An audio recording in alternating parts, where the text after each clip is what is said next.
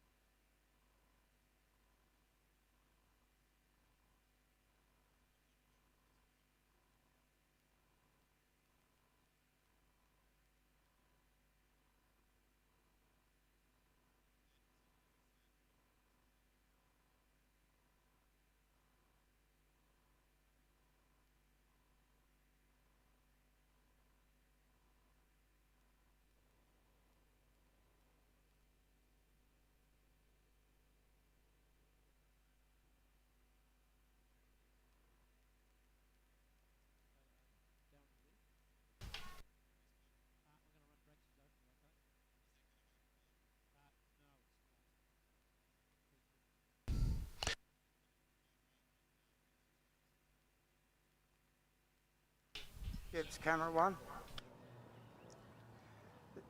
That's my start point. Let me find it.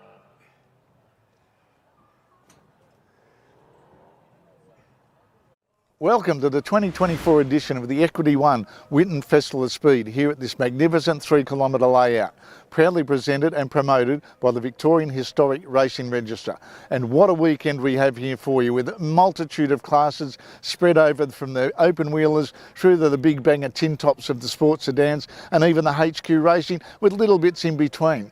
But this weekend it's a very special presentation because we're celebrating 50 years of the Holden versus Ford rivalry. Yes, that's right, the Blue Oval versus the Red Lion. And we're going to have some multitude of racing there that's going to keep everybody enthralled. So sit back, relax. I'm Mark Brax, I'll be down in pit lane. Darren Smith's up there in the commentary box giving you all the action with a variety of guests. So sit back and watch the live streaming here on this magnificent weekend. We've got the sun shining, there'll be no rain. And just before we go, I'd like to thank our associate sponsors Wonderland RV, Shannon's Insurance and Cool Drive Auto Parts. Sit back and enjoy the action.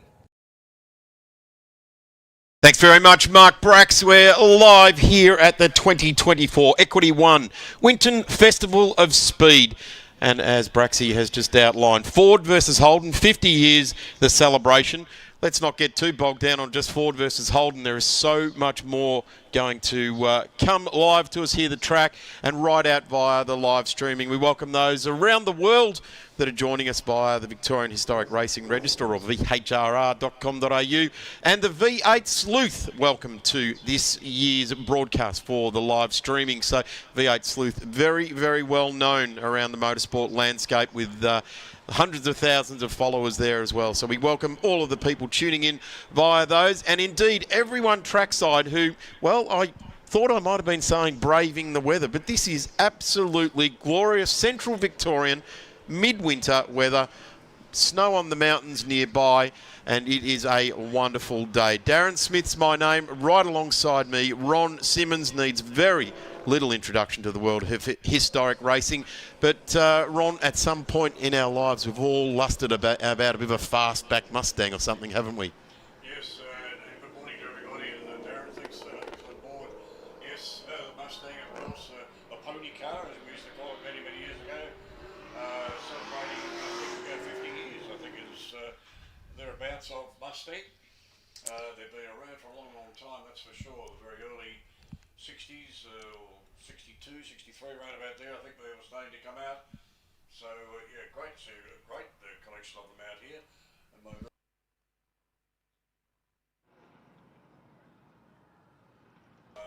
look-alike Moffat car.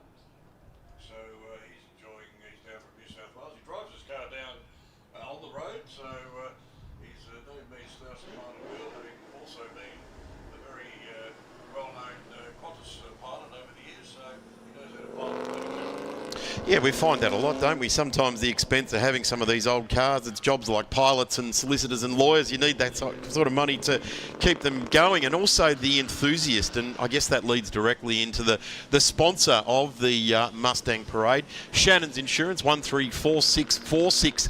They've been looking after all of us motoring enthusiasts for so many years now, and they continue to do so, and we thank them for being a part of pretty much everything that historic motorsport does in Australia, in particular with the VHRR and all of the events they do. Of course, our other key sponsors here this weekend is Equity One, Wonderland RV, a new sponsor to motorsport, and a very big welcome. They've got a fantastic display out behind the kiosk in the old control tower area outside between turns 2 and turn 3 up on the hill there. Get up there and have a look at your next RV from Wonderland.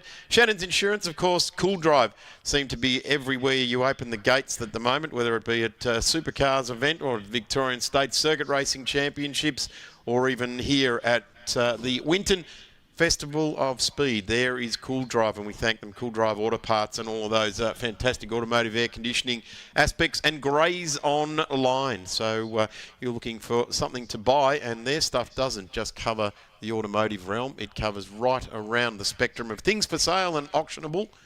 And we're just seeing the Mustangs slowly come around back onto the straight here as we see some displays of FCs on old tow trucks and different bits and pieces also joining on the back of the Mustangs, and that is all part of the 50 years of Ford versus Holden.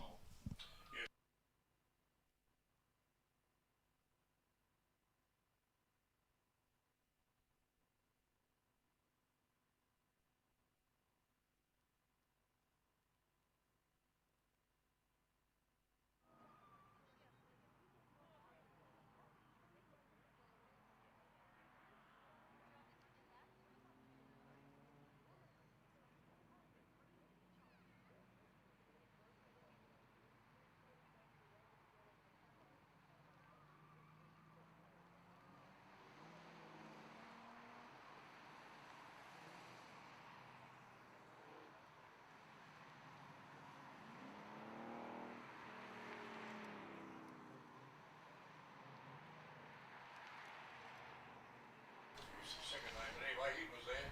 So great cars, convertibles as well. Look at the red convertible with the flag there. Tell you what, there's classic Beach Boys type of feel, isn't it, when you see that the cabriolet or the soft top out there as well. The Californian type of feel to it, with the rag top down and surfboard hanging out the top of the Mustang. I do like the fact that it's got an Australian flag hanging out the side there. Probably, that's a Ford flag, in fact. Probably the Stars and Stripes is probably more appropriate with the Mustangs than an Australian flag. But certainly the Mustangs, there was an era where Craig Dean and his crew from Mustangs Performance that used to convert them to right-hand drive locally here in Australia. And I guess there was probably a time of about 30 years where the Mustangs weren't locally available here, and they're motoring along as a Holden. That certainly is an Australian car. You can't get much more Australian than the old EH Holden. What a wonderful motor car. They've sold thousands of them over the years. And a very, very collectible motor car these days, of course. And of course, if you need to look after your car, Shannon's are always there for you, right out the back of the tower next to Wonderland RV is your local representative from Shannon's Insurance, or you can give them a call on 134646 and get your inquiry in and, well, do what we always say, support the sport that supports your sport, and Shannon's are always front and centre when it comes to that sort of thing. VK Commodore, which the Holden dealer team made very famous, just disappearing through screen there.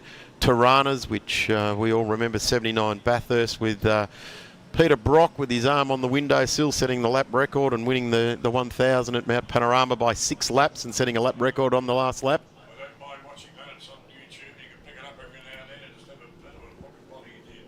And I think talking on the way as well. So just amazing sort of stuff. I think he was pointing to people across the McPhillamy Park, wasn't he, and saying good day to them personally and setting a lap record. Pretty amazing stuff. Won't ever be seen that again. But a good variety of cars here. We've got a good old touring going past. It's not on screen, but going past that commentary spot. So a good variety. We've got some Ford Zephyrs I noticed amongst that lot.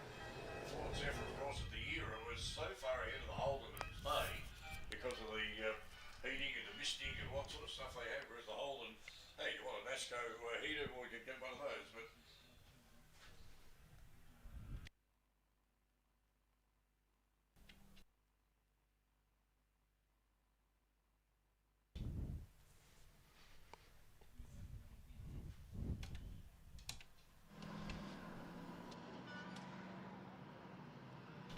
So cars continuing around, and we just see off the back of where the FX is going down there as well. We see camping, which is very, very rare these days around the racetracks. In fact, you know, back in the day, in the 60s and 70s, camping was more frequent than staying in a local establishment in a town nearby at the racetrack, because often there wasn't a town nearby some of these racetracks, and camping off the track there. People have got the fires lit over there, keeping themselves warm. So always a fantastic inclusion here at Winton Motor Raceway as part of the Winton Festival of Speed for 2024. Cars just making their way off the track now. The Hyundai safety car down there with the I-Series, and they're finding their way very much into the world of motorsport these days at club level events, and rightfully so. Doing a good job. Other features going on here is we've got the Victorian Motorcarna Championship going on in the skid pan in the middle of the sweeper around there. The section over there for the Victorian Motorcarna Championship. So if you want to take a bit of a wander, you can certainly get down into the pit and paddock area and have a look at all of our fantastic cars. The groups that we've got entered, or the categories that we've got here this weekend. Group N and invited, the historic touring car scene, which the feature race tomorrow will be a combined event for the historic touring cars, and that's a 50k race. So that's going to be very interesting to see if some of those older cars can give themselves a bit of a push along to get to that 50k distance. So that'll be really interesting to see. Darren Knight will be joining us for that. Group S and invited is also part of that here as well. And we'll have Phil Membry. He'll be joining us with that race call right throughout this weekend. Formula Ford, where we will have Tom Reed. He'll be bringing us the descriptions there as well. And the Formula Ford will certainly ignite a lot of memories for people, because there's the category that was seriously the feeder to just about anywhere you wanted to go in Australian motorsport was Formula Ford. We got the MG and invited British sports cars, which always put on a fantastic show. They race a lot of different style of events. They've been racing recently over at Tailem Bend as part of a historic festival there. They compete in the Victorian State Circuit Racing Championships as well, which will be on at Sandown the last weekend of this month. We've also got some of your more traditional groups, PQR Sports and Racing, Group O Racing, and invited amongst that group there as well. We've got groups JKL and LB, Formula V, and Group M Sports and Racing. Historic Sports Sedans and invited, the first big event for them in Victoria here this year. And they have put on a massive show. I know, Ron, back in the day, you had a fair bit to do with the minis that were running in not historic sports sedans back then. They were cutting edge, weren't they? We were running when they were brand new. Yeah, that's right. Brand new. Yeah, no, wonderful time in motor racing then, when motor racing was a sport.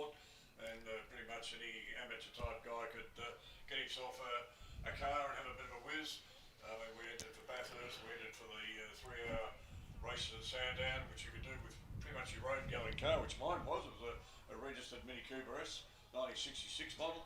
So yes, you can get out there and have a bit of a go, but getting a little bit more expensive to do it these days. I tell you what, though, those historic sports sedans, they've sort of come out of being twisting the arms of the historic scene. I think it's the Sporting Car Club over there at Malala, and they've grown over the last sort of 5 to 7 years, where they're now getting themselves on events like this, which is fantastic. And when we see those cars come out, Ron, I reckon there'll be some people with a little bit of a tear in the eye, because there's a couple of local lads. Peter Fowler is here with the tribute of the fastback Volkswagen. Also the Mercedes, for Tomo raced very successfully. John Bow and Brad Jones also drove that car. Simon Fitzner, the owner of that car now, and I don't think you're going to pry it out of his hands in the too far distant future. So really looking forward to seeing the historic sports sedans. And of course, talking about sports sedans, that last weekend in August also at Sandown, the national sports sedans will be on at Sandown, so well and truly worth getting out to see the modern day version of these cars. And in fact, some of the historic sports sedans we're seeing here today will be entered in that national round. So it's age won't weary them. They just keep having to put new hubs on them when they break them off through too much speed. Interesting, you talk about sports sedans, and when that started, it was really a category for cheap motorsport, believe it or not. So we had cars like Minis, and I would run in touring cars, and for the day I would take the bumper bars off and the back seat out, and suddenly it was a sports sedan.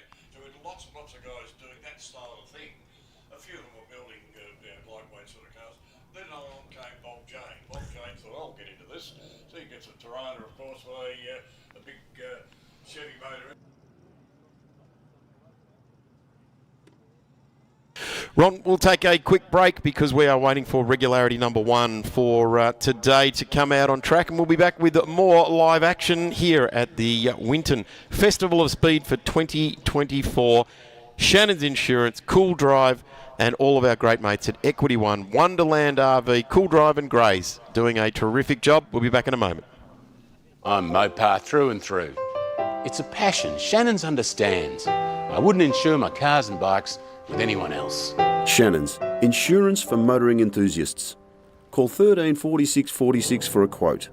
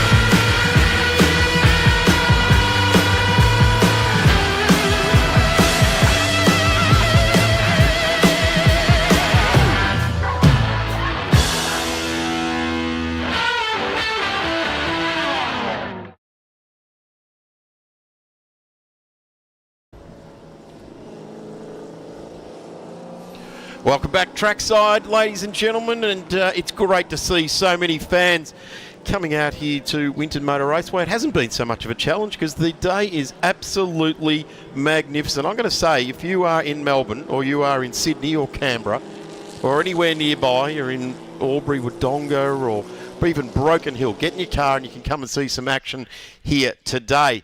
If you are joining us on the live stream, welcome, thank you. We're glad you've tuned in to the VHRR website and, of course, V8 Sleuth as well for all of the streaming.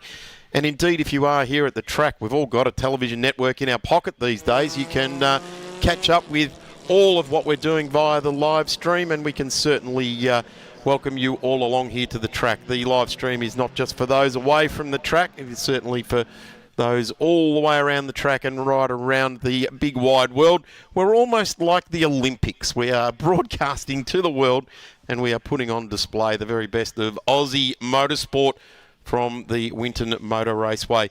Regularity on track now. Now, this can get fairly serious, although it is absolute grassroots of motorsport. It's more of a tactical affair than you would ever imagine in regularity. It is about nominating a time. For those that know drag racing, an ET, an estimated time, and you need to try and hang on to that time, not go faster. You can, of course, go slower, but if you go faster, you may also break out, and that incurs a penalty. So you will nominate your time, let's say, for the cars that we've got out on track at the moment. Car number 8, which is Ray Lewis, and it's the Lupino Monoposto. Not sure what that means, actually. I've not seen. There it is there, actually, coming through turn 1 and turn 2. And at the moment, that car is doing a 205. The number 30 car there is of Mark Christie in the Datsun Skyline 1984 red in colour. And just currently getting around at a 144. So it is all about nominating a time and therefore sitting on that time and going for the journey around the track. The session is for 15 minutes and we will just keep an eye on each one of the cars. On the timing screens in front of us, it will give us the position of the driver and how close they are ticking off their regularity number. Yes, regularity is a very good sport to get into. I don't think I'm coming through it now. Okay, yes, so it's a good sport to get into. Really, literally grassroots sort of racing. You don't really have to have a race car actually to get into the regularity. Quite a few people run their road car. It has to be pre-1972, I think it is the cut-off point.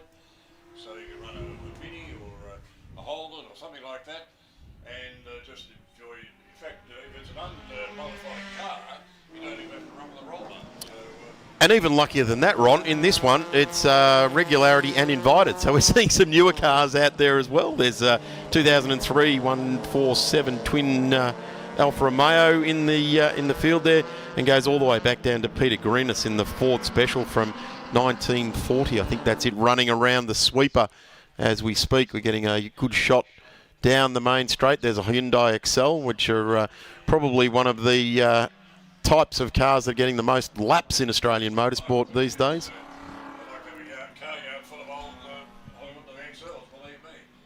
But anyway, there's some interesting cars. They're not on the screen at the moment, I don't think, but there's a Datsun 260C Coupe getting round. I mean, not gentleman's car of the day, but it's out there before we go.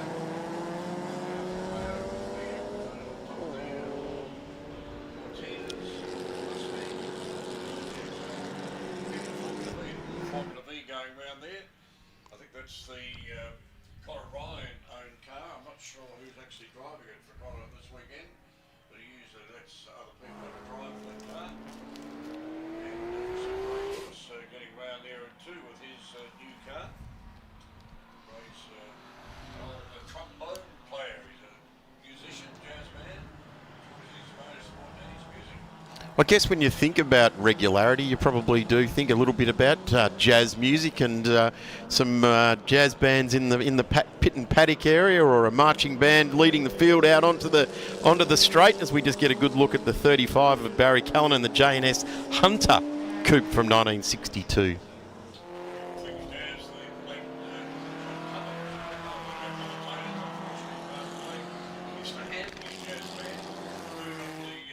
Finish line here on the old track to open the event. So there you go, jazz on the old cars as well. Well, the little Alfa's going around, they're very keen with these Alfa players. Lots of running in their own category later on this weekend. Datsun Stanza coming through screen there. Many people will remember that, but that's quite a rare one, a two-door Stanza. There's a Datsun 1200 Coupe. Many people got started in motorsport in one of those. That's the 51 of Jamie Farrant, the Datsun 1200 Coupe. and it's running the original A15 power plant in that one. So I do remember a few people that modified those very heavily and we used to rev to 10 or 11,000 RPM, little lightweight Datsun motors. And of course Nissan have always been, or Nissan and Datsun, you think of the Evanses and things like that, which ran in touring cars of the era. There's the 41 Datsun 1600, or sorry, number 40, Jamie Waterhouse. Again, very nice little independent rear end in those cars when they were transferred to rally and also circuit racing.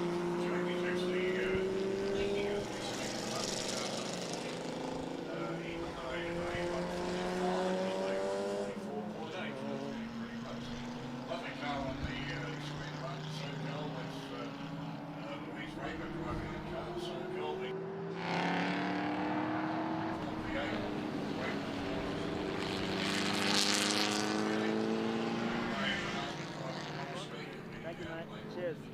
Thanks a lot.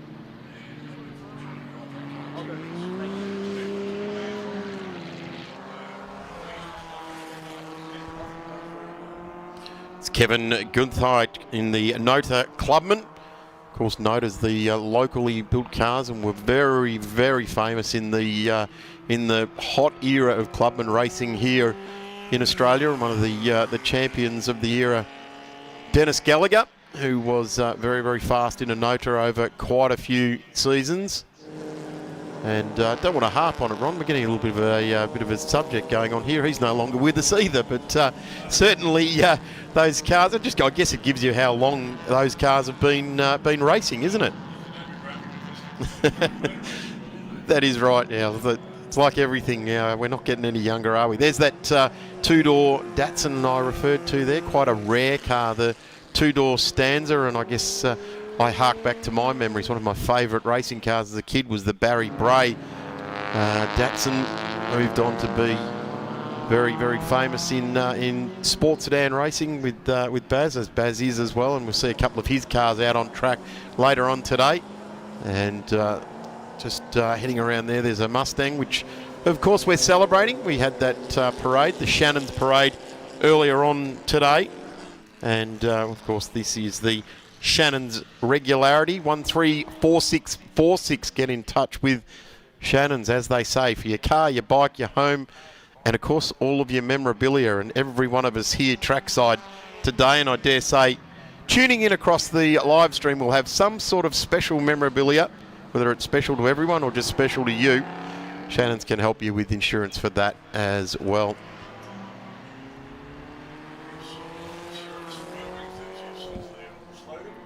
There's David McKee in the Alfa Romeo 147 twin we referred to, just slowing, allowing the might and power of the Datto to go charging on through. And an MG ranging up in the background there. A little bit of flame out the back of the MG on gear change there as well. So running on the good fuel. And on that note, a big welcome to Race Fuels, the official supplier here this weekend. We've got a car off on the sweeper, two in fact, off there. A Clubman, looks like a Clubman style car onto the inside of the sweeper, and that might be that 240C.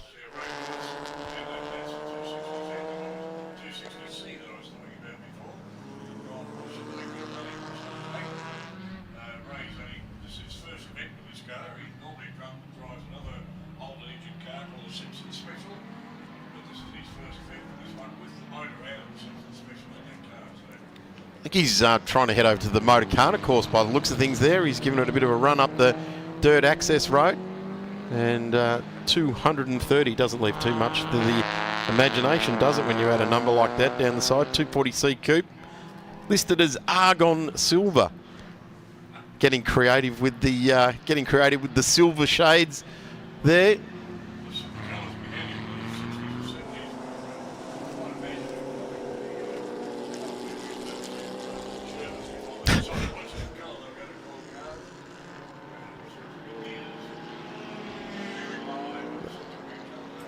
There was a Sandman Holden colour which was purple. I think it was called Peel Me a Grape Purple. So they were getting very creative. We're just getting a good look at Mark Christie and the Datsun Skyline getting racy with it. Got the black bonnet, the scoop there for the cold air intake. So getting pretty serious. And just looking where Mark is, currently 10th in the regularity number 1 for the weekend, but it's car number 54, Daniel Bradzeal, in the Datsun Bluebird, leading the way. Wouldn't be the first time a Bluebird has led a race in Australia, and interestingly enough, in the tribute cars, and I will say tribute cars, there's a couple of Datsun Bluebirds which are, I guess, paying homage to the Nissan or the Datsun racing team, George Fury and the guys that were racing back in that era. And when I saw them practicing on earlier today, it absolutely stopped me in my footsteps and watched those cars go around. Just so cool to see the effort that people are going to build these cars, and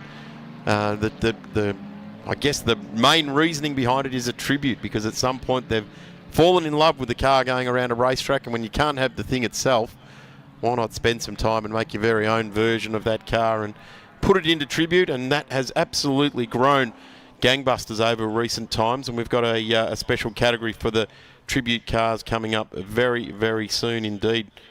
So we'll see them actually on track next for McDonald Auto out of Wangaratta.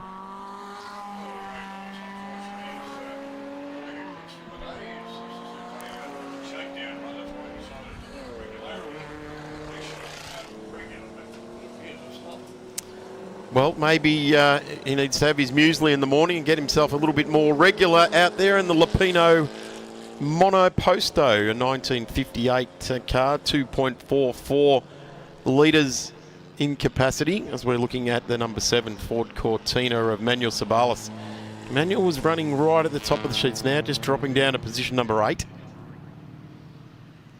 And Daniel Bradzeal stays across the top of the timesheets. That the coupe that we've just been talking about has dropped into P2.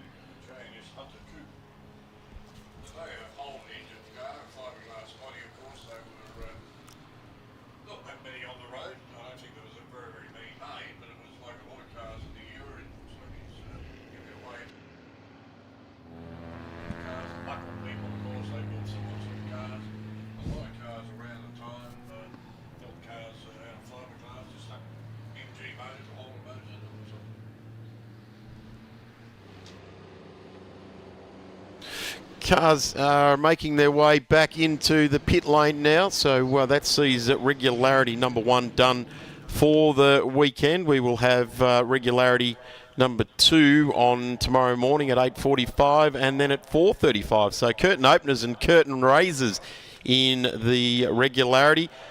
Coming up next for McDonald Automotive in Wangaratta is the regularity for the tribute cars, and we'll welcome Blett Florence to the microphone. We'll be back in just a couple of moments. We'll have a quick break and we'll be back.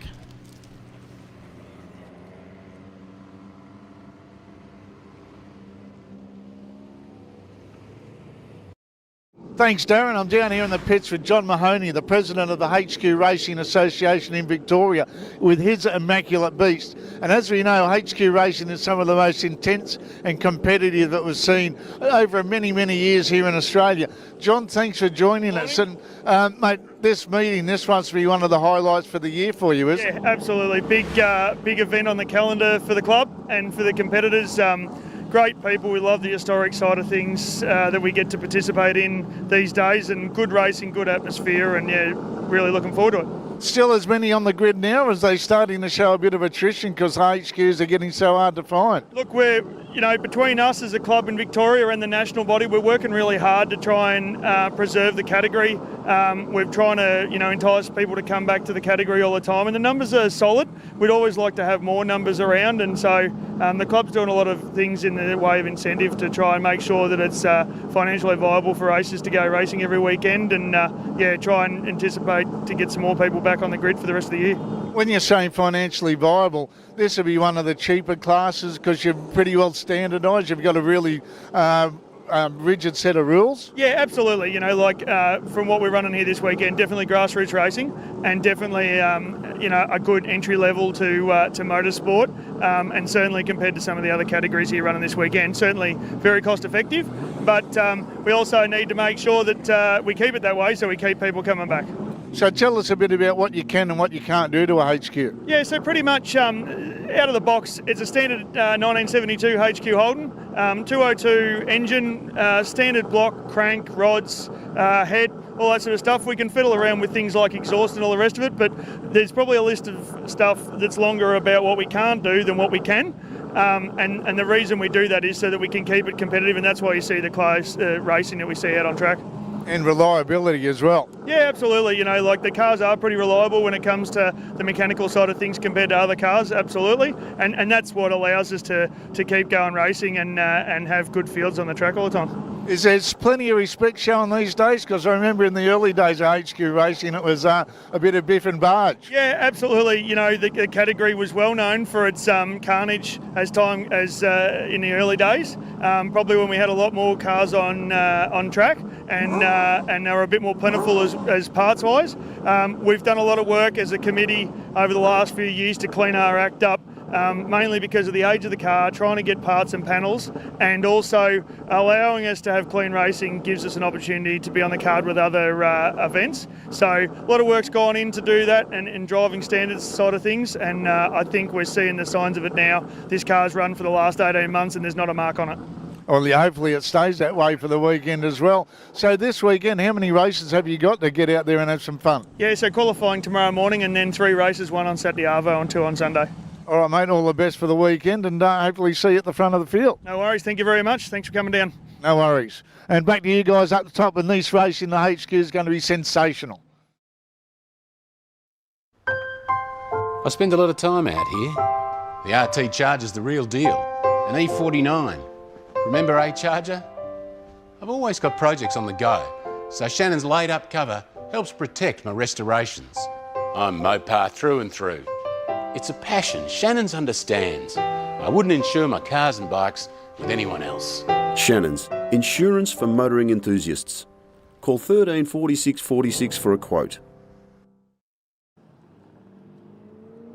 Welcome back trackside here at Winton Motor Raceway. We are absolutely frothing at the mouth, getting ourselves ready for these tribute cars, and I don't care what anyone says, whether they're ones that race in the day or they're being built as a tribute. I've just been informed that I was totally tricked this morning when I went for a wander down in the paddock. I was thought I was looking at the real thing. I was looking at the tribute car, so let me tell you, this is absolutely gets the blood pumping. We all remember at least one of these eras. We're just looking at that 635 Porsche going through our screen there as well. Remember Rusty French and Alan Jones in the Australian GTs running those cars. But I tell you what, these tribute cars, you don't even have to sort of half close your eyes and blur it a little bit. In fact, you've got to open your eyes and you've got to have a real good look at them to see what they're all about, and they are absolutely magnificent looking pieces of kit. This is again a Regularity. I'm Darren Smith. Right alongside me is a guy that is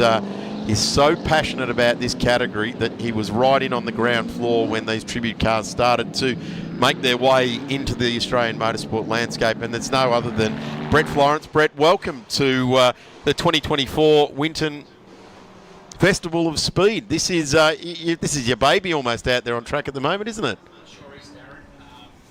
It's grown from 10, 15 cars that we had just traditionally running in the Regularity through to now. When you look at it, we've got over 30 cars, and there's probably another 15 cars that have been built around the country that all want to come on board as well. So it's a category that's grown, and these guys are just out doing either a sprint or Regularity. And the cars, as you said, they're absolutely fantastic. One car that I'm just looking at is that one, the second on the road there, which is running an engine which isn't exactly correct, and I guess that's what the tribute cars are about. But that's got Johnny Pilotto's Victorian Sports Sedan Championship X engine in it, a fuel-injected modern engine. We're just seeing Nick Higgins come into the paddock there. You were talking, or Nick had spoken to you earlier. Has he got an issue with the Corolla?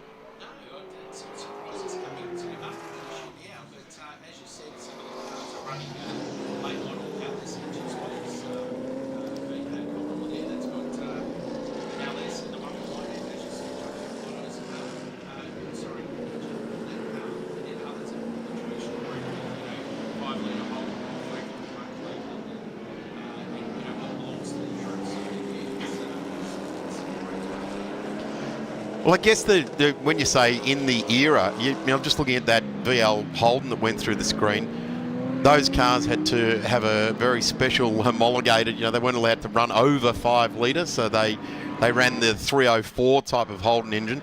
And that, let's say 5 litre or 308 type Holden engine, that's got to be pretty hard to be getting parts for these days.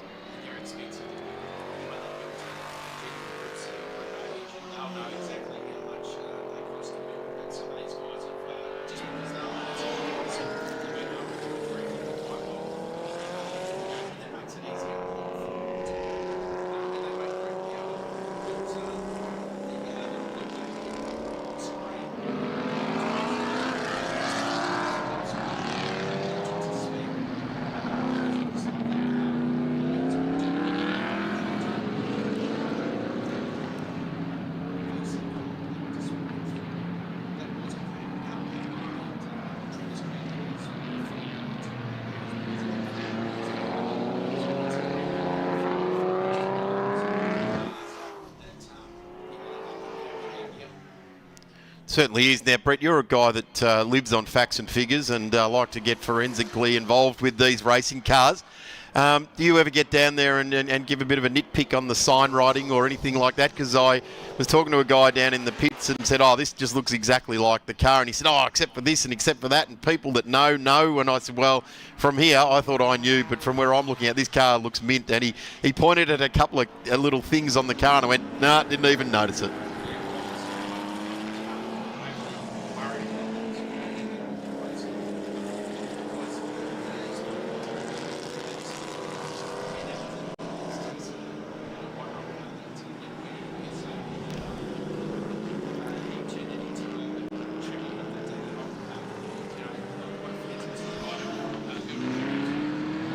Yeah, these Porsches really do stand out as an era, don't they? Those IROC cars that all those superstars of the motorsport world ran in the US in that particular era. And for those out there, we do apologise for the microphone issue we're having with Brett and with Ron before. We're working feverishly to get that particular technical glitch rectified for you. So yes, Brett is sounding just a little bit quiet at the moment, but we are working on that. Here's one which gets all the local hearts beating, that Volkswagen Fastback, which, you know, for all intents and purposes, you want to get forensic, then that's a car to do it with, because that thing was built out of McLaren Formula One bits and pieces, and Peter Fowler's gone back in time and rebuilt that car to be perfect. I guess its home is more in that historic Group U sports sedan field, but it's a tribute, so it's running with these cars out on track at the moment.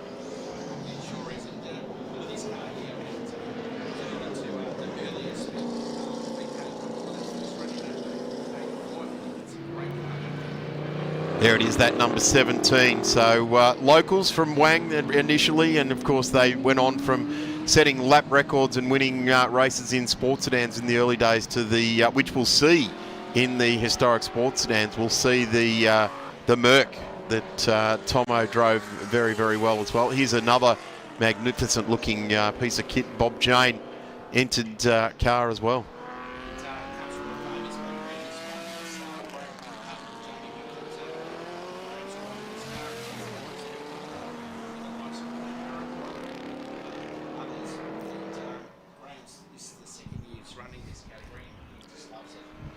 Let's have a bit of a look now at our timesheets for the tribute cars in this Regularity, and it's the number 11 that is getting closest to the mark there at the moment, and we're talking about Travis Kirby in the Holden Commodore blue, red, white and blue, and I dare say that was the Citizen sponsored car that you touched on before that is very, very close to the replica. We've got a couple of cars just off at turn 1 there as well, the Rowell VK Commodore off. So Travis is the car leading the way there. Then we've got the number 95 of Smith there as well. So that's Ian Smith, again a Commodore 1985 all white car there as well. Then it's the 63 of Peter Mason Ford Escort Coupe, the Monza red car. Now there's a number of red Escorts out there at the moment, so just seeing that. These are a couple of really good period cars as well, aren't they, that we're seeing on screen? Yeah, they sure are.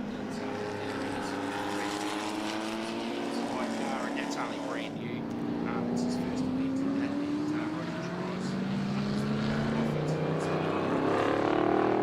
and this is the second time Roger's been this year. Yeah, they're two fantastic. They're very, very good. The Dylan Innes car was I believe, a COVID project that had got awful serious pretty quickly, didn't it? It sure did, and he's a local engine builder, JKB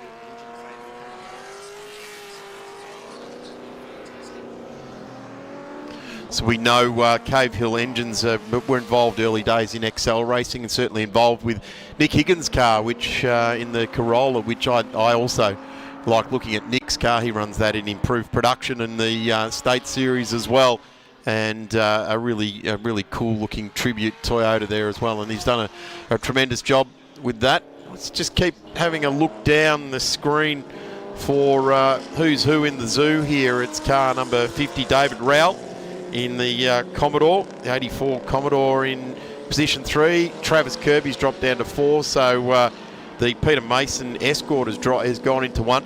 Here's the other thing with regularity, isn't it? It's not that you're bringing the big horsepower and your 355 stroker or something like that. You could have a 2-litre near enough road going Pinto engine in an Escort and do okay. And that's exactly right. Those little Escorts there with the listed brand, to be honest with you,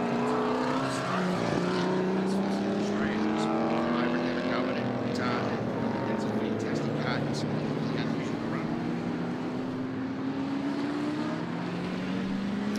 Just looking for the Rover SD1, Martin Ball, the 82 and the SD1. Wow, didn't that just set the world of Group A racing alight? They came over here, and I think locally in Australia, the SD1 mobile cars were probably the first introductions Aussies had to Tom Walkinshaw, wasn't it? Exactly. And I mean, you look throughout Europe and they are fast cars over here in the Bastos colours. So, there's the great car, just something totally different. You wanted that to go. But we've also got a very production. It's just very and Carl Blimso, his father, he raced it here at Winton back in the day, and it's just a very early car. It's a great opportunity to have a run. So, it's something different. Travis Kirby, we just got a good look at there, currently sitting in P3. Car 1 emblazoned down the side, and why wouldn't you if you're going to have that car? Who doesn't remember the 1-2 across the line at Mount Panorama? That's, where is he? Currently 5th on the road there, Roger Chazais, the Ford Falcon XB GT, 5.8 litre. And here is the Trans-Alloy entry there as well. So Mason leading the way and doing a nice job. Just trying to pick up a couple of the other cars there that we would know around the top end of the track here at the Winton Motor Raceway, getting a look right across the property.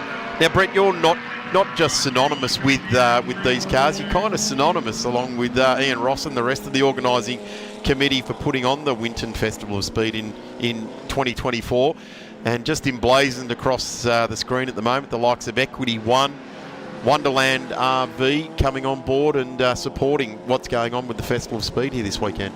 Yeah, that's right. And, with our traditional sponsors from Sedans and Cool Drive Auto Parts, lots of great sponsors for our club. Coming on board just makes this event, it raises the profile of the event. We've got a whole lot of other sponsors that assist throughout the weekend as well. That they help and everything helps. So that's great. Yeah, and you touch on that. This actual event right now is the McDonald Auto from Wangaratta, the McDonald Auto Regularity for Tribute Cars. So a big shout out to the McDonald Automotive crew from Wangaratta. This is your event. I hope you're enjoying it, and the cars certainly look to be really enjoying it.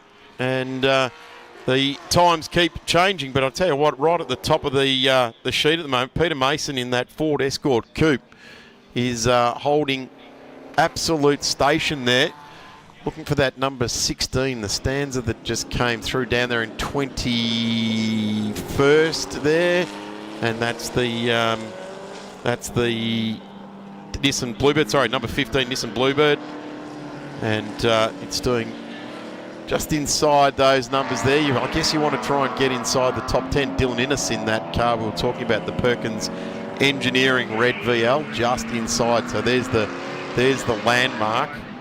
Or David Thomas in the Bluebird there as well, and McDonald. So JPS 326 Jaguar. I guess we were used to seeing the JRA cars racing here in Australia. 326, must have been some numbers available in the system. Vincent Neville in the XJS 5.3 litre V12. And he'll certainly be looking to head down to the Race Fuels petrol station down at near the pit entry road there. Big shout out to the crew down at Race Fuels, part of one of those supplier networks that do such a tremendous job. I believe they've got so many other events on this weekend that they're going to be checking out early here today. So if you've got to get, you're here at the track and you need to get any fuel, head down to Race Fuels. In fact, if you need any fuel at any time for your racing car, they've got trackside pumps at Phillip Island, Sydney Motorsport Park and Queensland Raceway, and their factory in Dandenong. There's Nick Higgins, car number 71, made his way back out on track. Okay, and Nick's done a great job with this. Like, it looks like the car from the day.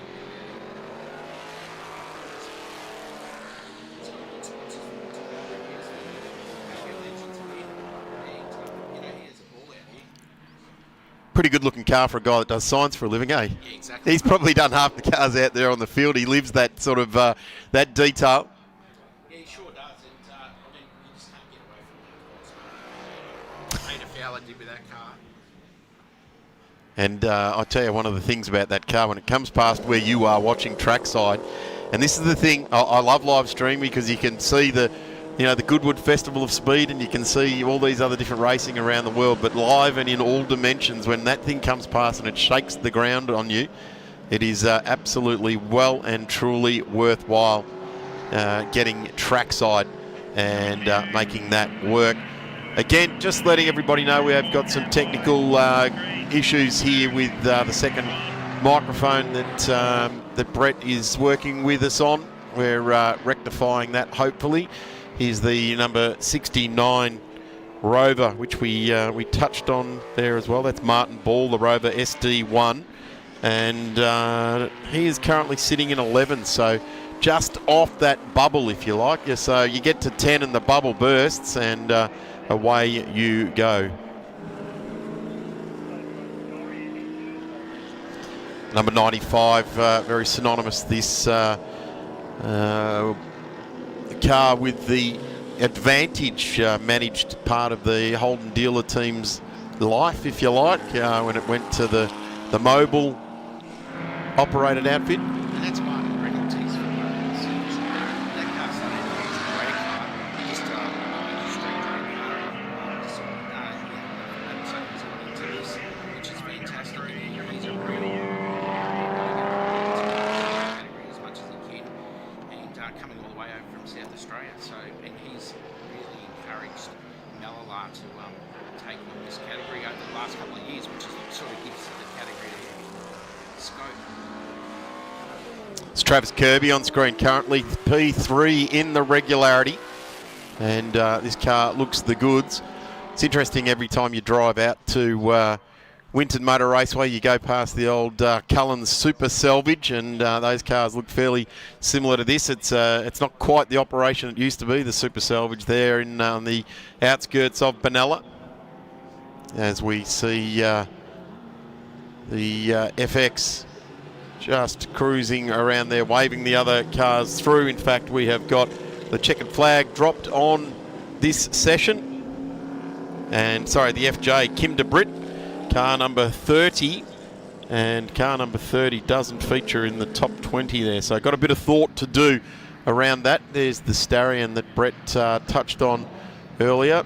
The number 64 probably would have run in a traditional Winton 300 type of Group E trim here, and with the likes of Peter Fitzgerald and Brad Jones, maybe not driving that particular tribute style of livery, but certainly the Stallions. Kevin Bartlett, I think, drove them. Brad Jones also got behind the wheel of the Stallions, and certainly were in that Group E trim of racing, the piece of kit to get on with. There's the car, or the livery of the car that Wayne Gardner started his time in touring cars, and he was just as good. And this is an argument that we can have, and I'm sure people are about to start arguing about it, Brett.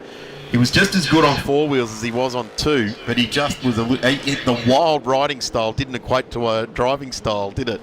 No, it sure didn't. But and his old boss works out here at Winton, so big thanks to Jeff Breach over the weekend. Jeff's been fantastic helping us out. So yeah, but you know, Jeff and Wayne, I'm sure that they had a few arguments over how to run the car back in the day, but it's great to see Reg Kamal out there with that car. So yeah, it's great. Brett, thank you very much. Challenging technical times for the two of us here in the commentary booth. We've only just met in the last few weeks, and any closer to the one microphone, the two of us would have been having a little kiss there. But I'm sure we'll have a few frothy beers later on and ensure we have a great night. Excellent to have the tribute cars here. They will be back on right throughout tomorrow as well, so we'll see plenty of the tribute cars. If you've enjoyed that as I have, then certainly that's going to be fantastic. We really do jump into the body of actual racing now. The Aussie Soils Group C feature race will be the next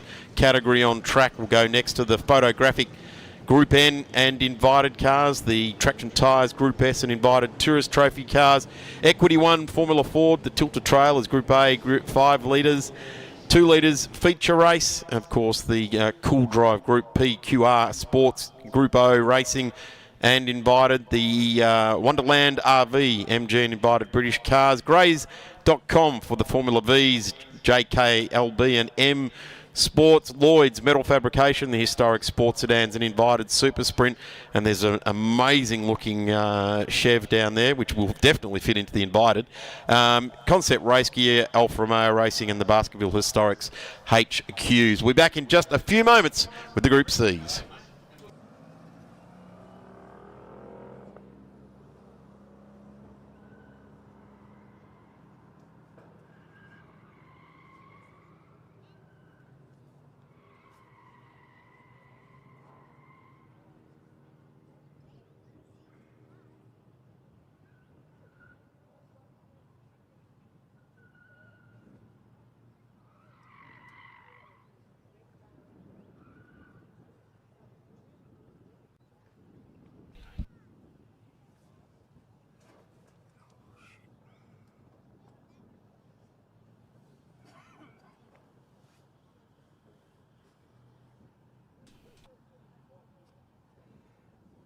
Well, thanks again, Darren, and we're down here. It might be the Holden versus Ford Memorial here for the Winton Festival of Speed, but there's a bit of European flavour here. We're going right back to the Deutschland days, and we've got Peter Fowler here, who goes right back to the early days of sports sedan racing in Australia, which started in, 72, 73, the early 70s, and he's got two immaculate cars here. He's got the VW and also a Mercedes. Peter, thanks for joining us, and I must say the level of presentation of these things, they look like they're just straight out of the workshop.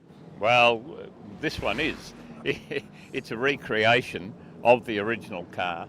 I built the original VW Chev in 1973, and Brian and I raced it for 2 years, and we set lots of lap records, and it was very busy 2 years. But then Brian wanted to retire and look after his business, so we sold the car and it went off into Never Never Land.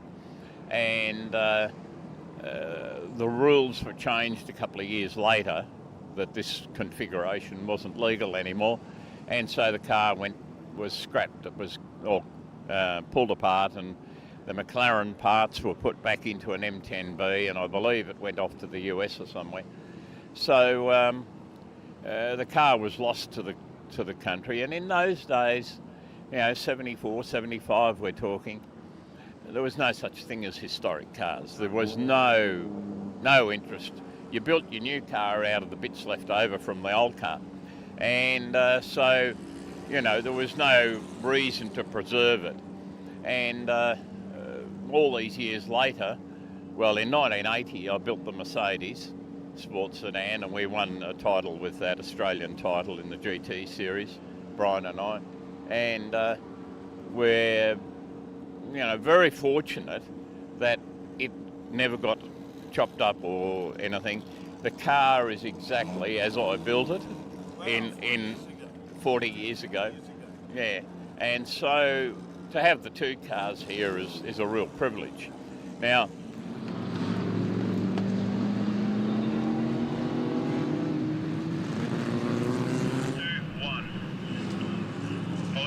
Welcome back, ladies and gentlemen, here to the 2024 Victorian Historic Racing Register Winton Festival of Speed, the Group C feature race. Now, we've just had tributes. There's nothing tributing about this. In fact, we've got to tribute every single one of these car owners for keeping these race cars on the track. I'm Darren Smith right alongside me. Don't be confused, it's Darren Knight, the rock star out of historic tin top type of racing. And we're going to have to continue on with the technical problems we've got. We've got two grown men here sharing one microphone attached to a headset. So this is going to get very interesting here indeed. The grid sheet looks a little bit like this. On pole position will be Brian Henderson. We'll take it away in the number 15, Stephen Axisa, right alongside in the 69, Justin Nilsson.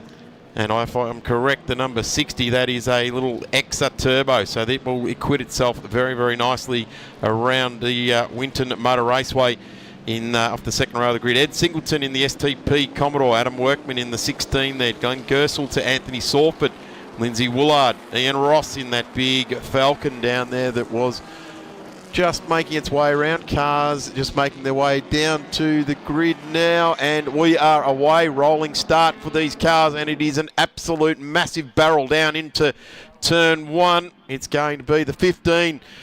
The Datsun goes through, or the Nissan as it was known. The Bluebird gets through there, then we get up to the top of the hill, and it will be Stephen Axisa drops into position number 2. Ed Singleton, who's won a fair share of awards in this sort of racing there as well, as we just see Justin Nilsson in the number 60 drop back a spot there as well. And we'll try and bring Darren Knight in on this one as well as we come around through the sweeper. Singleton, Nilsson to Gersel, Workman, Woolard, Sorford, Tremble, and then Woods in the 28 just going backwards there. But our screens fill with this magnificent looking Bluebird. Brian Henderson, the pole winner Bathurst in 1980, the ex-George Ferry machine, having his first visit to Winton Race.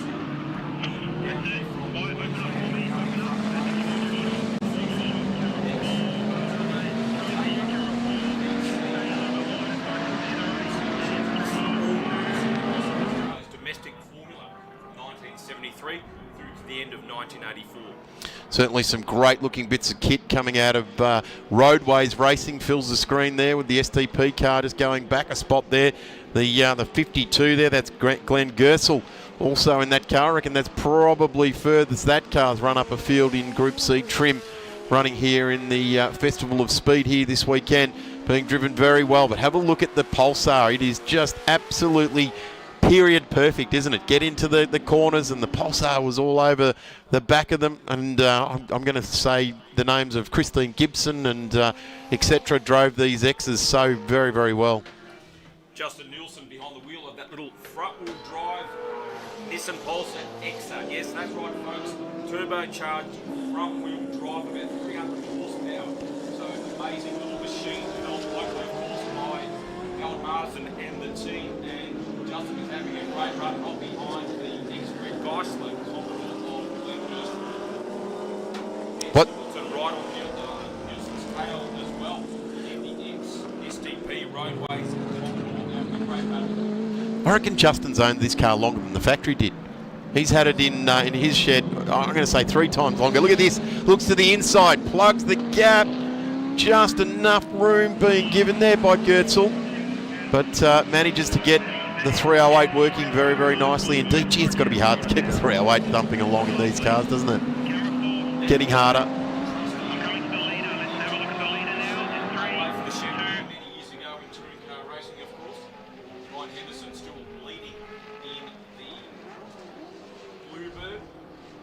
turbocharged 1.8 litre, so not the domestic 2 litre we have out here. The imported version of Bluebird developed by Howard Martha and his team. Freddie Gibson, of course, intrinsic in that. He's having a very strong run at the moment in front of Steve Axisa. That goes on between Gerson, Wilson and Singleton.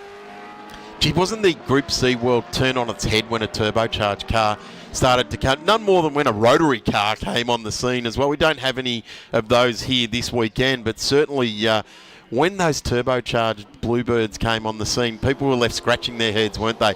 How did they go from practicing and being 30th and things like that to then when it had to do a lap, just dial up a bit of Howard Marsden magic and set the farmer off with his Bluebird around the Mount Panorama? It was just something wild, wasn't it? You and I were just kids, but certainly remember that everyone's scratching their head.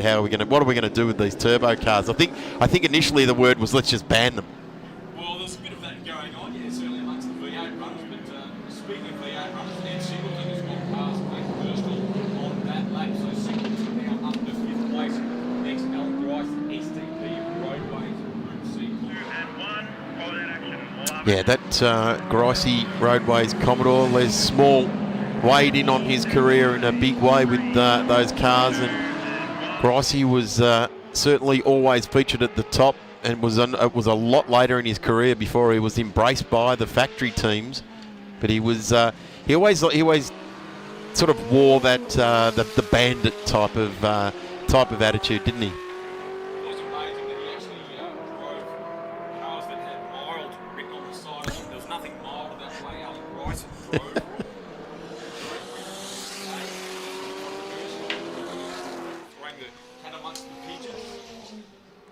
Have a look at this race now. It's Henderson, Axisa, Nilsson now back into 3 in the Exa.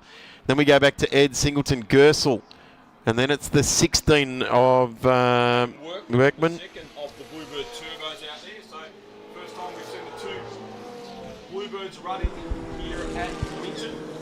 That was the second of the Bluebirds built by the local Jackson team.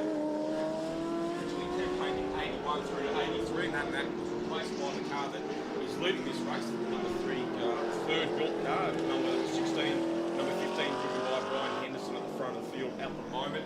No surprise, he's got the fastest lap so far, 134.16. There's the 15, just some good shots there, giving you the ambience of the Winton Motor Raceway out over the campgrounds there. So plenty of people embracing. Just in the background there's a round of the Victorian Motor Carter Championship going on. So the Festival of Speed, living up to every word of it, isn't it? There's everywhere you look, there's a bit of camping. You know, there's not too much speeding going on over there, but there's some nice campfires and relaxing going on. Then the Motor Carter, and then you cast your eyes smack bang into this action and the live streaming as well, and screen being filled by that number 15 Brian Henderson car that set his pole run. And I tell you what, they've got themselves a healthy old lead now. The Axisa Commodore back to the Exa. It's out over 11.5 seconds in this run.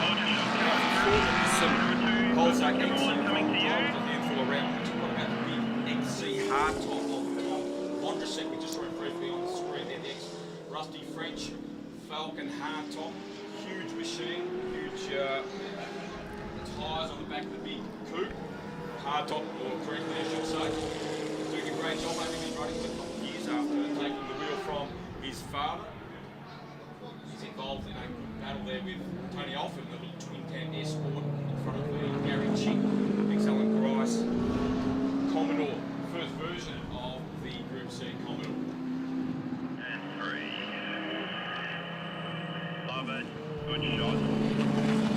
The lead pair doing a very, very nice job out there in front at the moment. Plenty of other cars to attract our interest here this weekend, but they are really doing a terrific job. Last glance at the timing screen, they were 13.5 seconds away from the rest of the field in only 4 laps. And I've got just under 4 minutes remaining in this run for the Group C cars. Daz, it's got to be difficult these days when you look back, particularly the Bluebirds, which were kind of a bespoke sort of Group C car. To keep these things going, you've got to be rummaging around the parts bin pretty hard these days. Yeah, it's not easy. Certainly not as easy as running a Commodore. It's not easy running any of these cars. And speaking of Commodore, Steve Axis sort of snuck up to the back of our race leader, Brian Henderson, with just over 3 minutes to go in this race. So Brian Henderson not having points his own way towards the end of this first race for the Group C Heritage Touring cars. Steve Axis has been involved in the category for many years. Also owns the only LJX1 Group C Toronto we see regularly. It started out in the Group C Gemini of all things. And he's right with Henderson as we head towards the end of this race. A couple of great sponsors there, Tough Mounts, McDonald Automotive from Wangaratta, Old Car Radios, Mark Sully, and a great picture across the bottom of the screen there for Mark Sully, and that's what he does, brings old radios back to life, and Rapid Smash Repairs, all part of the package, bringing us this weekend's racing. Equity 1, of course, Shannon's and Wonder RV, CoolDriveandGrays.com.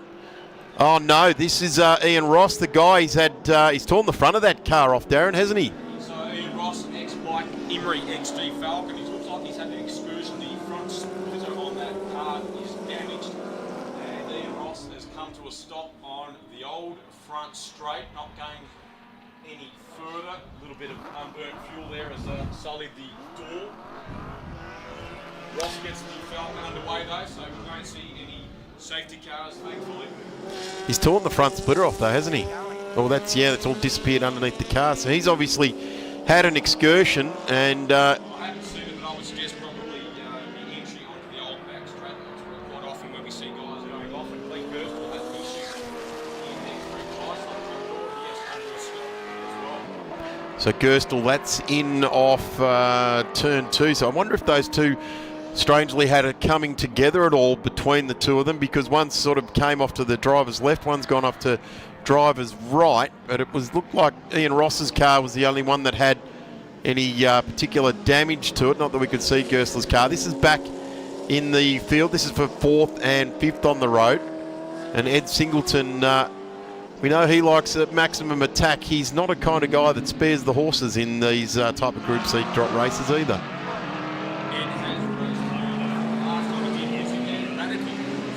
Yeah.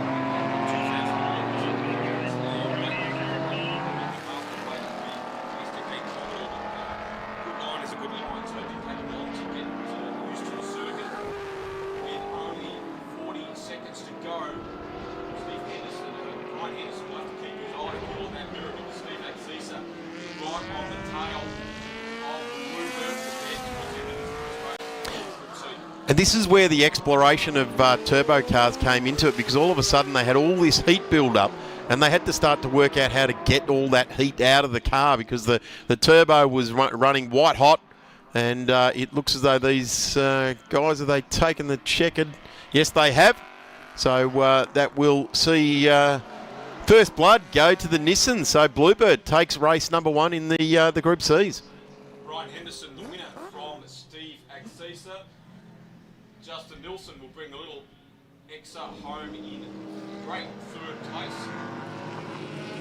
Had a torrid time here last year, went through 3 gearboxes in as many days, so it's like a new pair of socks every day for Justin with gearboxes. Unfortunately, it has not happened this time. Thankfully, he's taken a great 3rd place. 3 Fords. We just saw the XA Coupe to the Mike Emery car that Ian Ross is driving. And I'm not sure who the Escort was, but little yellow and blue Escort, probably a Rod Stevens in those colours. Derek Wickett, great to see Derek back out there. Has not run for many years in Victoria. That 2 Escorts. Great to see Derek back in the sun.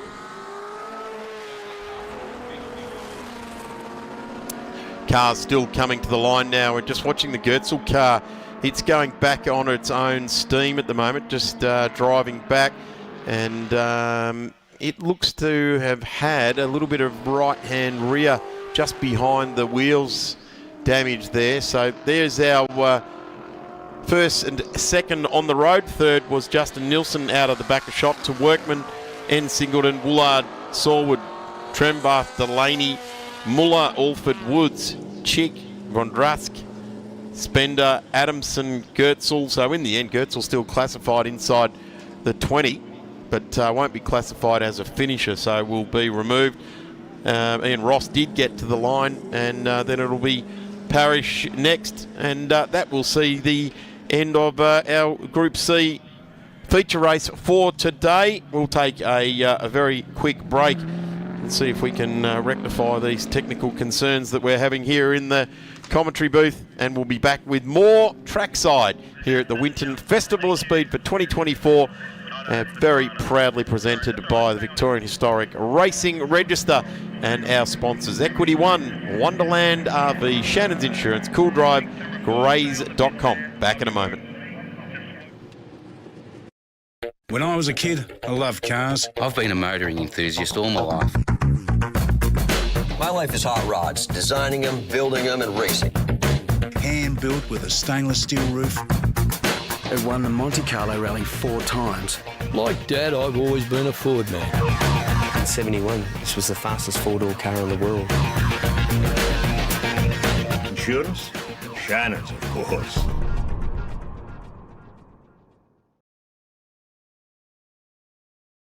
The Wonderland RV is a premium build and comes with a premium price tag. They chose the CRZR suspension and chassis, and it suits it really well. Wonderland do things in style. It has plenty of living space. The star of the show is that 6,000 watt, 100 amp inverter charger combo. For me, the most innovative part of the van is the kids' central bedroom, which can be used in so many different layouts. This central area would make an absolutely fantastic office.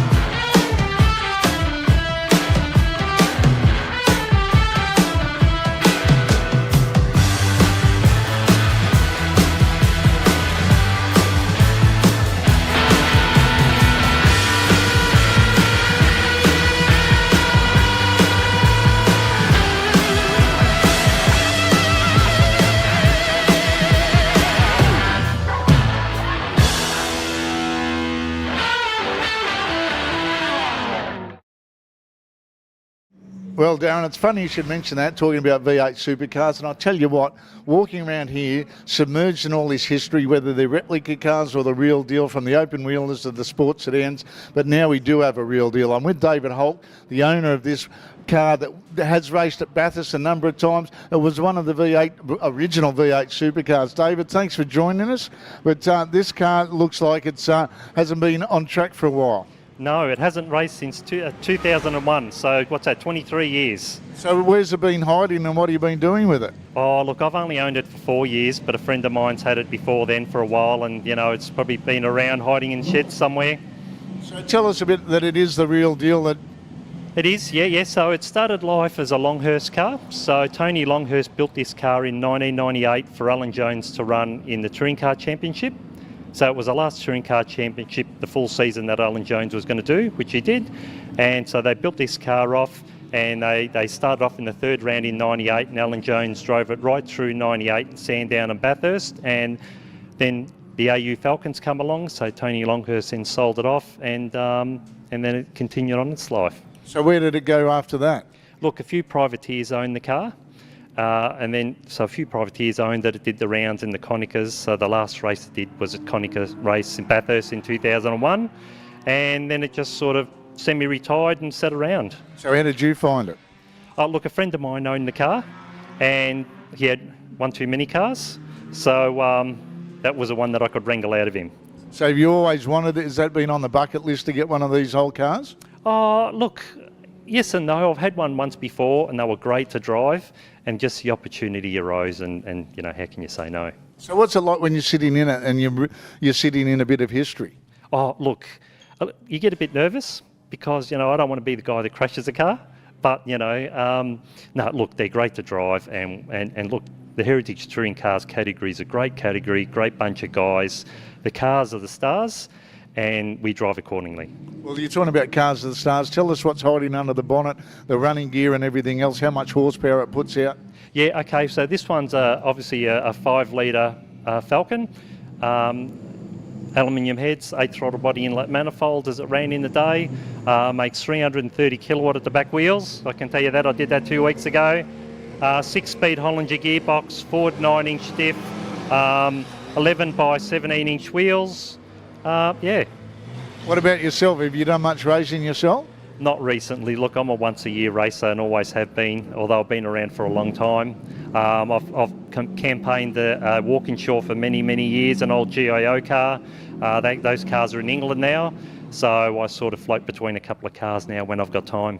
Well, it doesn't matter if you race once a year or every weekend, you still get that buzz on the grid, don't you? Oh, 100%, 100%. And look, I must admit I'm a bit nervous this time around because I've only done 8 laps in this car in total.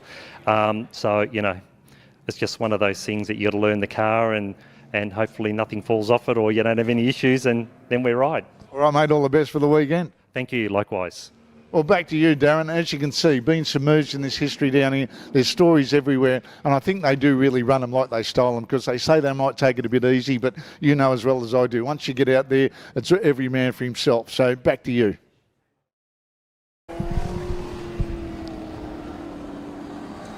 Thanks very much, Braxy, and we have got the historic touring cars making their way around to the start. This will be a 15-minute journey. In fact, they're gridding themselves up as we come around now. It is going to be Brad Tilley.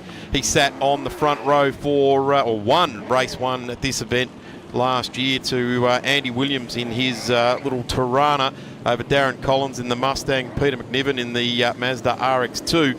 Let's have a look at the grid now. It is going to be Brad Tilley to Adrian Moyle in number 25 there. Then we go to Adam Walton, Peter McNiven in the number 13. So Peter McNiven finished 4th in this race last year. He starts from 4th in this one today, and we are absolutely poised. And we hope we have also rectified our technical difficulties, and it'd be fantastic to introduce the voice of this era of motorsport, although he is a young man. Darren Knight, welcome to the Group N's, the historic touring cars, which are the feature category for this actual weekend. Young in maturity, not in age or hairline, Darren. Good afternoon, everyone. That's why we're great mates. The Dazzers go to air. Double D, Here we go, folks. The first race for Group N, historic touring cars. Brad Tilley, no stranger to this class. He has pole position alongside Adrian Moyle, a relative newcomer to the category. He's been running that. Magnificent car, doing a terrific job there as well, and away. And down into turn 1 they go. It's the Camaro versus the Mustang. This could be modern day touring car racing here in Australia, but it's not. It's the 2024 Winton Festival of Speed. Brad Tilley charges through in the NC6 outfit. Car number 28 leads the way, looking for all of these massive touring cars, and we've got a big stoush at turn 1, mixing up with a couple of Mustangs and the smaller capacity cars just making their way through there as well. Peter Muleman. Ooh.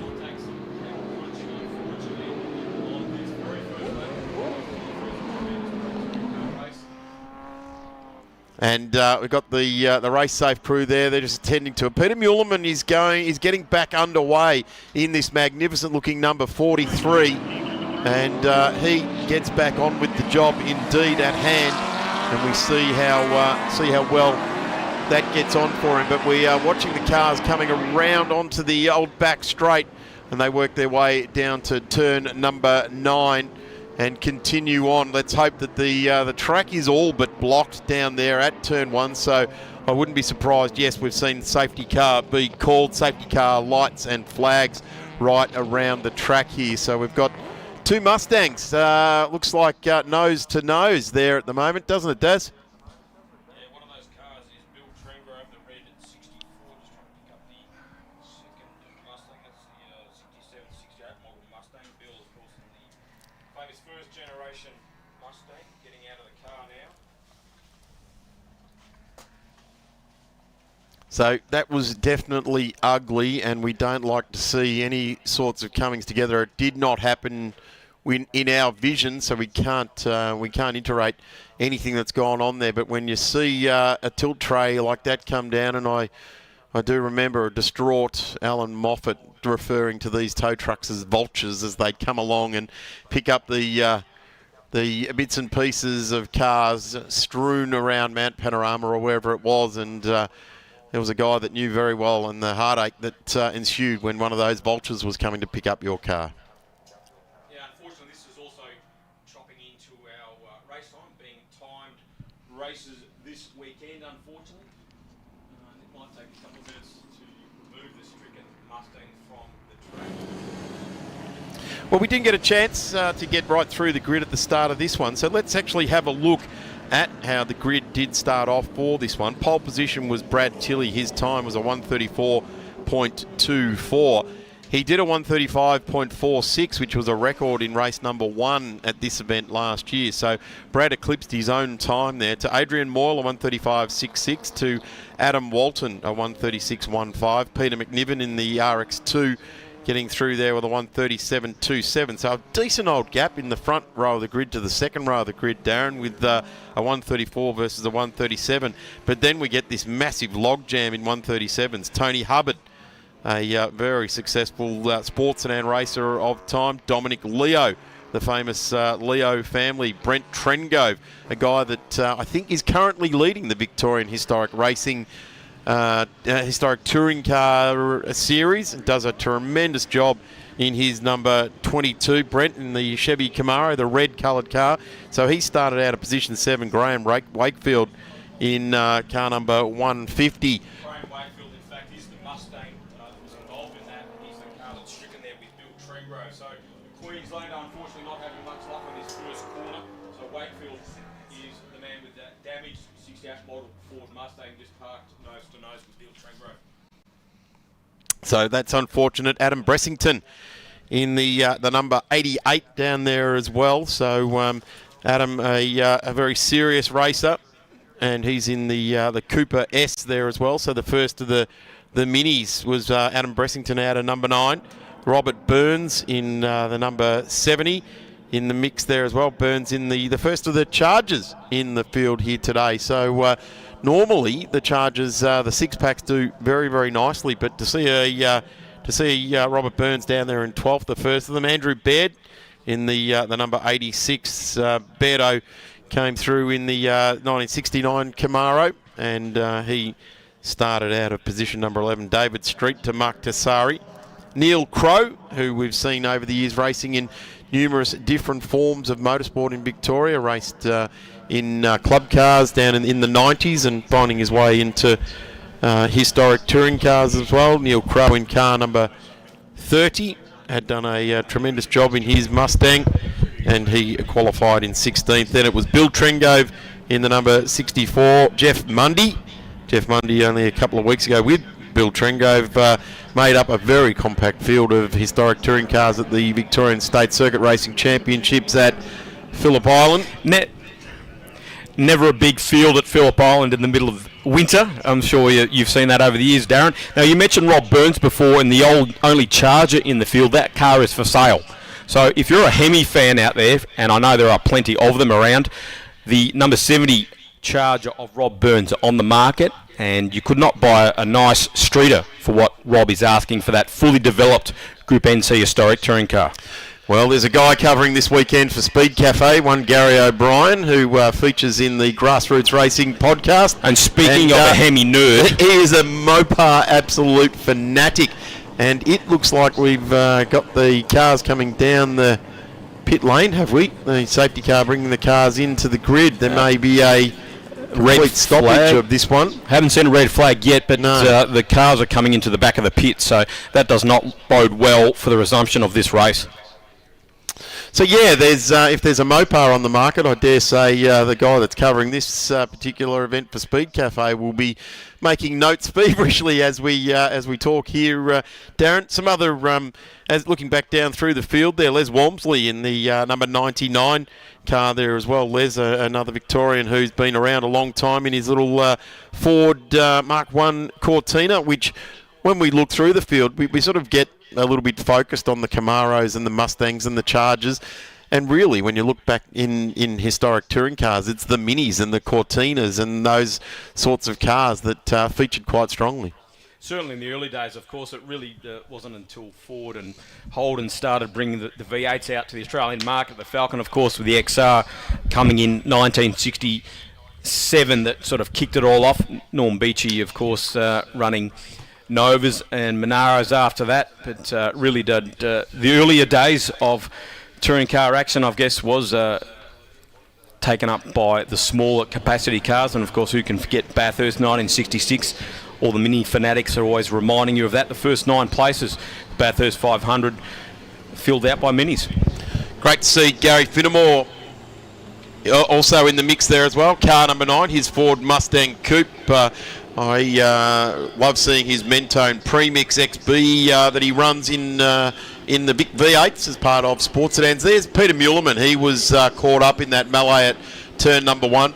This is one of the most evil-looking race cars. Everything is black, right up until the guy gets out of the car, and he couldn't be any further from evil if he tried. He's just such a lovely bloke. He says black car, black heart, but he's definitely the opposite of that. No, that's right. And running the 43, the Alan Moffat number there as well. So he won't be happy that he's got a dinged-up car. And these two that we're watching now on the Vultures being rescued, they won't be happy with what they've done either. It's a tough old ass to get these cars. So it's great to see Gary Finnemore out there in car number 9. He was right next to Les Walmsley on the line. Keith Collins, John Harrison, back to Dean McLaughlin, Steve Russell Clark, Phil Barrow, Gordon Cox, Don Knight in the number 32 there as well. So yet another one of the Mark I Cortina GTs out of 1964. And those things, as I touched on, were absolutely pieces of rocket ship in racing. And it is interesting for a guy that did spend some time driving for Ford and some time driving for Holden, and I refer to touring car legend Craig Lowndes. He still has a Cortina tucked away in his shed. Yes, the Mark I Cortina that did a bit of display time at the Ford Discovery Centre when that was operating in Geelong. It's funny, that Cortina seemed to disappear out of view when he was racing Holdens all those years ago, of course, as you would expect. But, of course, Lowndesy coming from a pretty strong Ford family, of course. Frank Lowndes, involved in motorsport and a lot of escorts over the years, and a young Craig Lowndes as an apprentice built that Mark I and restored that Mark I Cortina. So this is not what we wanted to see. We may take ourselves a bit of a break here from this because this doesn't create great motorsport TV, seeing orange flashing lights picking up broken down race cars. We'll take a quick break from the broadcast trackside here at Winton. A big thanks to Equity One, Wonderland RV, Shannon's Insurance, Cool Drive, Grays.com. We'll be back in just a couple of moments. Thanks, Darren. As we all know, sport doesn't go far without sponsors. And I'm down here with the Managing Director and Founder of Equity One, Dean Kuntsamides. Dean, welcome to Winton Raceway. Thank you very much. Thank you for the opportunity to be here. Well, tell us a little bit about Equity One. So Equity One started about 30 years ago. We've got two personalities. On the one side, we're a fund manager, so we look after investors, retail investors that come to us for fixed interest. So they just want to park some money with us for a year or so and get some interest. So we're a fund manager in that capacity.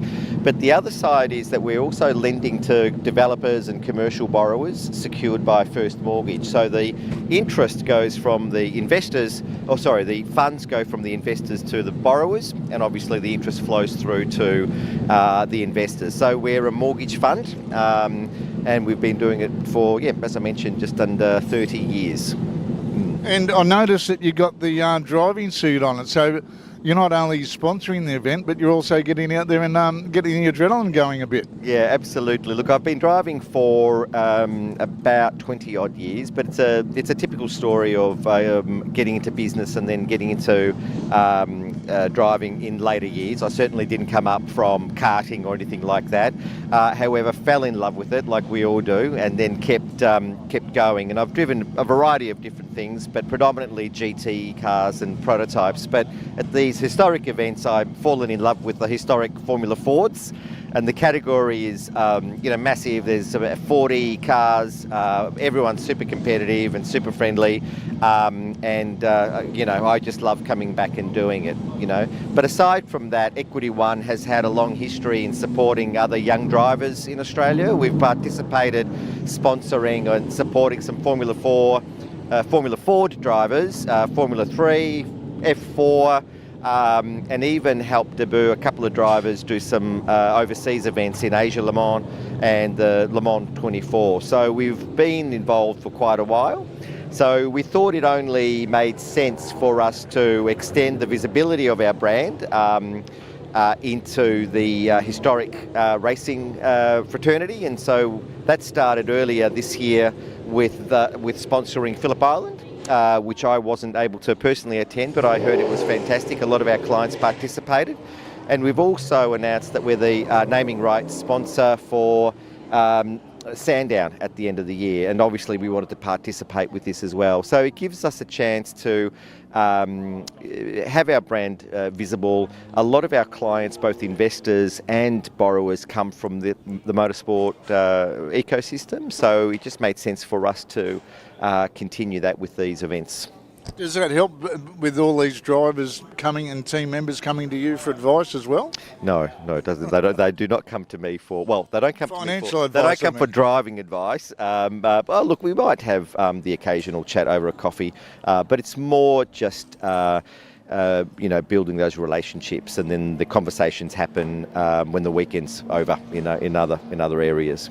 You said you have been racing other forms of motorsport. What was the attraction of Formula Ford? Was it the size of the engines, the open wheelers? What was it that got you into it? Look, it's very pure and there's nowhere to hide. I think relative also to the cost. It is expensive, but it's not uber expensive relative to a whole lot of other categories that you can drive. Particularly, I've come from Australia GT or Fanatec and raced some prototypes overseas, which, that's a little bit of a different game altogether. So when you consider the bang for buck and how competitive the category is, and also how much you learn driving these cars, it's made me a better driver for driving them. So, and it's just fun. And around here, there'd probably be one of the cars that's really suited to this layout. It loves this layout. It loves this surface. The hard compound tyre just seems to map really well with the surface, and no, it's good. So obviously we've got a great day today. It's nice and dry and the air's cool, so the cars are going quick. It's just a lot of fun to drive these cars anywhere, but particularly here. Well, go out and have some fun then, Dean. Indeed, thank you. And thanks for joining us. My pleasure, thanks very much. And now Darren, if you need any financial advice, you know the man to see. He's down here in garage number 20, and he'd be more than willing to talk to you. Back to you.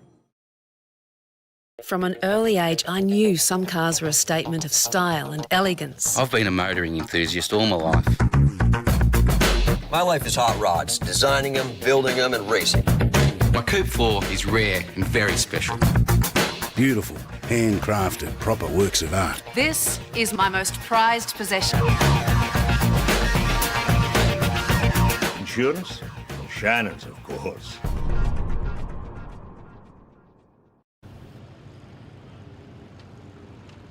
Do you want me to widen up?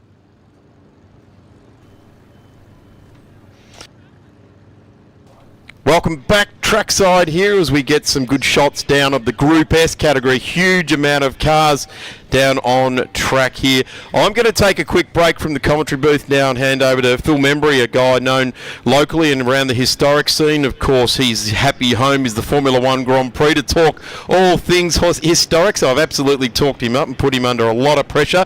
And for the first time, it's going to be fantastic to introduce Sam Markowitz. We'll be on track in just a few moments with the Group S cars.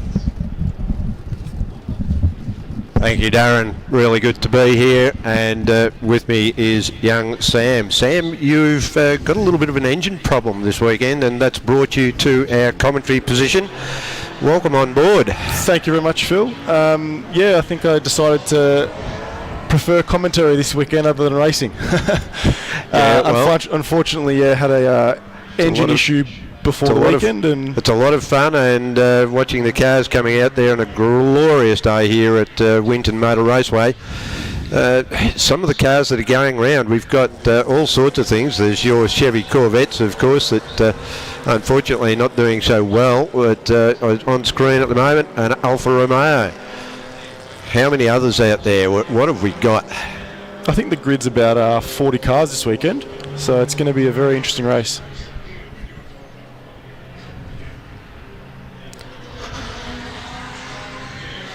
So as we come around looking for who's going to be on pole, our grid positions, when I grab my sheet. It's Joe Di Bartolo in the fantastic looking blue Corvette. Followed by Damien Meyer in his brother's car, actually. Yeah, now the Myers machine, quite a rapid little machine. It's always nice seeing those type of cars take up the challenge against the big horsepower of the Corvettes and the Porsches. Yeah, the Corvette's got plenty of power. Fairly heavy sort of a car to manipulate around the corners. What sort of weight are these Corvettes running at? Most of the Corvettes are about 1,400 to 1,600 kilos, so it's a lot to pull up in the into a corner. Yeah. Nice long wheelbase, so they should be nice and stable in the higher speed corners. Watching the guys come around now to the starting grid position.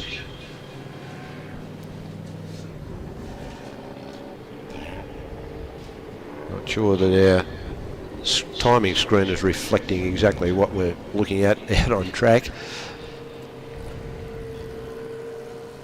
I'm sure that will be sorted out shortly. So Meyer from Di Bartolo in 3 is Webster. Barber in 4. Walstab in 5. Harrison in position 6.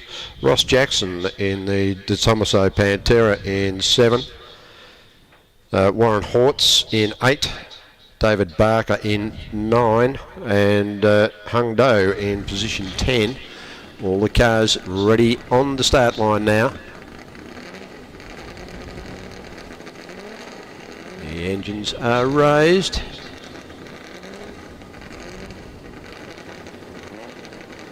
Tension building here. Just waiting for the green light to go. And underway. Glorious start. Ooh, the little bit of jiggle and jabble at the start there. Seeing the Porsche come into second spot, managing to have that grip off the start line. The Corvette's got away well. Streaming through there.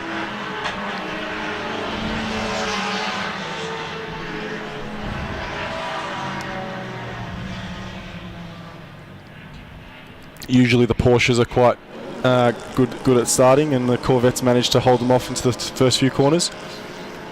There we go, watching them through the sweeper now. The Corvette, Porsche and the Sprite. What can the Sprite do around the tight wiggly bits down here?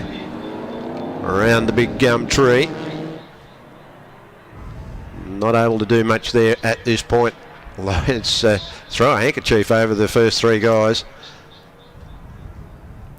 Di Bartolo opens up the taps on the Chevy. On the straights, they're difficult to catch.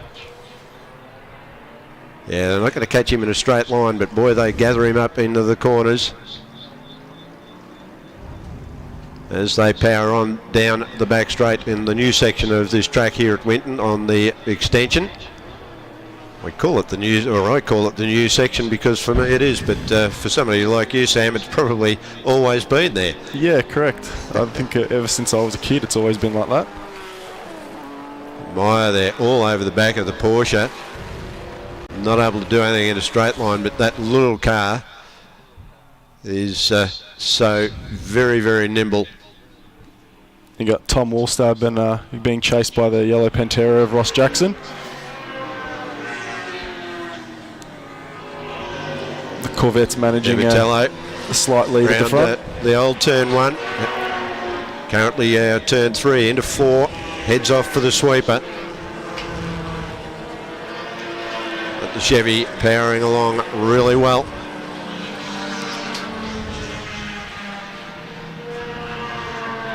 Standing lap time there for DiBatello of a 5. Oh, that can't be right. Wasn't a 5-minute lap time. That's a walking pace around here. I don't think he'd be too happy if it was a 5-minute lap time, and he certainly wouldn't be in the lead of this group of cars. I think he's trying to get his lap record, because his qualifying pace was on song this morning.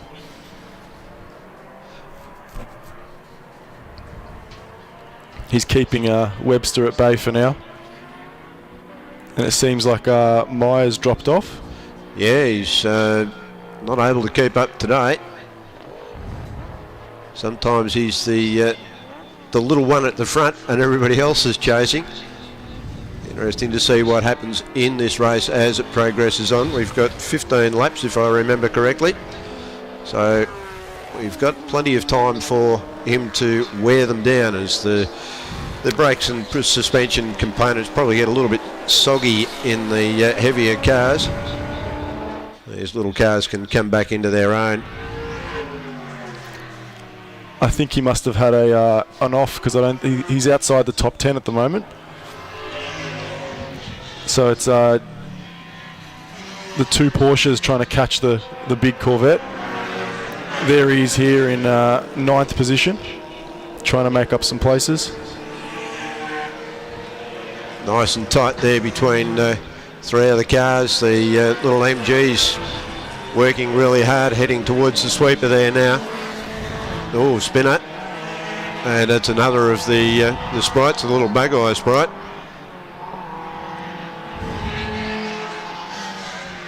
Had a little bit of an oopsie daisy. A bit too aggressive under brakes. Meyer's gotten past those 2 other midgets.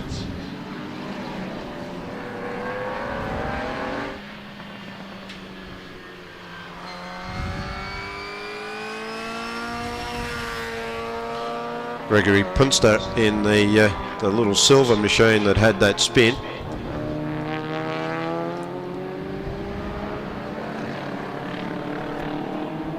The great thing about Group S, Phil, is that there's always battles to watch everywhere throughout the field. Yeah, there's a lot of variation in capabilities of the cars, from front engine to rear engine, big and little. The 2 Porsches are trying to keep Joe honest up the front.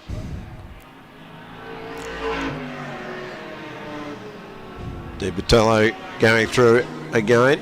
There he goes around turn 3, heading for 4. Fastest lap for him so far is a 1:37.82. It'll be interesting to see how the big Corvette's brakes last over this long 15-lap race.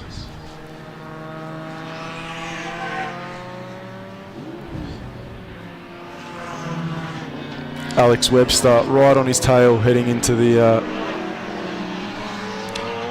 So how many laps, Sam, do you think they get in the Corvettes before those brakes start to become a bit spongy? Oh, it could be 4 or 5 laps sometimes. 4 or 5 laps. So I think after... a little bit to go before that might start and play an aspect in this. Yeah, Alex Webster's definitely keeping him honest. He's going to be there waiting. And of course they're going to catch up to some of the slower runners as well, so traffic may play a part in the circumstances towards the end of this event. yeah, with such a large field, Phil, they get spread out very quickly.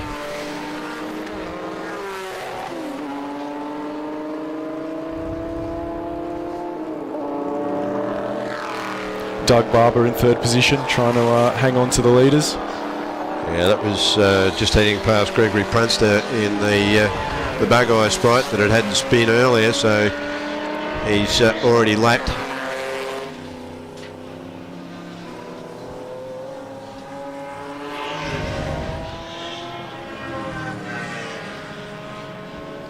Good old Datsun's getting around out there too, the 240 and 240Zs. Great sports car from back in the day. Here we go, Botello still out in the lead.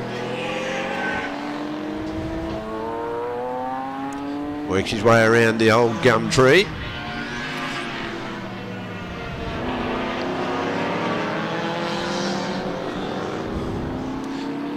There's Damien Meyer working his way back up to 6th position now.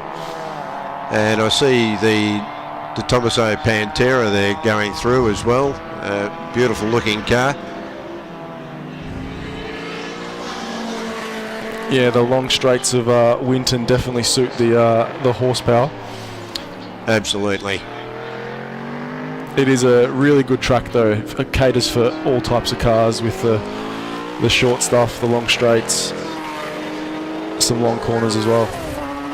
Yeah, you don't get much of a chance to catch a nap down the straights here. They're long enough to stretch your legs if you've got the long legs, but you've covered one end of the straight to the other in a fairly quick time. So what sort of speeds are you getting up to around here, Sam, in the Chevy when you're behind the wheel?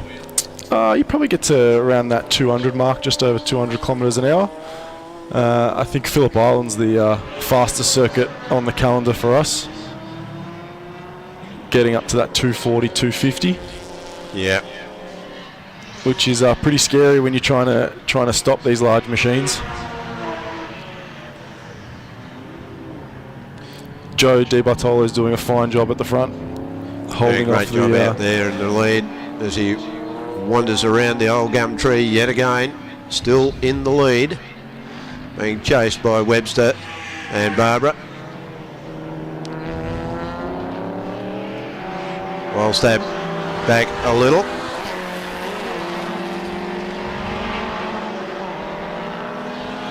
Rowan Hodges being passed there, and the lots of trouble, usually serious. I had to get that in. I've got a mate that's got a Lotus Elan.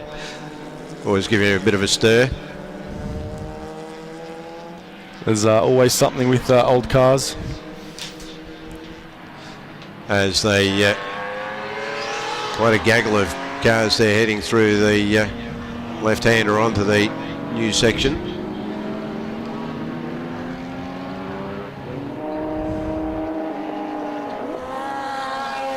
James overtaking Calvert Jones started from the back of the grid after some technical difficulties this morning. He's doing quite nicely there. Yeah, Donald Bartley there in another of the Austin Healey Sprites being about to be gobbled up by a Porsche. From starting last, he's made his way up to 10th. And I think now 8th, which is a great recovery drive from James. Big move on the inside there by the Porsche into turn 1. Always got to be careful when you come down the inside of someone into a corner like that when there's a great speed difference that they don't turn down in on top of you. But Di Bartolo now still well out in front. But just over 2 second lead. Yeah, he's handling the car quite nicely.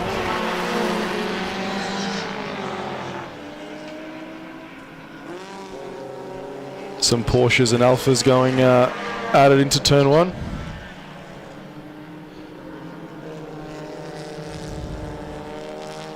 Some glorious cars out there, Sam, and Really good to see them heading around.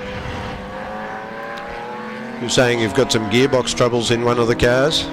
Yeah, unfortunately, Dave Baker in his convertible Corvette had a gearbox issue this morning. So we're not a good representation from the Corvette team over the weekend. But Joe Di Bartolo's doing a great job out front. There's our little bug eye again, George Gregory Punster, out lonely as he is, about to be gobbled up the back straight. Yeah, Richard East in number 9. That's Richard East.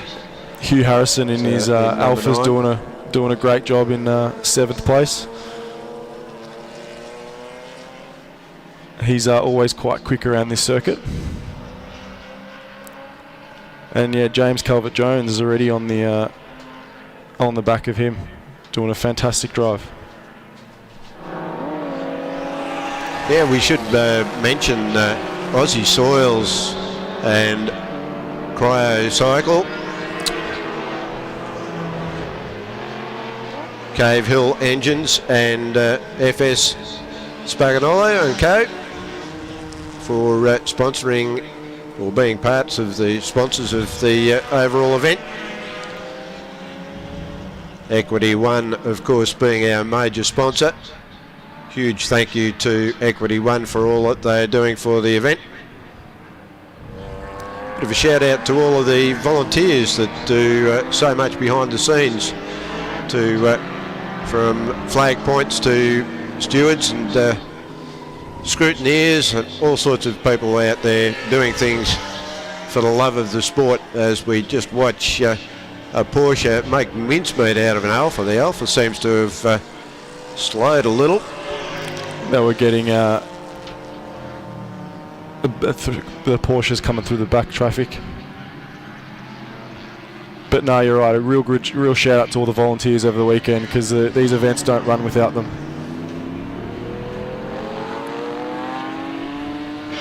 Douglas Barbara there in car number 911.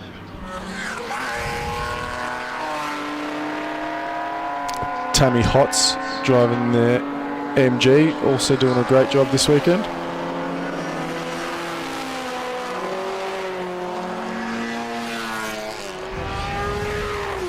Nice and tidy through the corner there, keeping the car nice and straight.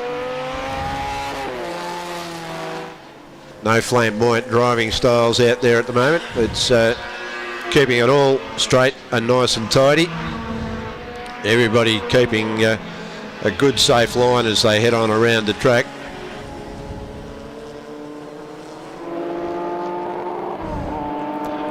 The two Porsches are starting to close the gap on the Corvette. Yeah, Di Bartolo certainly starts to be a little bit of a lessening of the gap. It's down to about 1 second back to Webster last time around. Damien Meyer back up to 4th position. And then Tom Wallstab in the 928 coming around turn 1. There's always some great looking cars here in Group S.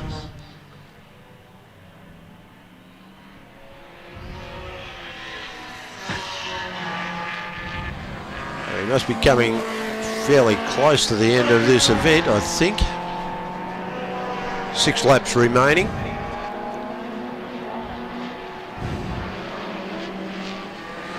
Di Bartolo getting a little bit sideways coming through that right-handed corner under the old back straight. Around the left-hander he comes onto the extension. Right foot to the floor, and bye-bye Tata, see you later. It's down the straight it goes. Big Chevy. Plenty of power under the bonnet, and it seems to apply it quite well to the track.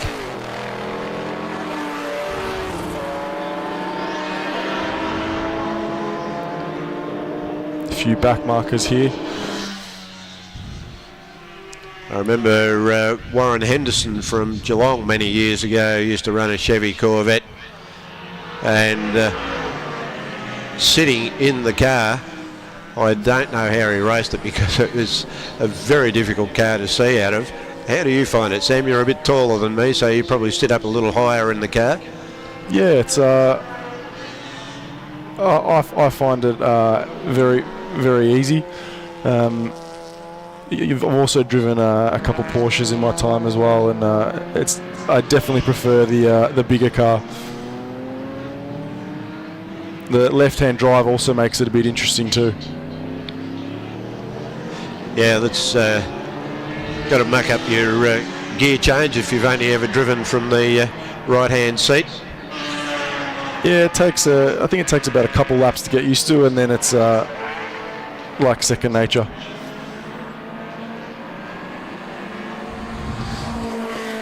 I see Joe's been able to put that, pull another extra second on. He's 2.2 seconds ahead in the last time around, so from Webster.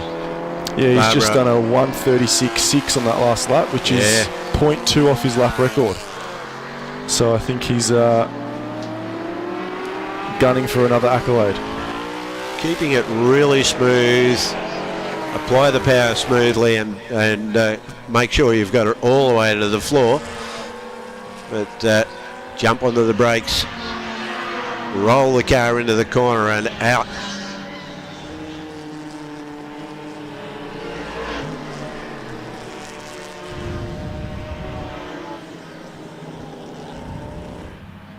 Datsuns, Lotuses, Porsches. How good is it to be able to see all of this happening right here in front of us? Yeah, the Group S field's got something for everyone, and it's really good to see all these different battles. Yeah, Hundo, they're just going through underneath Rowan Hodges in the Lotus Elan.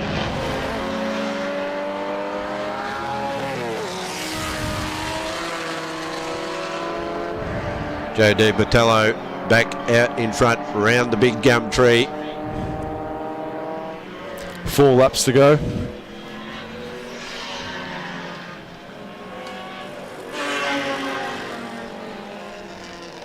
That's Tim Linus in the Alfa Romeo. First time driving it for him this weekend. He's doing a great job for a debut. Normally in a 928 Porsche. Okay. So I think he's missing a bit of horsepower, but he's out there, which is great to see. Absolutely. And the little Alphas, well, that's not a car, that's an Alfa Romeo, I guess was the old advert from years ago. Beautiful little car, and they're pretty well known for their handling.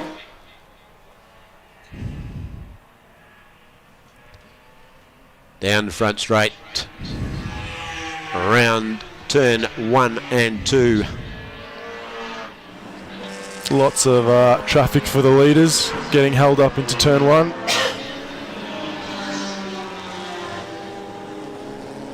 John Geist in the open top Datsuns, also a very quick car around here. Rowan Hodges there just steps to the left and makes room for Joe Di Bertello as he heads on into the sweeper.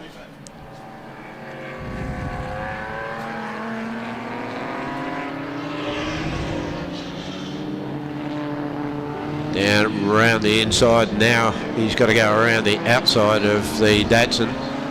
Seems to manage that okay. Down around the wobbly bits, around the old gum tree. Onto that tight corner onto the back straight. What gear would you be coming through there? He'll be in second there, and then third, and then back down to second for the tight left-hander. And then, as you said before, foot flat to the floor, trying to get as much horsepower out of that car as possible.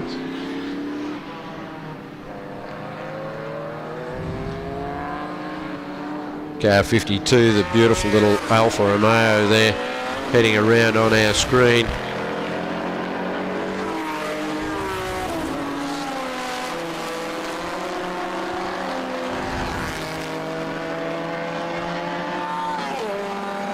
And the checkered flag is out, and waved, and that would mean that Joe Di Patello has taken that race quite convincingly with a 2.8 second margin through to Webster. Held off the Porsches quite nicely. Barber and Meyer, then Wallstab, Jackson looks like he will be next. Just waiting for, yes, that's popped up. Jones has gone through. Great drive from Jones from the back of the grid. Yeah, it's not easy to come through such a big field. A lot of traffic. One needs to be very careful when you're coming from the back of the field. But an interesting little race there. Aussie Soils, Cryo Cycle, FS Spagnolo and Co. and Cave Hill Engines. Thank you to them, and of course Equity One. The Tomaso Pantera there, beautiful car. Not very many of them around. Ross Jackson been campaigning that car for a long time and always puts on a good show.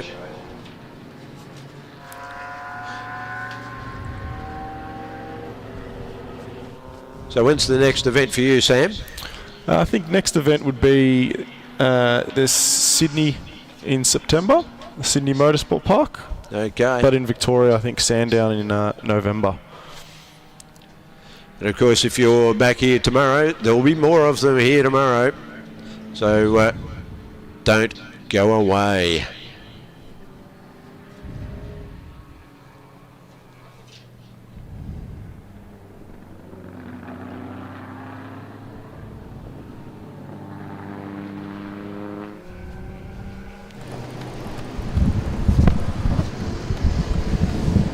Thank you very much, Phil and Sam. That was the first time out for Group S today, and as the guys mentioned, they're great sponsors on board right across the Group S race there, and we've got so many sponsors that we need to thank and keep on top of, and there's no point being a sponsor unless the people that are watching and joining us here at the track give them their custom. So if you were looking for any of the services that those organisations give, please give them at least the opportunity to win your business. And great run there for Patello. Alex Webster doing a ripping job. He has been fantastic across Group S for a number of seasons now, and we wish them all the very best. We're going to take a quick break because we have got Formula Ford coming on track next, back in a few moments. Thanks, Darren. And I'm right in the element again, walking around with this part of history. I've got Dylan Innes with me at the moment, and he owns this tribute to Larry Perkins, a magnificent VL Commodore. Mate, thanks for joining us, and tell us a bit about this, where you found it, what you did with it, and what you're doing this weekend. Yeah, so basically built the car up over a 4-year period. It was a standard road car that was set for the wreckers.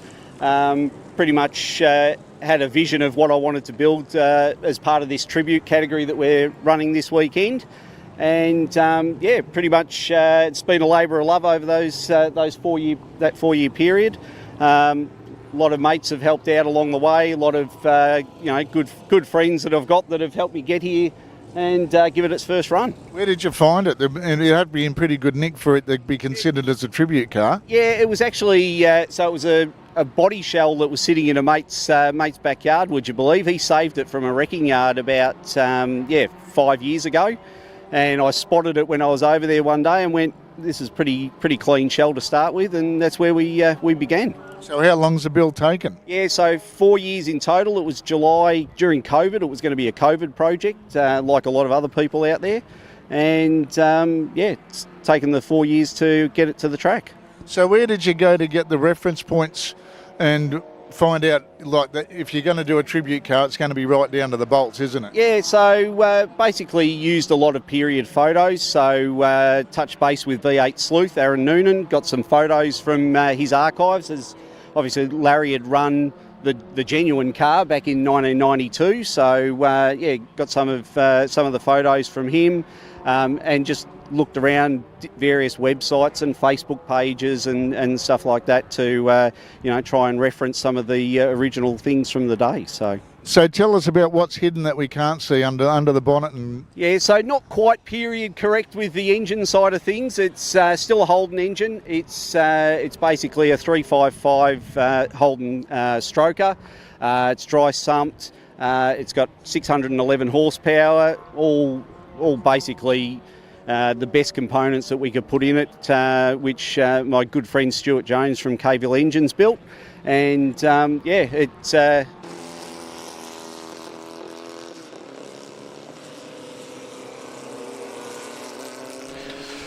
Welcome back. We have got Formula Fords out on track. Without too much further ado, I love the way the Winton Festival of Speed rolls out. One event after another.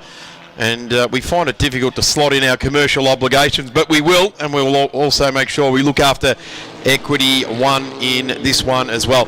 Right alongside me, making debut in the commentary booth, is a young man whose dad is in this race, so we'll see how much love he can give his dad if he gets him on camera here. But Tom Reed, welcome to the Winton Festival of Speed. Thanks, Darren. Lovely to be here. Reasonable afternoon, a little overcast, but these cars will love these conditions, and looking forward to seeing a good race between the top 6 or 7 cars. Well, your old man is out there. He's in position number 5. Let's have a look at the grid, and it's our naming right sponsor who is on the front row, albeit not in P1. It's Tom Tweedy, who I have enjoyed over the years driving his MS7 Alfa, one of my favourite big banger sports cars. He sits on pole in car number 13 right alongside his Equity One's very own Dean Koutsamides. Nick McBride and Andrew McGuinness. These are some names that we have seen do very, very well in Formula Ford over the years. Andrew McGuinness, great to see him back at the track. He also has a historic Brabham, which he races very well. Andrew Reid, our co-commentator's dad out there, and we'll see how much barracking we can get in for car number 15.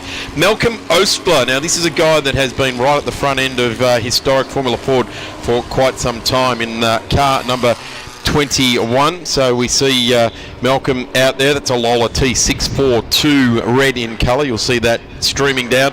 William Faulkner, Bill Faulkner in the number 95, Van Diemen RF 89. Then it's Sam Whelan from South Australia in the number 32, and that's a Van Diemen RF 89 as well. Neil Richardson to Jared Hurst in the number 42. We've got 5 seconds on the board. Richard Davison out of number 11. He is currently leading the Victorian State Circuit Racing Championships for Kent-engined cars. Aaron Farrell, Luke Warwick Folletta, John Gregg, Matt Scott, Chris Connor, John Miles, and away we go down into turn 1. Funnels in there at turn 1 there. Can be quite tricky with the Formula Fords, but it is going to be the 13 of Tom Tweedy that leads the field down into turn 3, up past the famous turn 3 corner there, the realigned turn number 4. And these cars take great advantage of that, sweeping all the way around through turn 4. And the 13 is getting away very nicely indeed. Dean Koutsamides, Equity One car, into position number 2 there as well. So car 20 doing very well. That's another 89 Van Diemen RF 89, the Ralph Furman designed vehicles, and every single one of this era of Van Diemen's have that RF number right in front of them. Tweedy with a decent lead onto the right-hander down the back straight. McBride slots into second. McGuinness just getting up the inside of Koutsamides there for 3rd position. Reid behind Koutsamides in 5th. And then it's Malcolm Osler holding ground with Will Faulkner just behind him as we go now onto the 2nd back straight. Tweedy with a reasonable lead, but McBride will be looking to close that gap. They work the field from turns 10 up to 11. There's the number 15. A big look down the inside. Makes it stick. That's Andrew Reid. Oh, and there's a clip on the rear wheel there. Andrew Reid holding on to the inside running there. Looks to be okay. That's weird that a Formula Ford would go up in the air like that. The wheels seem to be pointing in the right direction. He'll get it back on the black stuff, but wow. You don't go 1.5 meters up in the air and land your Formula Ford on the ground without doing any damage. That's an RF 89. Great to see so many of these 89s out in historic racing too. Yeah, the car looks fairly straight for now. Koutsamides, I think, had a spin in that. He's just behind Reed in position 18. So that was a little clumsy from those two heading into the last corner.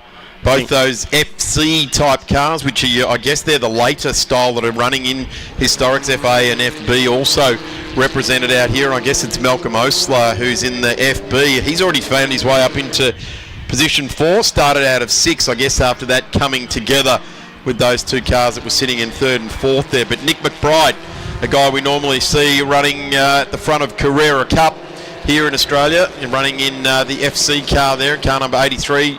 Andrew McGuinness. I'm not too sure whether Andrew's running the other car, his other Brabham here this weekend. No, he's not, but one of my favourite racing cars. That I love the way it's got the period style number on the nose cone. It looks good.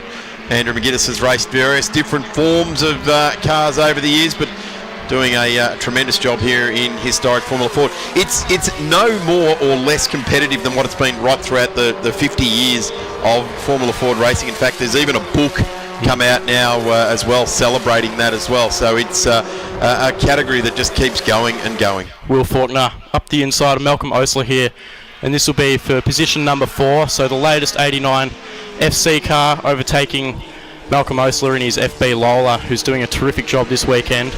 I like the way you refer to a car that's 35 years old as the latest RF89, but it's the latest in the field of historic cars, isn't it? It's the latest spec you can get, and they're typically one of the best cars, better handling cars to drive, as we see McBride ranging up to the back of Tweedy into Tank Corner here. He'll be trying to set up his run down the back straight to look for an overtaking move on the RF86 machine. So Tom Tweedy raced upper level Formula 3 here in Australia for many years, and in recent years has driven that MS7 Alfa, the big banger sports car, and we've seen some great onboard footage come out of that car over the last few years. And of course that car driven very well by Gary Cooper, Stewie Costera, and then for a long time Alan Newton raced that car very, very well also. But here at the moment, Tom Tweedy leading the way in car number 13. Doing a tremendous job. Reed up the back of Luke Warwick here. We'll get down the inside nicely as we cut to the leaders. McBride will be trying to get the toe down the front straight, see if he can tuck in behind Tweedy. Looks a little too far back this time around, possibly on the next lap. We'll keep an eye out for Dean Koutsamides in the 20 and Andrew Reid in the 15 throughout this race. We'll cross backwards and forwards and just see where those guys are making their way through the field. Will Faulkner's up one on this lap, getting Osler done, but down into turn 3 this time. This is getting very willing. This is Formula Ford racing. This is why we love it. Open wheelers, no slicks, no wings, treaded tyres, and it is all about the mechanical grip. It is all about racecraft. And in historic Formula Ford racing, we can't say they're learning it because these guys have been doing it for a while. It's not like National Series or State Series Formula Ford. Huge pressure being applied now. Absolutely great pressure by Nick McBride. Current spec, Carrera Cup racer, and jumping into Formula Ford, which is where he made his start, as did Tom Tweedy and Andrew McGuinness behind them, and Will Faulkner as well. These two are so easily the two guys with the most experience out of this field, and it's showing here with their brilliant racecraft. As McBride down the outside, trying to go around the long way, won't do it. Try the over and under, and draw alongside Tweedy down the back straight into the penultimate corner. He's already cleared him before they get there, and he'll get the move done and take the lead in the 84 Swift. Good move there by the number 83 there. Nick McBride gets through nicely. The 13, Tom Tweedy, he thought he had the corner covered, but the drive off turn 10 that time around in the RF89 came to fruition and did a terrific job, leading the race now with 5.5 minutes left in this journey. Tom Tweedy just gets in behind there. Andrew McGuinness is all on his own there with Will Faulkner back to Malcolm Osler. Then we've got car number 42, Jared Hurst. He's had a good run. Jared Hurst, currently in P6, started out of 10th. Doing a nice job indeed. Richard Davison, he's in the 10 now.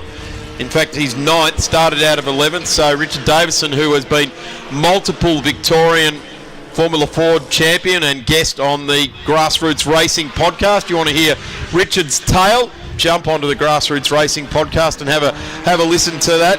All found at Speed Cafe. And we're just watching these mid-pack cars come around now. There's a Lola, car number 21, which is Malcolm Osler, and that's the Lola T642. Doing a tremendous job to keep that old FB car up with these FC cars. Malcolm really does drive that thing very, very well, and a guy that really doesn't need any need to prove himself in motorsport after running working in Formula One, running IndyCar teams. Team Cool Green comes to mind, the Reynards there, and here he is coming down the back straight in the red and yellow Lola, and right in behind is Hurst. And we've seen Jared Hurst start out at 10, now make his way up to 6th place, right in behind Malcolm Osler. Jared will be looking to tow past Malcolm here with a slightly lower drag car down into turn 1. If he's got a reasonable engine, he should be able to do it.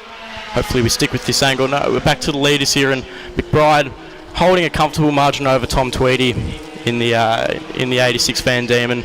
Tom will just be looking to consolidate second at this point and move on into the next race. Just seeing how Nick McBride's been able to move away there. He was Tom Tweedy was doing a good job to hold him up there as we got this great battle pack going down into turn 3. In fact, we've got quite a few battle packs outside the top 10 at the moment, drawing right alongside each other. Koutsamides going past his teammate Luke Warwick and up the inside. Johnny Gregg, he can't get it done, but we're looking to get up the inside at turn number 4 as we go back to the leaders. McBride. So Andrew Reid in the number 15, who we saw tangled up at the start of this race with Dean Koutsamides. So the 15 and the 20. At the moment, Andrew Reid is inside the 10. So he's burst the bubble. He's pushed his way inside that top 10 and absolutely sealed the envelope and sent it to get through on Farrell. Koutsamides is wanting to do the same in number 20 as well. He's currently in 14th. So these two have got only a very limited amount of time left, 2.5 minutes in fact, and to get their way back in there. Andrew Reid's made his way in, of course, started out at P5. He's only 5 more away from getting that, but it makes you wonder, passing all these cars, what he could have done at the front of the field. I don't have to say that to you, do I, Tom? No, I was a little disappointed to see, but now he's up the back of Sean Whelan here, the South Australian, in another 89 spec Australian built car. He'll be looking to get past Sean and move himself up the grid. As always in Formula Ford, it's a progressive grid format, so where you finish is where you start the next race, and that's critical. If you have a DNF, you're buried in the pack. So like a couple of our categories here this weekend, the next time we'll see Formula Fords racing in Victoria will be the last weekend of August at Sandown as part of round 4 of the Victorian State Circuit Racing Championships, and they'll be joined by all the usual state series categories, including the national level sports sedans. So it's going to be a massive state round in a few weeks' time at Sandown. But have a look at this drive here. Nick McBride emphatically stamping his authority on the Equity One Formula Ford race number 1 here for the weekend. We'll have 2 more races tomorrow morning at 9:50 for the Formula Fords, and then the feature race at 1:20 out over 30 minutes. So that's a longer race tomorrow afternoon for the Formula Fords. As long as they can keep the fuel in the tank, they will keep going. The reliability of these cars never ceases to amaze me. We get to have a look back now at car number 35, which is Warwick Folletta, and Warwick is in the Van Diemen BD77, so that's a 1977 car, Van Diemen 77, so really one of the older Formula Fords we've got running. Will Faulkner right up the back of McGuinness here into turn number 1, swings to the outside, McGuinness covers off nicely, and we'll be looking to get this move completed into turn number 3 if he can get the run through the S's. Will doing a tremendous job inside the top 4.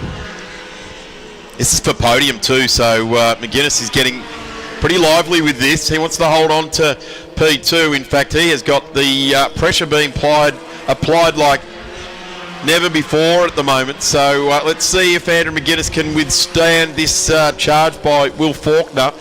And this is a really good display of Formula Fording right down through the eras. McGuinness will need to cover that, and he does beautifully. Will Faulkner's driving out of his skin at the moment this weekend. This is like the best I've seen Will drive in a long time. He's trying to find a way past McGuinness and can't quite get it done. Be looking to get a tow if he's got a decent enough engine to get down the inside of McGuinness here into the sharp left-hander. They both follow each other, line astern here. McGuinness covers the line nicely.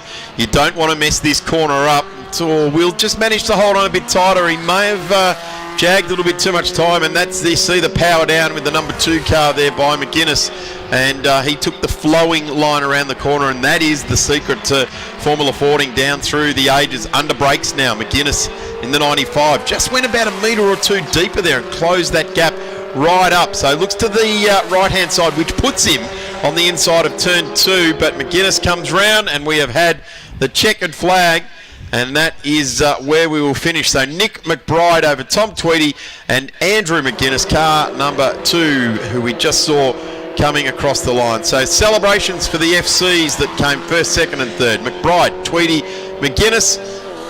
Will Faulkner to the line now. A great drive there by Hurst in the number 42. Came out of position 10, jumped up 5 spots. So that's good. Jared's done really well. He did a state round at the end of last season, and he did his first historic event in that Blanchard Team 88 Van Diemen at Phillip Island this year. Then we go to Malcolm Osler in the Lola in position number 22. Andrew Reid, after that cruel flight almost, the whole back of the car came off the road. Very lucky. You got a bit of work to do, I reckon, checking for cracks and abrasions and different bits and pieces down there between now and tomorrow. Yeah, the floor could have taken a decent whack in that. We'll need to pull the wheels off the back of it and check carefully for cracks around the uprights and so on.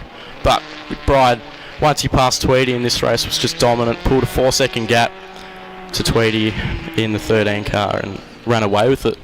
Typical Formula Ford racing we've just enjoyed there. Reid back to wheel and Richard Davison home there in at 9th spot. And then we go to 10th place, which was Neil Richardson.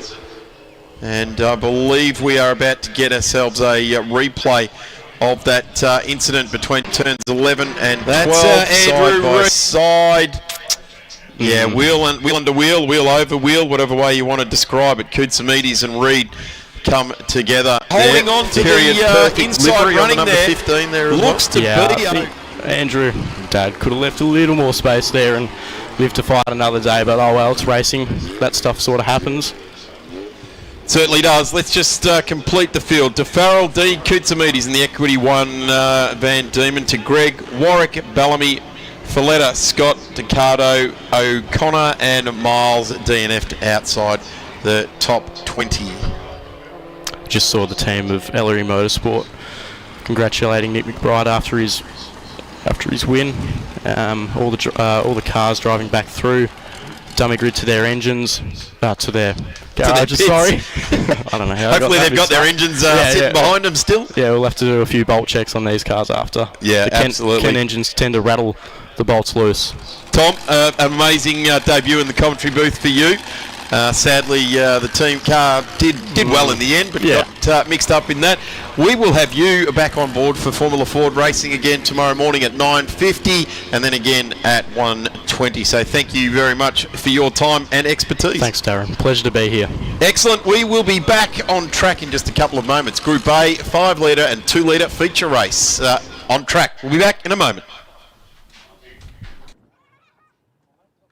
From an early age, I knew some cars were a statement of style and elegance. I've been a motoring enthusiast all my life.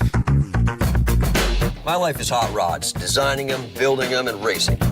My Coupe 4 is rare and very special. Beautiful, handcrafted, proper works of art. This is my most prized possession. Insurance? Shannon's, of course.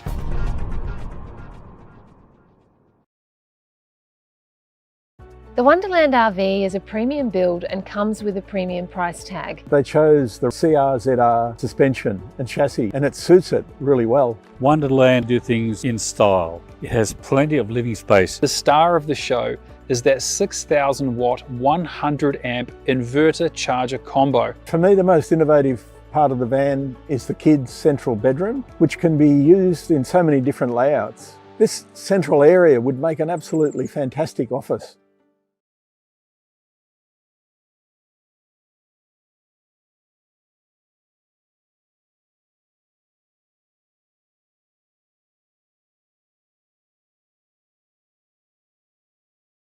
From an early age, I knew some cars were a statement of style and elegance. This is my SL63, my most prized possession. Friends say it's more like an obsession. It's my car, and I absolutely love it. I'm a motoring enthusiast, and Shannon's is my insurance company. Shannon's shares your passion. Call Shannon's on 13 46 46. Shannon's, insurance for motoring enthusiasts.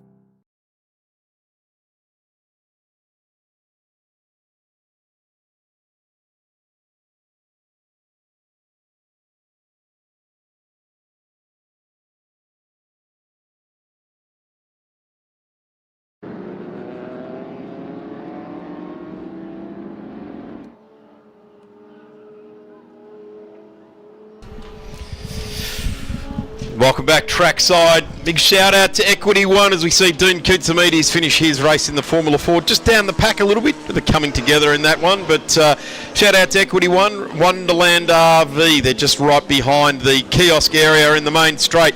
Check out all their wares. Shannon's Insurance on 134646. Cool Drive and Grays.com online there as well. Group A, 5 litre, 2 litre feature race coming on. A bit of a compact field of cars, Darren Knight right alongside me. Now, technical glitches all gone. We're about to get serious with this sort of racing. Group A, 5 litre and 2 litre touring cars out on track. And boy, there's some cars with some pretty steep heritage, isn't there? It certainly is, Darren. We saw their brothers, I suppose you could say, the Group C cars earlier. Now we have Group A and some invited cars coming under the Heritage Touring Car umbrella.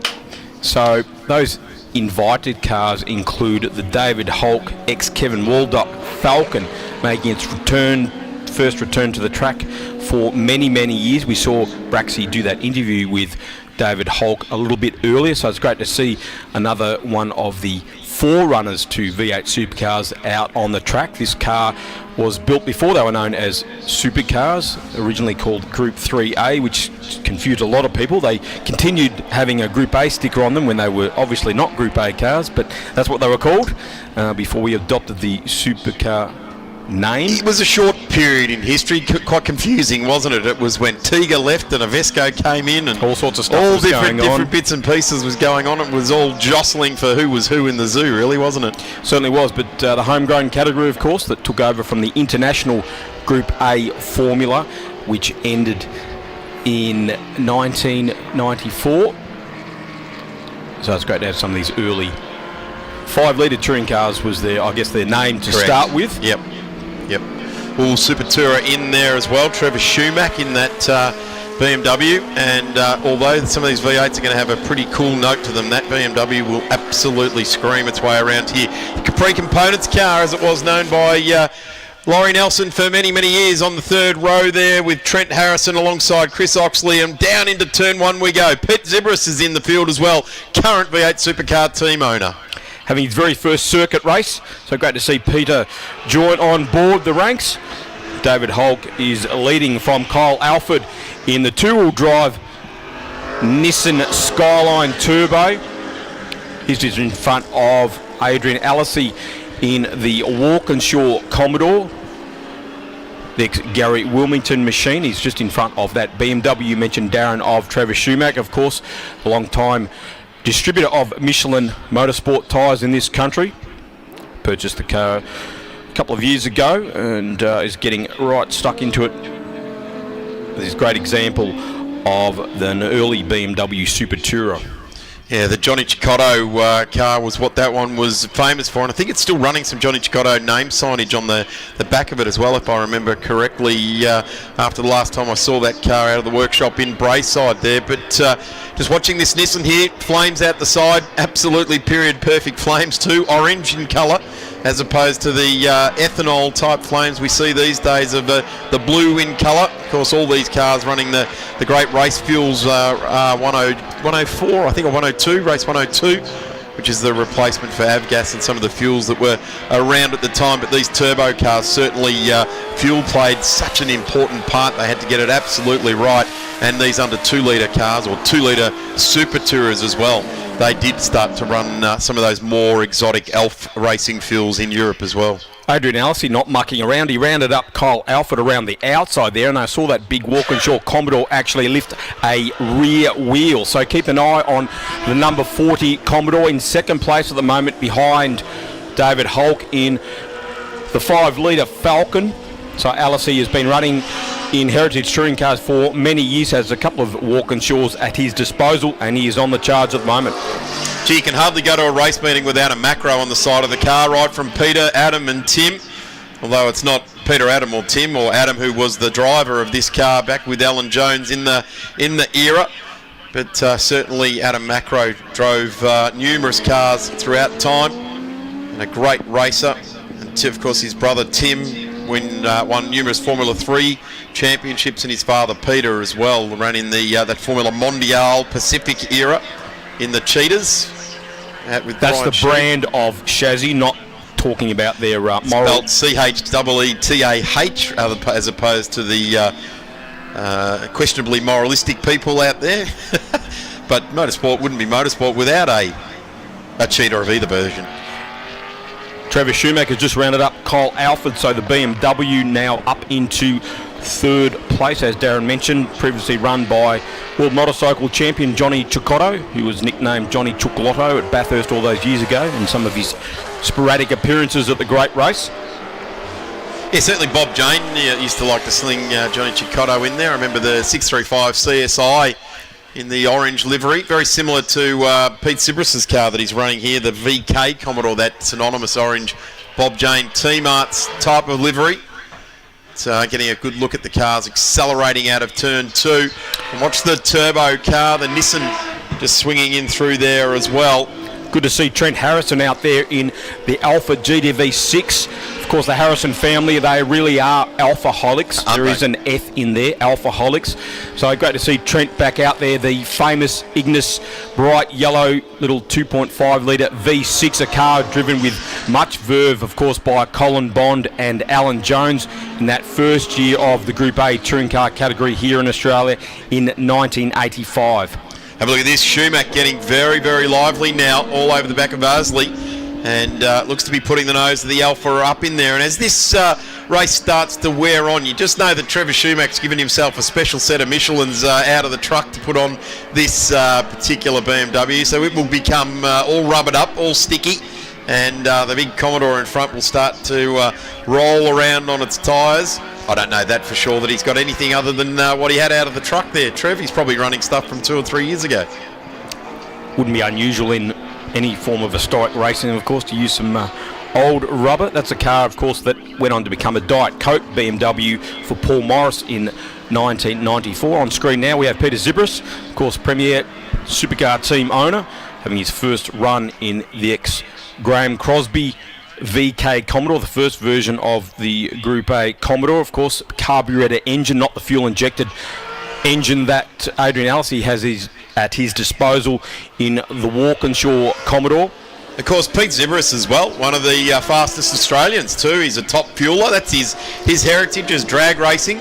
And I guess he thought, well, I can hold on to the steering wheel for 4 seconds down a straight drag strip. How hard can it be to hold on to the steering wheel for 20 minutes and to go for a race around? Completely different genre, really, isn't it? It's almost a different sport. It's a sprint racer versus a marathon racer, really, isn't it?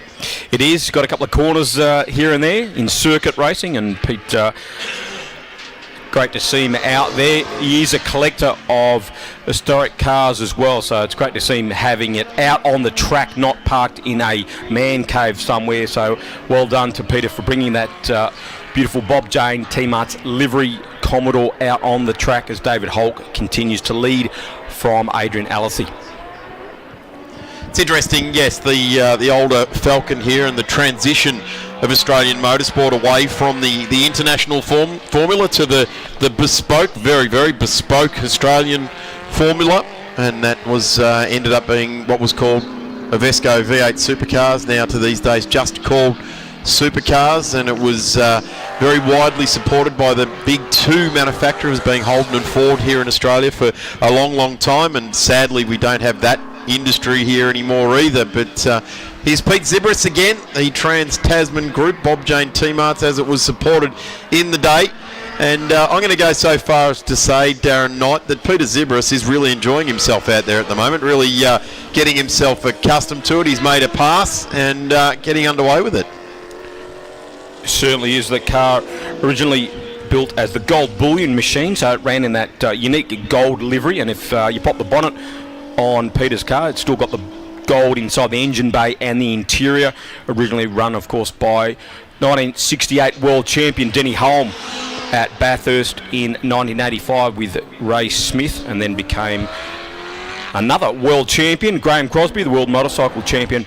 What a gun he was on two wheels, and Cros ran it in 86 with Wayne Wilkinson at Bathurst in those famous Bob Jane T-Mars colours.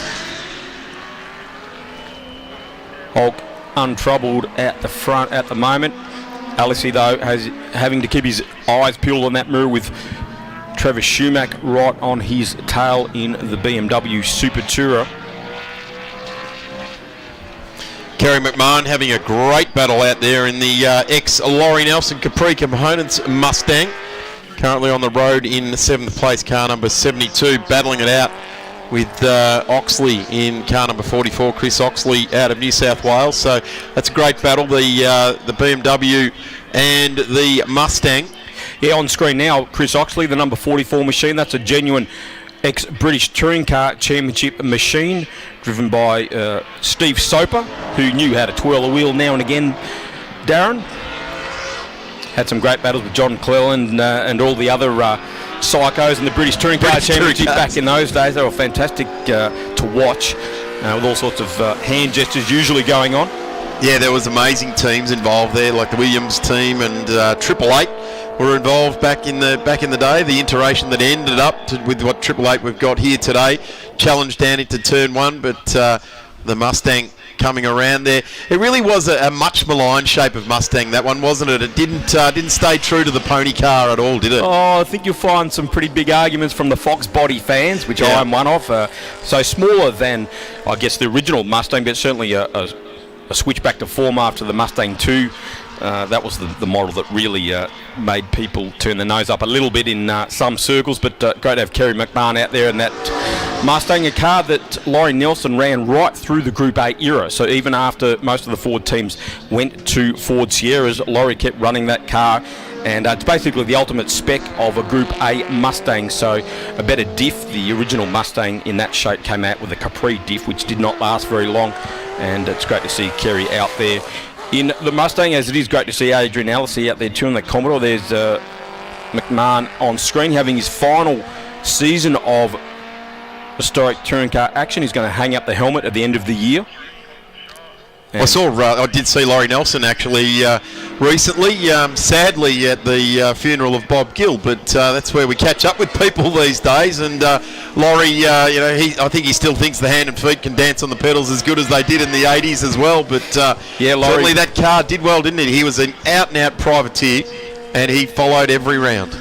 Yeah, Laurie hung up the helmet probably at the start of last year, sold his Group N Capri to David Crabtree, of course, very fast open wheeler campaigner in historic racing action. David Holt continues to lead in the ex-Kevin Waldock owned Falcon.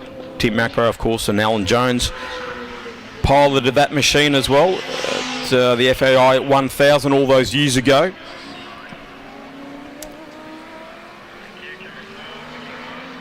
Alice is still holding on to that second place in front of Travis Schumacher in the BMW. Cars coming up on track next is the Group P, Q&R Sports and Racing, Group O Sports and Racing, plus some invited cars in the mix there as well, as the Equity One Winton Festival of Speed continues. Some great support, the GUKW Spares and Machinery, Aussie Soils, FS Spagnolo and Co Accountants, and Cave Hill Engines. I would say a number of these cars have probably had engines down at Cave Hill Engines. They do a tremendous job down there in Lilydale. The cars continue on around. Fantastic reliability, because some of these cars can show a bit of wear over time, but I guess they start to become a little bit rare, although there's some 500 of these supercar chassis going around. I know Aaron Noonan, the V8 Sleuth himself, who is carrying the live stream via the V8 Sleuth website. He's here with his father this weekend, and you can catch up with every single one of those particular chassis on his website, and you can also watch the live streaming. Surely only a matter of time before these early, I guess we can call them supercars in inverted commas, become a historically ratified category. At the moment, they don't have actual historic recognition, which surely is only a matter of time, because these the oldest of these cars are now 30 years old, so surely it's time for them to join the historic ranks, and there's plenty of them out there. As you mentioned, Darren, we've seen them run I guess demonstrations at Phillip Island Classic, and there's been 20 odd cars there, so it's only a matter of time before we see full fields of these cars hitting the track in anger. You don't have to go too far in Dandenong or Western Sydney and slide some doors up and some sheds. There's plenty of these things around that could be run again. Like I get the man shed thing, but I certainly more get these are racing cars and they need to be exercised. Won't get any argument from me. No, that's right, I know that. But certainly doing a tremendous job. There's the checkered flag, and that will see race 1 for the weekend for the Group A 5 litre and 2 litre category, taken out by Hulk in the Falcon. And home in second place is the Commodore, back to the BMW of Trevor Schumack. So Adrian Aisley will be home in P2. And Kyle Alford home in P3. Trevor Schumack, in fact, third, Alford fourth. Coming around to greet the checkered flag as well, Kerry McMahon in the Capri Components Mustang. And the history of the Capri Components was that Laurie ran a business wrecking Capris, and that carried through to the Mustang. Of course, tomorrow we will have the full field of the Heritage Touring cars racing together, so that will bring some great action with the Group C cars we saw earlier running separately. They'll be mixed in with the cars you've just seen on the track, so that'll be a fantastic spectacle. The biggest roll-up of Group C and Group A Heritage Touring cars we've seen here at the Winton Festival of Speed, and that will be a great spectacle. Darren Knight, thank you very much as always for your expertise across these historic touring cars and Group A, Group C, 5 litres, Group A, etc. We really appreciate your expertise. You'll disappear off into the night now and come back, and no pun intended, night and night, but away we go. And we will see you tomorrow morning for one of the earlier races. In fact, our first race under 3 litre Group C and 2 litre Group A race at 9:05. That will be very interesting. So one for the tiddlers, I guess you could say, the smaller cars. We used to have big fields back in the day, particularly Group C, the Escorts and Datsuns, etc., running around as a separate class. So that will be mixing the smaller capacity cars in together, and that'll be a great race to watch at around 9:05 tomorrow morning. Then Group N, Group S, Formula Ford, and the historic touring cars, the Group N's at 10:05. We're going to take a quick break, and by that I mean quick, because we're readying ourselves for the PQ&R Sports Racing Group O Sports and Racing as well. Ron Simmons will be back on the mic with me in just a couple of moments.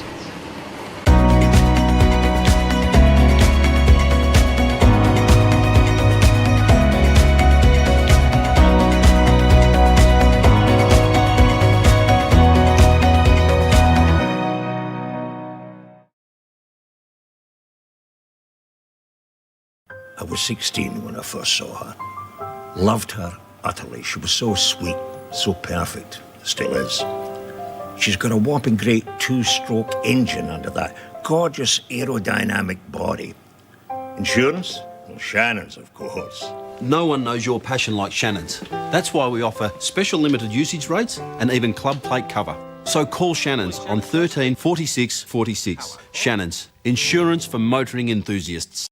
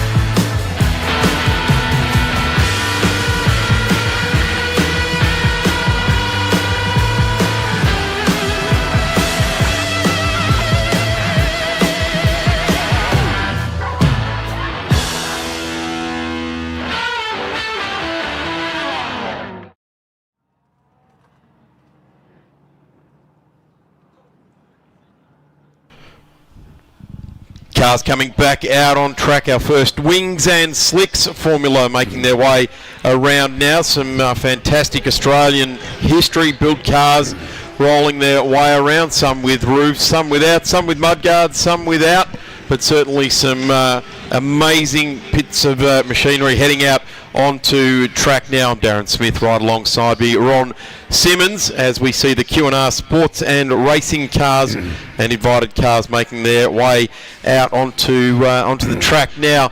And it's a compact field, Ron, but certainly some cars that have forged their way in Australian motorsport to become quite famous. Some of those names, the Hardmans and the Brabhams, Cheetahs, etc.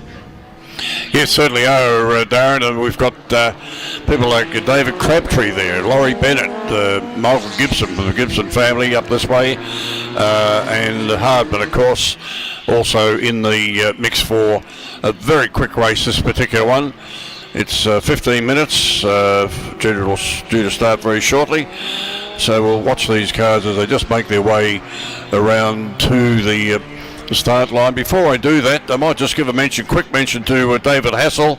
David Hassel, the author of The Boss, the inside story of the Alan Moffat and his Trans Am Mustang.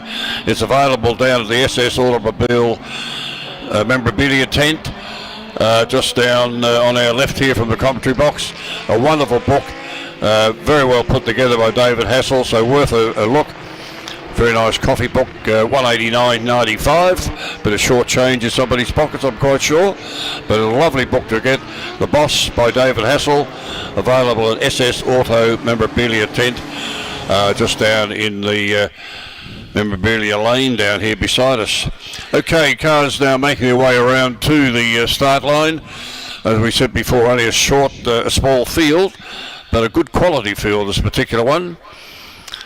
David Hardman in the Hardman JH1 coming down, the yellow car, Wings and Slicks type of formula car as well, and he's done a good job to qualify with the 122. Michael Gibson, who had recent times driven in the S5000, so the family, of course, very, very strong history going right back to Jack Brabham's racing with his grandfather, and they do a tremendous job. The Gibsons live very locally and have done for many years, and away we go. That McLaren just lighting him up off the back of the grid there, but David Hardman heads down into turn number one, chased by Michael Gibson, Paul Faulkner and Laurie Bennett in that magnificent car that Laurie has been racing for so many years. The number 53 charges down into the turn number 3 there as well, gathers it all up nicely, and in behind there we go to Paul Faulkner, and then the 75 coming through there of Kevin West, Luke Warwick and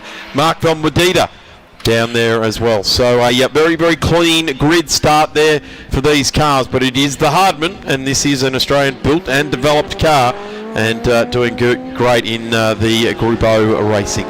Yes, he's certainly running away from it as they go up through the cleavage area up to the top of the track before they came down the short of the straights today. We're not using the longer track today, of course. The Hardman rocketing away down the line. Bennett looks like he's making up a move there on Faulkner as they come down into the hard left-hander. Good race going on there for second and third. Back then to West and Crabtree and Volmora back further. So good run up to the top end of the circuit. They disappear out of our sight looking at them, but we can see them on the TV here. And Hardman, car number 7, doing it very, very nicely. And Gibson, still just in front of Laurie Bennett as they head down towards what's actually turn 1 here on this particular circuit. Very, very good move there by Laurie, right under brakes. Comes through the S's, up onto the old pitch straight, comes past our commentary box, and looking very, very smartly indeed, Darren. Michael Gibson not coming around to complete that lap, so not sure where that car has ended up, not getting across the strike. So we've managed to only have 6 cars out of our 8 complete the first lap there, but it is the Hardman that is well and truly out in front. We're getting a great look at the side now of Laurie Bennett's car. And Laurie always doing a terrific job in that Alfa TCR 600B. Again, an Australian built car. Gary Cooper designed and built many, many cars in the Australian landscape, starting off with the Clubman right through to the full ground effects, Formula 5000, Alphans as well, and many sports cars and different iterations in between. The Hardmans were pretty much strictly limited to the Formula 2s of the era and some of the junior type of categories. But here today, the Hardman with David Hardman at the wheel, the JH1, the 1981 car, 1600cc, leading the way nicely. About 4 seconds separating Hardman from Faulkner, a 4:24 for Hardman, 4:28.6 for Faulkner, and a 4:29 for Bennett. So Hardman certainly getting well and truly out in the lead as he comes through up onto the old pit straight again through the S's there. And I have a feeling that Faulkner is also making a little bit of inroads away from Bennett, as the rest of the field are coming through the S's. One of the cars that was enlisted for this was the Mark Velmobita car, the Brabham BT23C, which has just finished a restoration job on that car, and Phil Hughes, the mechanic to the Stars, has been looking after that car out at Hughes Supercar Services in Brayside. Sadly, we're not seeing the car in this race, but boy, is it a magnificent restoration that the crew have done on that car. Phil, of course, tuning it for racing. And there is a big difference to a Brabham that's being set up for concourse versus a Brabham that's set up for racing. And just seeing the Hardman car, the number 7 Clive Millis Motors, in its livery of the day, sliding it very nicely through turn number 10. We've still got about 7 minutes left in this race. You don't want to be sliding your wings and slicks car this early in a race. You'll tear the back tyres off it, but certainly he's got himself a 5.5 second lead here, so I guess he can experiment around with some throttle application, can't he? Certainly, seeing the name Clive Millis, because that brings back memories of Clive. Very unassuming sort of a man. Put him in the behind of a motor car like that. Very, very hard to beat in his days. Clive Millis trucks, the things he had there out on Canterbury Road for many, many years.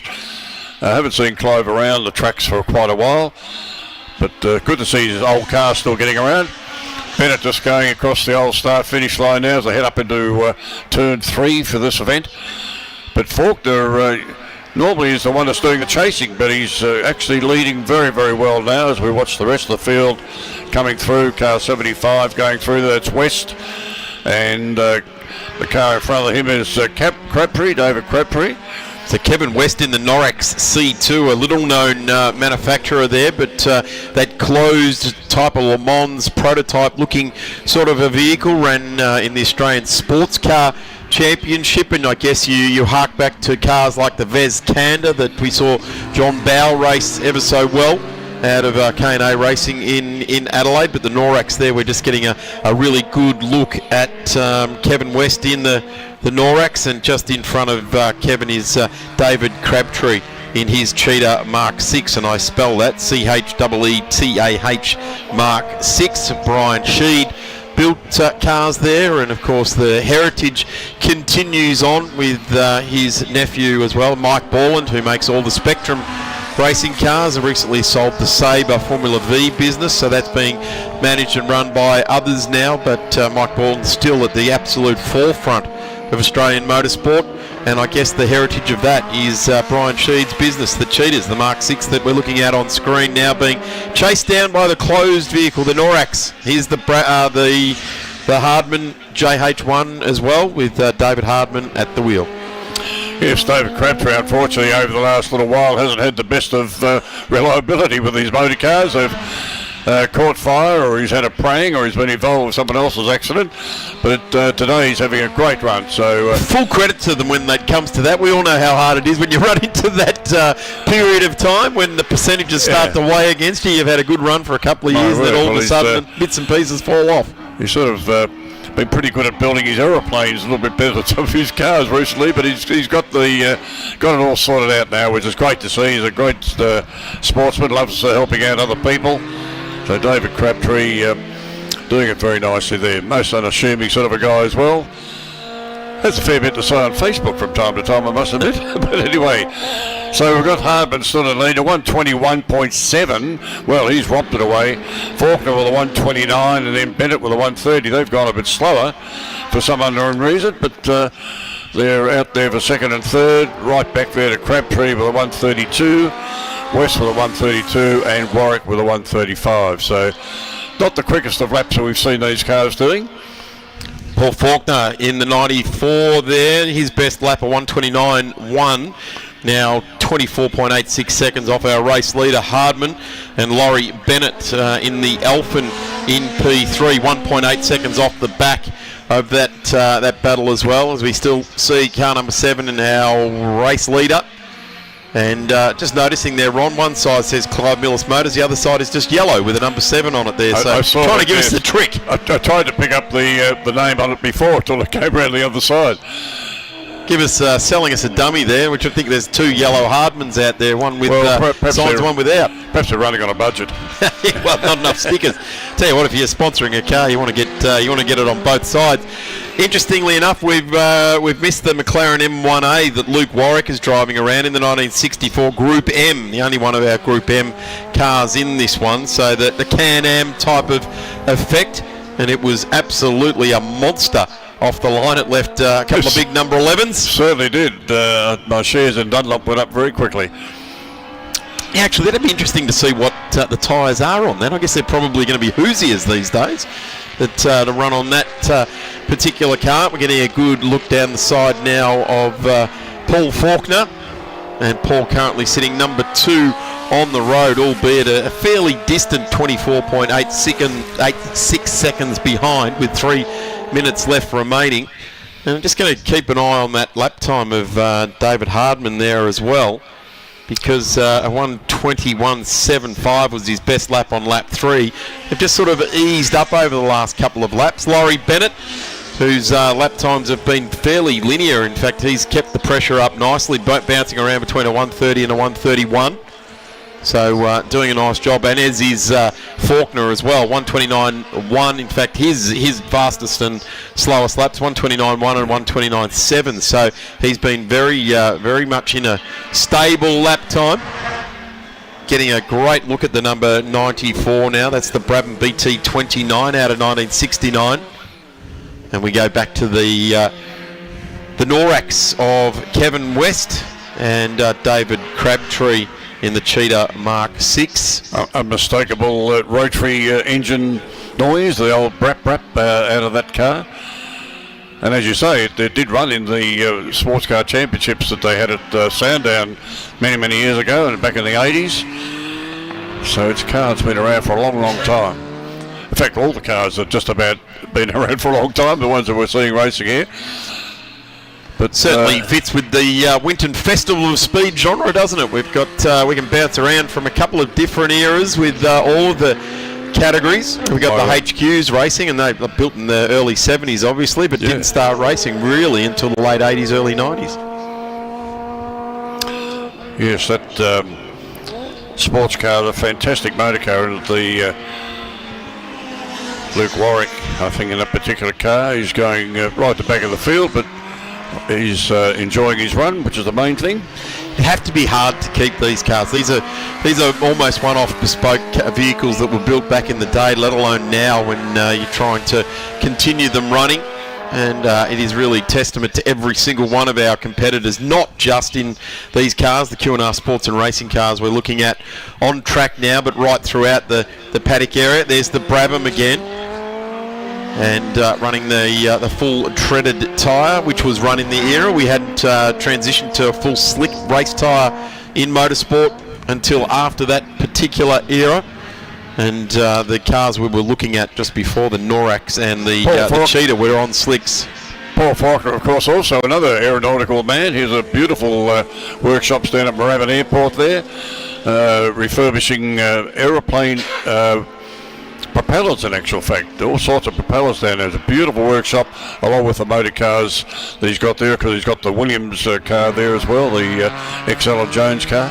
So lovely workshop that Faulkner's got down there. He also raced, I think, in the super competitive Porsche 944 category for quite some time, which runs with the Victorian State Circuit Racing Championship, which you'll be able to see at Sandown at the end of this month, the 23rd, 24th. The National Sports Sedans running along there, so the biggest of the big bangers of the current Australian motorsport running at Sandown. Well and truly worth getting trackside for that one as well. And there's the 51, which we've had a good chat about, the Cheetah Mark 6, blue and white David Crabtree, as we hone in on the last bit of this race. In fact, we've ticked over the time certain clock, and I would suggest the next time we see the yellow number 7, there he is coming on to the straight. There will be a checkered flag expected to greet, and there it is. Checkered flag goes to David Hardman. The Norax just gets through for another lap. Just about to be lapped. Belching 12A flames out the back there onto the road. So as you touched on, Ron, the rotary powered engines, they do love to spit out a bit of raw fuel, and I would suggest that car's probably running a 48 IDA Weber or something like that, so plenty of unburnt and raw fuel going through the combustion process. Yes, they used to run an RX-7 for a while, and like I say, they get quite fumey when they do all that to burn very up hot, petrol. Yes. Yeah, so there we had Hardman with a 121.7, Faulkner 129.1, and then Bennett with a 130.09. So they weren't really actually racing themselves much this particular event. They may in the next one, of course, but usually it's a pretty good race between Bennett and Crabtree, West, Warwick. So great to see that event come to us for the Group AO Sports Cars and Racing and Invited categories, BQ&R. Wonderland RV and Equity One bringing us that particular race. All the cars have made their way through to the finish line now. We might take ourselves a quick break as we burst onto the scene with the MG and Invited British sports cars in just a few moments' time, as we see the Hardman and the Norax come to the line there, and looks like the Norax just beat him to the line. So we'll be back in just a couple of moments with the MG and Invited British sports cars on track. When I was a kid, I loved cars. I've been a motoring enthusiast all my life. My life is hot rods, designing them, building them, and racing. Hand built with a stainless steel roof. I've won the Monte Carlo Rally 4 times. Like Dad, I've always been a Ford man. In 71, this was the fastest 4-door car in the world. Insurance? Shannon's, of course. The Wonderland RV is a premium build and comes with a premium price tag. They chose the CRZR suspension and chassis, and it suits it really well. Wonderland do things in style. It has plenty of living space. The star of the show is that 6,000 watt 100 amp inverter charger combo. For me, the most innovative part of the van is the kids' central bedroom, which can be used in so many different layouts. This central area would make an absolutely fantastic office.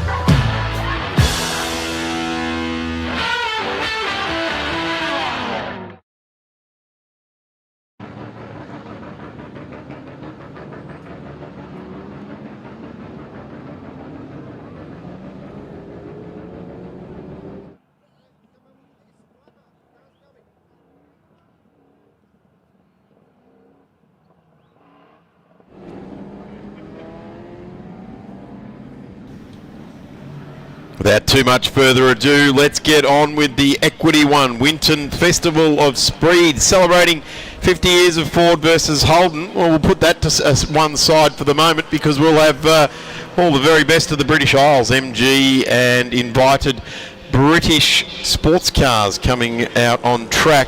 Now I'm Darren Smith, right alongside me, Phil Membry. Phil, these cars certainly evoke passion amongst the MG and English fraternity. Do they ever? Have you ever driven one of these cars? Not one like that we're looking on screen at the moment. Our pole sitter in Simon Elliott. That is the RV8 is an absolute beast. Yeah, what a weapon that thing is. He's going to show a clean pair of heels to everybody unless he makes a big mistake, I think. But yeah, I'm not so sure. Don't put your money on that too quick, Phil, because Michael Trathen in this little 1300cc thing here, you don't get number one on the side of that car without racing these guys right throughout a series and being there right at the end of every race. And if any place rewards the ability to power down and flow the car, it's here. Absolutely. And that little Sprite is every bit of everything I just said there. And Michael Trathen, he absolutely throws everything at it, throws the anchor out and just goes for it. Like I said, you don't get car number one without trying. Not at all. It's quite a privilege to wear the number one on any category that you're in. And when you're one of the smallest cars out there, you've worked hard for it, that's for sure. Let's have a look at the grid as they come around. Simon Elliott in that number 55, the big RV8 coming around. He has had to redevelop that car over the last few years and's come out and has been racing it very, very nicely indeed, and should be absolutely congratulated the way he's mastered that car. The MGB outfit, the number 58 of Simon Elliott, has rightfully got pole with the 135.28. Here's the telling story. Car number 2 qualified at a 139.76, so we're 4 seconds a lap slower than on a single lap flyer for pole. Donald Bradley in the number 43. Donald in the Austin Healey Sprite. So a couple of smaller cars. Chris Gidney in the number 19. Chris is in the MGZR, a newer version of the MG. We go back to Gary Gibson in the 67. Keith Ondaatje in the number 40, the Stag. I'll name it now. I'm going to barrack for him. I have been for years. I love the number 40. We jump on board with Keith Ondaatje. Rodney Wells, and it's Jason Edwards, David Bajent, Paul Hogan, John Makem in the number 33. The big guy in the MG midget slings himself in there, races beautifully. Alana Ondaatje, the next of the Stags there. She's in number 44, and we are absolutely away. Adam Ailiff, Anthony Vollebrecht, Jack Cousin and Alistair Ondaatje down the back of the field in his TR7. And let's see how they go. Simon Elliott, as expected, gets away beautifully. Chris Gidney in there as well. Donald Bartley gets into P2, though, off the line there. So gets through on Michael Trathen. In fact, that's one of the rare times someone actually puts a move on Michael, and it was off the start line. Got him on the line there. And we see Keith Ondaatje in car number 40, the Stag, in there as well. Very James Bond 007. Elliott, though, round the sweeper.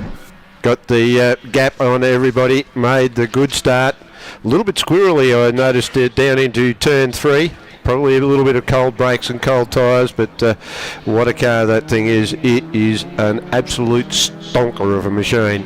Yeah, we sort of arc back to the likes of Tom Hutchinson and Mort Fitzgerald in his MGB and the likes that used to absolutely dominate this sort of racing. And now Simon has come up with the very next best thing to those guys, and he is now the guy that is out in front. And big shout out to Phil and Vince that were running in those invincible MGB GT V8s over a while there as well. Now Phil Gucciardi now running in GT4 on a national series, and Phil joins us from time to time in the Monty powered outfit. But just watching some of the smaller cars, and it is Michael Trathen who has, he's vilified himself. He's gone back into P2 and just managed to put Donald Bartley back one spot on the opening lap. So he didn't lose any spots on a lap, just for 3/4 of a lap there, Phil. He went into P2. Yeah, mate, had to regain that spot. That will have opened up a bit more of a gap for Elliott out in front as he heads on down into turn 4. Then he makes his way out of 4 up to the sweeper. Right foot to the floor, pedals it up through the gears, slots it through that long sweeping left-hander. Then you've got that little bit of a dog leg as you come out of there. Jumps on the brakes into tank. Really tight corner. I'd imagine he'd go back 1, maybe 2 gears down there. I'm not too sure what gearing he has in that car. Round the big gum tree he goes. Number 55 looks the goods. Those almost going to say the livery, the Martini racing type of livery, but it's just an iteration of that. Trathen doesn't worry with too many decals or anything on his car. It's all about being lightweight, and he's that concerned about lightweight that he has the best number you possibly can have. It's just the one. The one. You don't need any more weight than that. You don't need a 2 or a 3 or anything mixed up. The smallest amount of material to make it. Exactly number right. one. Yep. Very much the Colin Chapman theory, isn't it? Just has to get to the end each and every time. I'm surprised he's put paint on the car. Well, I would suggest it's probably a very, very light mix. 500 mils will do a whole thing in the case of a Healy Sprite, that's for sure. MG Midget, sorry. Yeah, 1 coat will do. Correct, and we just look now, completing lap number 2. Elliott, a 134.92. Yeah, good lap speed there from Elliott. And he'll get faster too, and so will Michael Trathen, a 139.62. Michael Trathen qualified at a 134.39.76. I'll get it out eventually. So he's gone faster now, but we've also had a little bit more heat into the track. The sun has been out, although it's not an exceptionally hot day, but the black surface does absorb the heat. As long as the sun is out, it's absorbing it. Gee, it looks menacing with him on board with that black helmet and the reflector lens, doesn't it? It's almost of course, like you've got that big wraparound seat as well, which just sort of adds to the size of his head, really. I don't think his head's 3 feet wide. Look at that looks reflector. Like it is. Looks evil. Yeah. Super quick. Comes out of there as yet again just throws the right foot down. 134.927 on the last time around for Elliott and that beautiful machine. But what can Trentham do? Can he reel it back in? Certainly got the job in front of him. Just looking back through the field now, great to see some of these cars. It's the ZR there. We just lost that mid-shot there, but that'll be... Just looking for, again, we're missing that one, but certainly getting a look back down through the field. As we go back to Michael Trathen, he's in P2 in car 1. Yeah, he's got 10 seconds to it, 10.4 seconds he's got to try and make up. That's a big gap that he's got to try and pull back. Let me tell you can't rely on Simon Elliott having any issues either. This car has been really on point since he brought it back out. There's the back end of Keith Ondaatje, and Keith's being chased down by Chris Gidney in the number 19 and the 67 of Gibson, which is Gary Gibson, started out of position number 5. Here's the 43, third on the road, started out of P3. Donald Bradley, qualified at a 140.39, is now operating in the 139.9, so he's improved by a tenth of a second in this race as well. So you can see how the track is starting to come to the guys and girls as the day gets a little bit older. Car number 12, this is James... or Jack Cousin out of the ACT, a Jag Series 3 V12E. Very interesting looking racing car. Here's the Stag. Almost didn't recognise what it was when I first saw it on screen. If you look close enough here, Phil, and you get a good shot of car 40 from the front, you will see a man with a grin on his face like no other. He's in his Stag, he's on a racetrack, and he's burning around and around doing laps.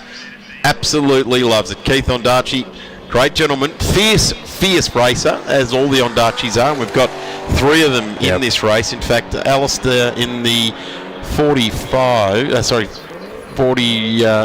hasn't taken to the track actually. I called him on the grid, but wasn't on the grid, Alistair. But Alana started out of 12th, and Alana's actually gone back 2 spots. But we're looking at Keith at the moment. He started out of 6, and Keith's now up to 4. Looking back down the field now, this is Adam Ailiff, and that Jag that we formerly mentioned, the Series 3 V12E. About to get passed by the lowly Austin Healy Sprite. It's very much a Batman-looking E-type Jag, isn't it? It's an interesting looking way that they've modelled the front of that car. It's really quite different. Yeah, it's very interesting, isn't it? The Jaguar Series 3 V12E. Love the E-type Jag shape. In fact, it's one of the world's most enduring shapes. That the Lamborghini Miura and some of these shapes that really did start to style our world. Yeah, you're mentioning things I can't afford. Well, I'll throw a Austin Healey, either a 100 or a 3000 in the mix there. They're also were game changers in the automotive world in that particular era. The MG ZR. Now we've just seen Gidney go through on Keith and Darchie and unbottled that car. So the number 19 now is out after it, and he's into position number 4.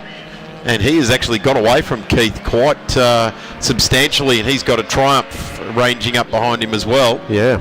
And those Triumphs have got some MG midgets chasing up. There's Makem in the mix there as well. So the sign rider, he's going around the outside in the number 33, or is it the 260 of Jason Edwards going up the inside of him? So great battle. MGB GT V8 just in front in the standard sort of trim. Yeah, didn't make it on the outside, had to tack back in. We've got car 40's pulling in, Dan. No way. What have you done to him? No way. The number 40, the Stag, is making his way back in to the paddock. He's going to give it a polish and get it ready for you for sale. Oh, no, not buying it off him. Just like to see it going racing. Here's the RV6. The last of the iterations of that MGB, that shape that Rover tried to just breathe one more bit of life into that particular shape there. There's the Triumph TR6 in the orange there. Yeah, lovely little motor vehicle, the TR6s. They sound glorious too as they sail past.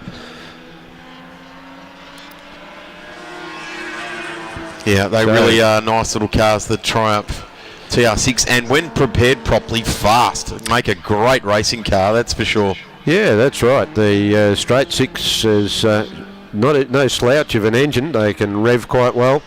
Gary Gibson in this one. He is doing a good job, and he has got the 60 in behind him, Rod Wells. And they've got that very special sort of front end on that MGB.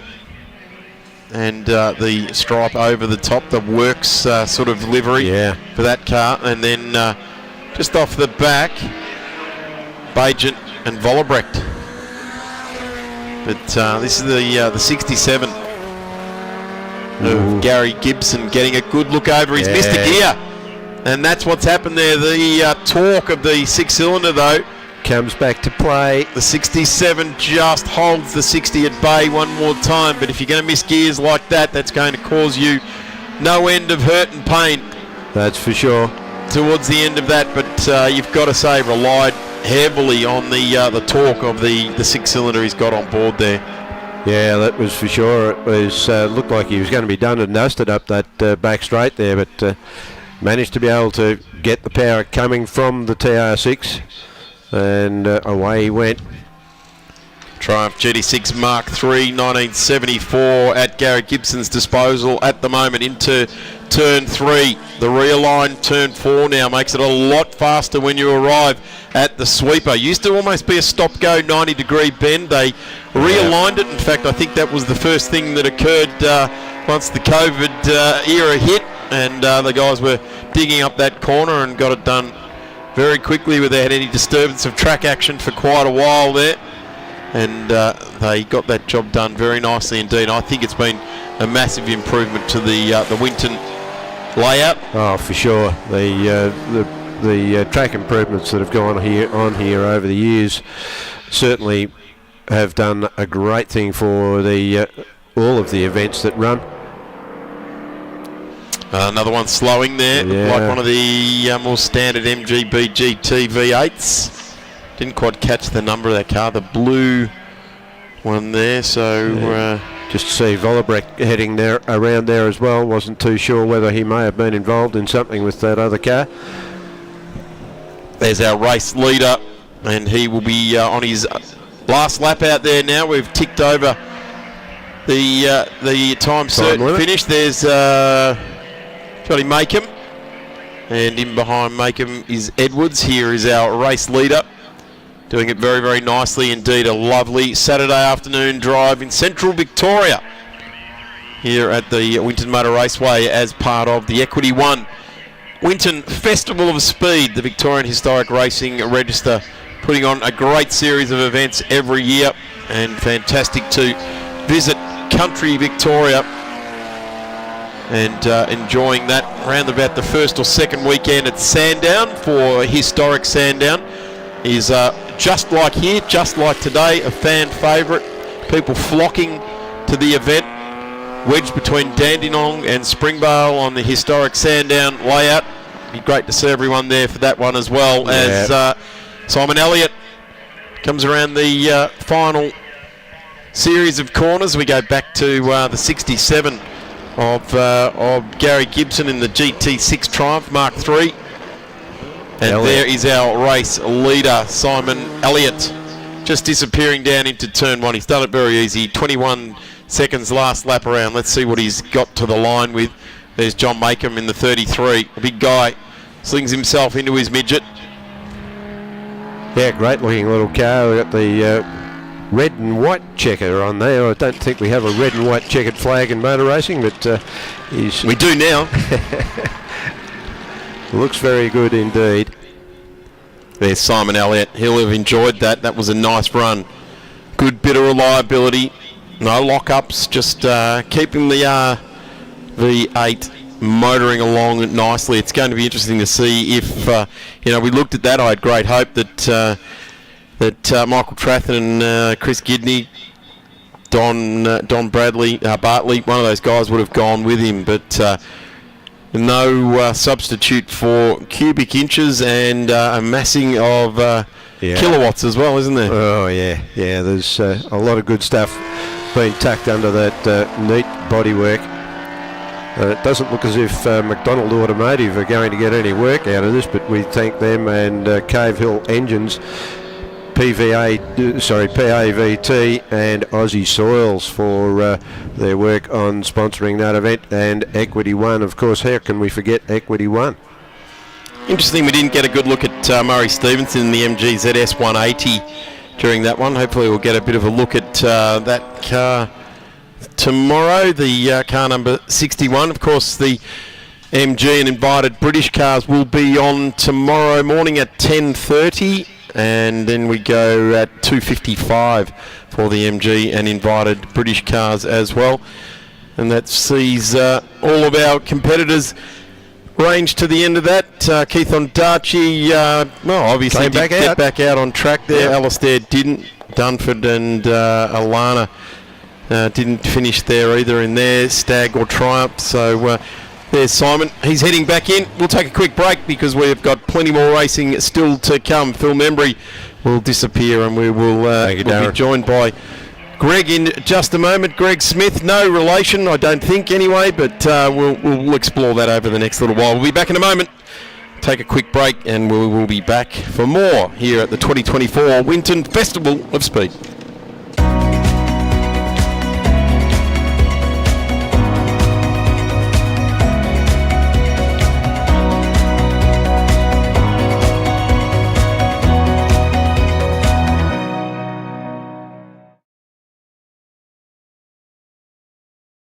When I was a kid, I loved cars. I've been a motoring enthusiast all my life.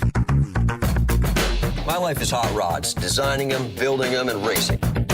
Hand-built with a stainless steel roof. I've won the Monte Carlo Rally 4 times. Like Dad, I've always been a Ford man. In 71, this was the fastest 4-door car in the world.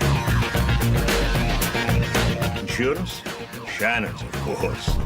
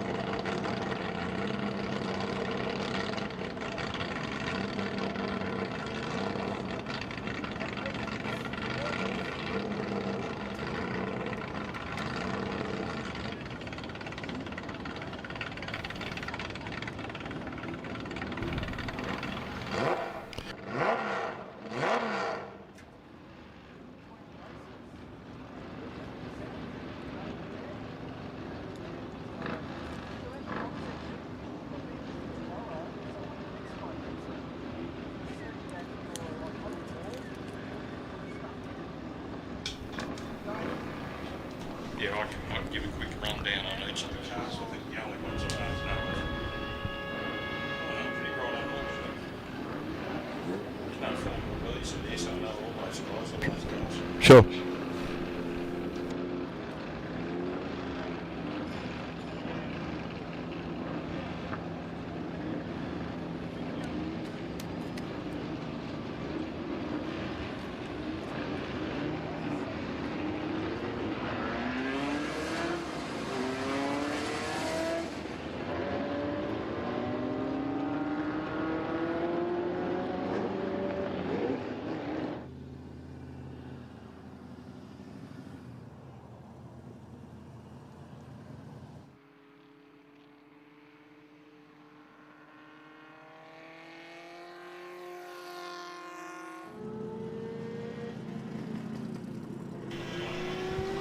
Race cars back on track, just how we like it, and this time we are going to go with the categories known as JKLB, M Sports Racing, Formula V and invited cars. I am not sure that yes, there is a couple of Formula Vs that are making their way out of the pits. One of them will be Michael Olsen, the 81 of Harold Roberts, the 40 of Callum Ross. They make their way around to the grid, and I'm Darren Smith right alongside me. No relation, but Greg Smith for the very first time in commentary. Welcome, mate. Great to have you here, and you are touted as the expert on all things JKLB and M Sports, so we're about to get a lesson, I think. We'll give it a try, and we'll see how we can describe some of the cars. The cars are coming round now to line up. There's Norm Faulkner in the Alfa Mono on screen now. So Norm will be coming out of position number 2. Just down the road from him is Noel Bryan in the number 63 Renmax BN1. So another great to see some of these Australian-built cars that are coming out of the closet. Graham Raper is in position number 4. So number 3 is the 77 of Conraya, the MG Holden Monoposto out of 1955. So there it is there. Certainly a shape of car that was around for quite a long time, wasn't it? I mean, you can draw a line between that and Maseratis and Alfa Romeos in that similar sort of monoposto format, can't you? Very interesting car. It runs an MG TC running gear chassis and a grey Holden engine out of an FJ Holden. It's actually the Repco Gold Top replacement engine out of the Wagga Taxi. We'll get to those stories, I'm sure, throughout this particular race. In 5th position is Peter Fagan in the 126 Cooper Mark 6. Then we go to Shane Bowden in the number 17. Shane's in the Lotus 11 replica. And that is a 2.1 litre outfit there. Then we go to Ross McLaughlin in the number 99. Ross is in the Melmark Elfin. Back to Russell Budge, Max Pegram, Michael Olsen, Harold Roberts, Callum Rose, Barry Bates, Doherty and Jack Walter. A number of those cars haven't joined us, but we are set for a race start. And away we go, and there's a big jump midfield there. And we head down into turn number 1. Norm Faulkner just gets gazumped a bit on the line. Certainly a lot more frontal area on the number 16 of Graham Raper's car there as well. Coming up past the old start line, and leading is car number 30 who sat on position 2, Norm Faulkner. Noel Bryan dips in behind there as well. So the Alfa Mono, Aussie built car as well. Famous Mark Elfin out of South Australia. Not too many sure how many cars the Elfin organisation actually produced, but certainly when you come to an event like this, you do learn. A lot of them were out there because a lot of entries have got that Elfin mark written right next to them. The 63, Noel Bryan in the Renmax. And this is a classic battle of Aussie-built cars, isn't it? It's a classic battle because the Elfin Mono's 1600 cc's, whereas the Lynx is only 1100. It's a Formula Junior. It has a fresh engine in it just for this meeting, and Noel has told me that it pulls 9,500 revs up the main straight, and it certainly sounds like it. Connor Ryan in that MG Holden Monoposto as well, out of 1955 LB Racing. And it's a 2.4 litre, as you touched on the Holden grey motor, and those very long inlet tracks hanging out the side of that engine cowling. And engine forward of the driver, whereas the two cars in front engine behind the shoulders of the driver.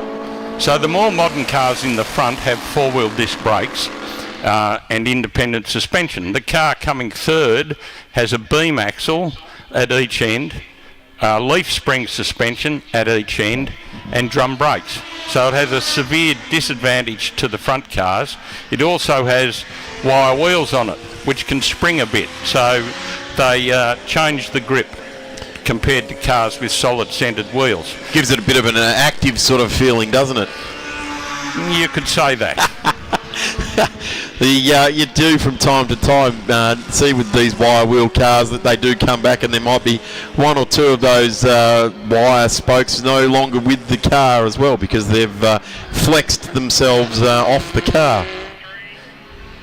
Oh, there's 77, bit of a lock up there, but I've got to say the wheel inputs are massively evident, aren't they, Greg? Just watching away, almost soaring at the wheel as he slides it around the cleavage, coming onto the past the truck assist sign and charging down.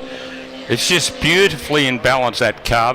He's got the tyre pressures correct, and it's showing its way to some more modern cars. We'll get a shot shortly a bit behind that car, and you'll see the other ones that it is battling against to stay in front. So the 63 out in front now. Noel Bryan, the Renmax. In behind is the Alfa, and very much the Renmax, the front air inlet there being ducted down to the radiators. So the Alfa Mono was the first car Gary Cooper built with a monocoque tub, hence its name Alfa Mono. So it's a built-up box riveted tub with all the other ancillaries attached and bolted on, as a car of the era. But it was a breakthrough car in Australian manufacturing.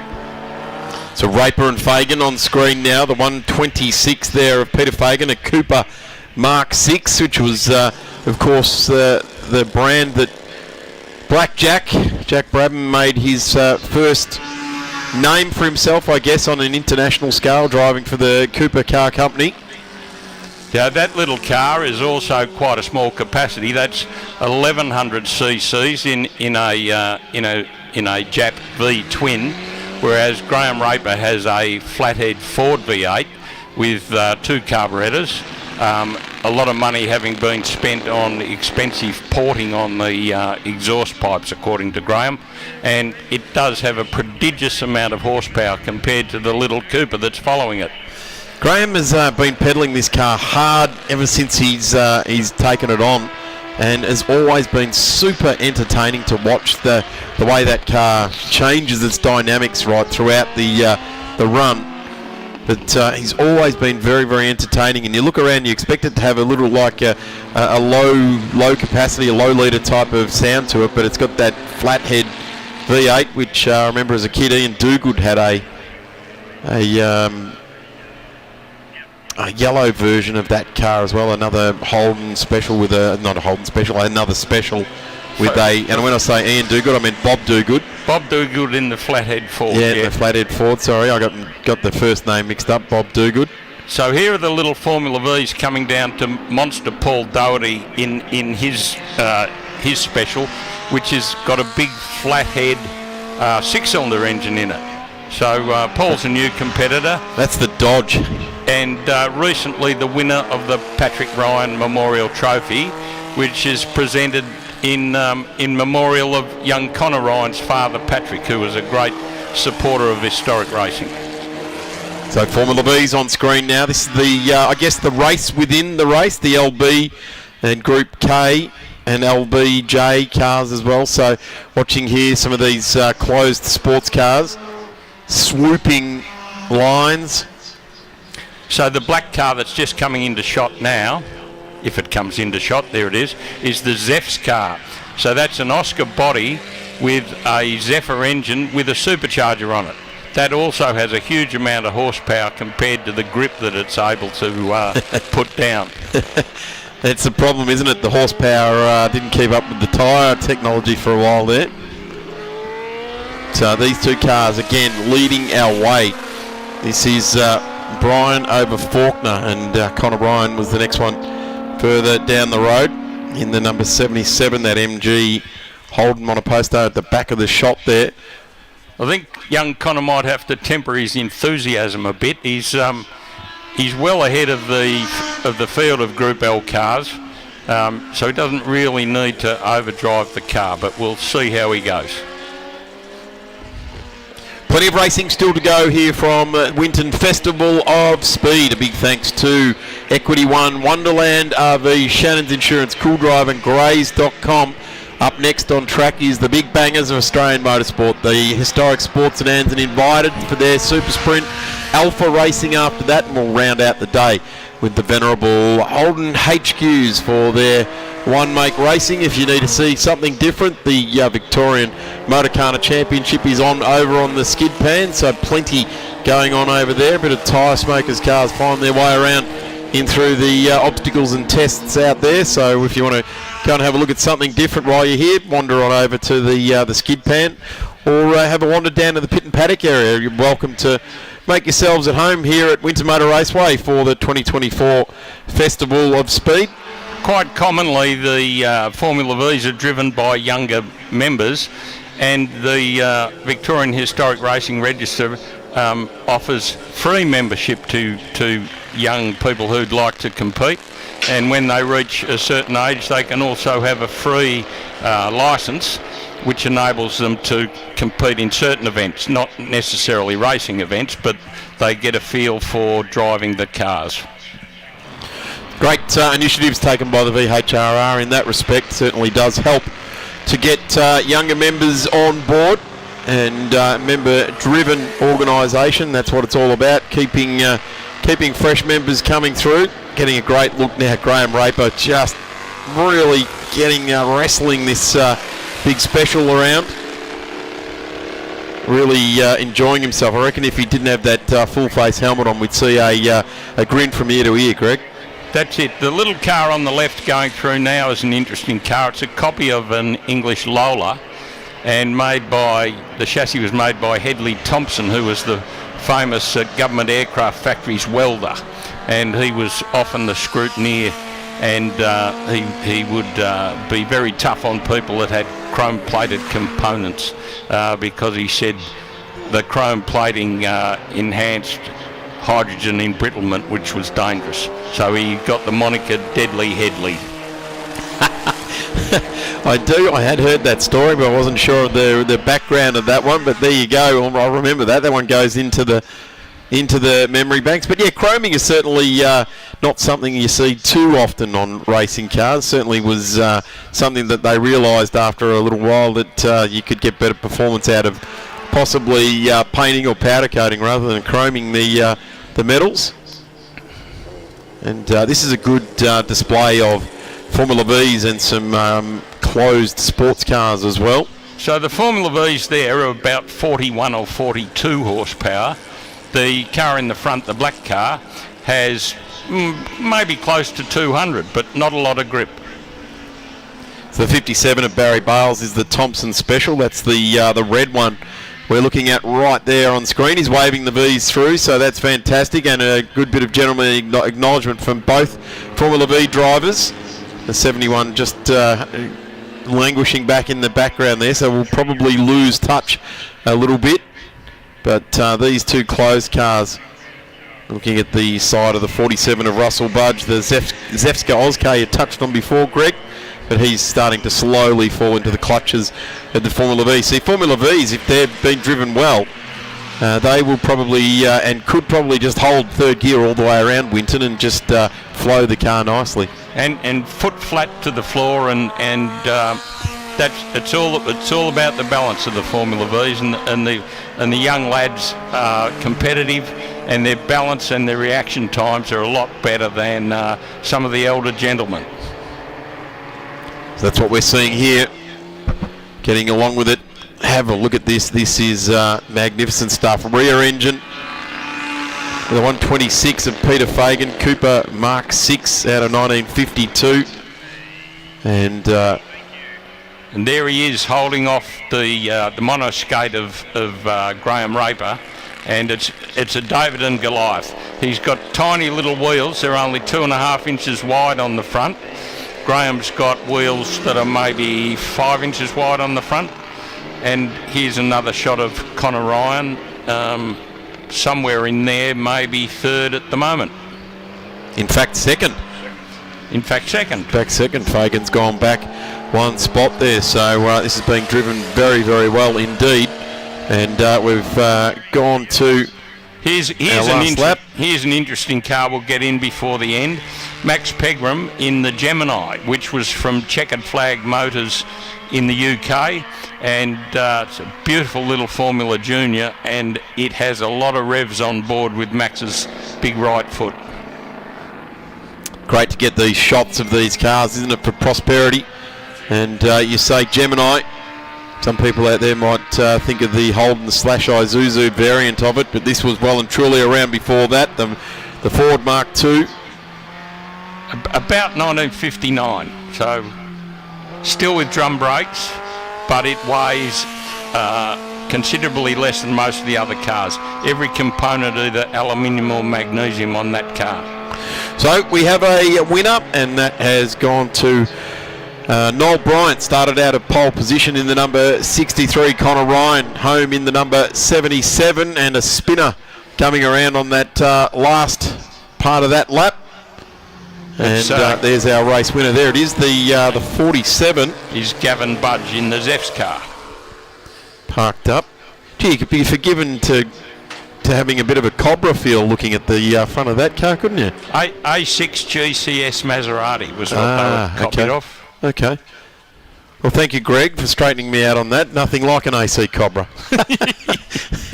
No, just the guards or something. Maybe the radiator inlet caught my eye in that respect. And the two green cars in this event are both copies of Lotus 11s, and both of them are very close to Lotus 11. One's got a grey Holden engine in it, and the other has a Peugeot 403. Well, thank you very much, Greg. That will see the JK, LB and M sports and racing cars done. We'll thank you very much for your input there. We'll see you at 11 o'clock tomorrow morning for the next time these guys are on track. I hope you guys are enjoying the 2024 Winton Festival of Speed. Thanks very much. It's been a pleasure to describe some of our ancient pilots and ancient machines. Great to have you on board. Thank you very much, Greg. We're going to take a break because we have got the big bangers of Australian motorsport warming themselves up down in the pit and paddock area at the moment, and I speak of the historic sports sedans. This is strictly not particularly a race, it's more of a super sprint, so it's all about getting against the clock. But I tell you what, once these guys get out there and they start to get the blood pumping, we do have a grid sheet. Not that it means anything, it just means that we've got some times from practice earlier on today, so we will refer to that during this next session. We'll take a quick break and we'll be back as Mark Selly has joined us here in the commentary booth, the guy from Old Car Radio's Repaired. We saw it on the screen earlier, and hopefully we'll see it again during this race so we can see his logo on the screen. We'll be back in just a moment.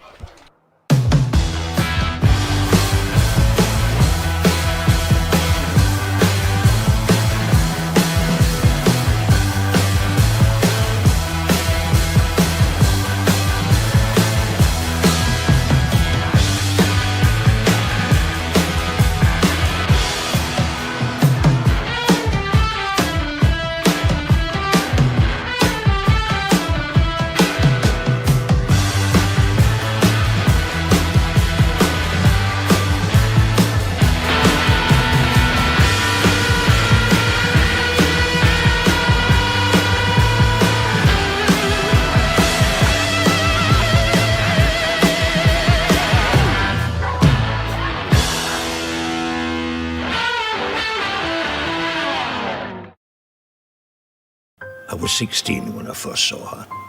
Loved her utterly. She was so sweet, so perfect, still is. She's got a whopping great two-stroke engine under that gorgeous aerodynamic body. Insurance? Well, Shannon's, of course. No one knows your passion like Shannon's. That's why we offer special limited usage rates and even club plate cover. So call Shannon's on 13 46 46. Shannon's, insurance for motoring enthusiasts.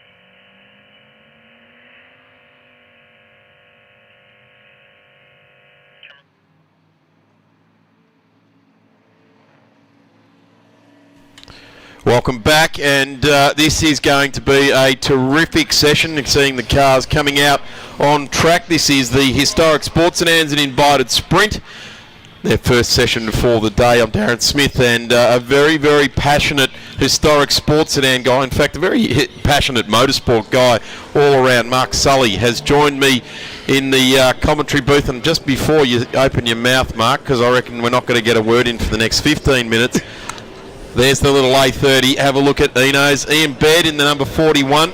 Watch that little car. It is an absolute weapon. It'll probably show some Tiranas and some other cars a clean set of heels. But Mark, I'll introduce you now. Take a big deep breath, mate, because here we go. This is awesome, isn't it? These cars, you know, we're going to have the National Series at Sandown in a few weeks' time. And this particular car we're looking at here could run well and truly easily in that field. And it's, you know, here it is running as a historic car, locally built, and we've got two of them, the Peter Fowler cars, here this weekend. Yeah, both. The Volkswagen is a replica, or actually a recreation, with Peter Fowler driving it, and Simon Fisher driving the Mercedes, which is now a normally aspirated 3.6 litre Chev. It's had some iterations, hasn't it? Twin turbocharged power plant there for a while, the Merc, and different iterations, different drivers over the years. John Bow, Brad Jones.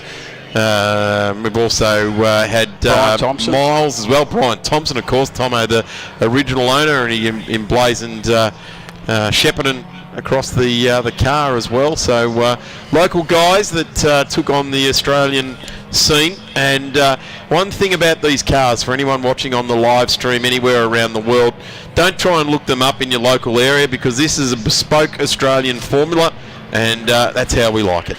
Yeah, this car, Mercedes, was also spent some time in New Zealand, where it got restored, and then Simon done a deal and brought it back to Australia, and here it is here.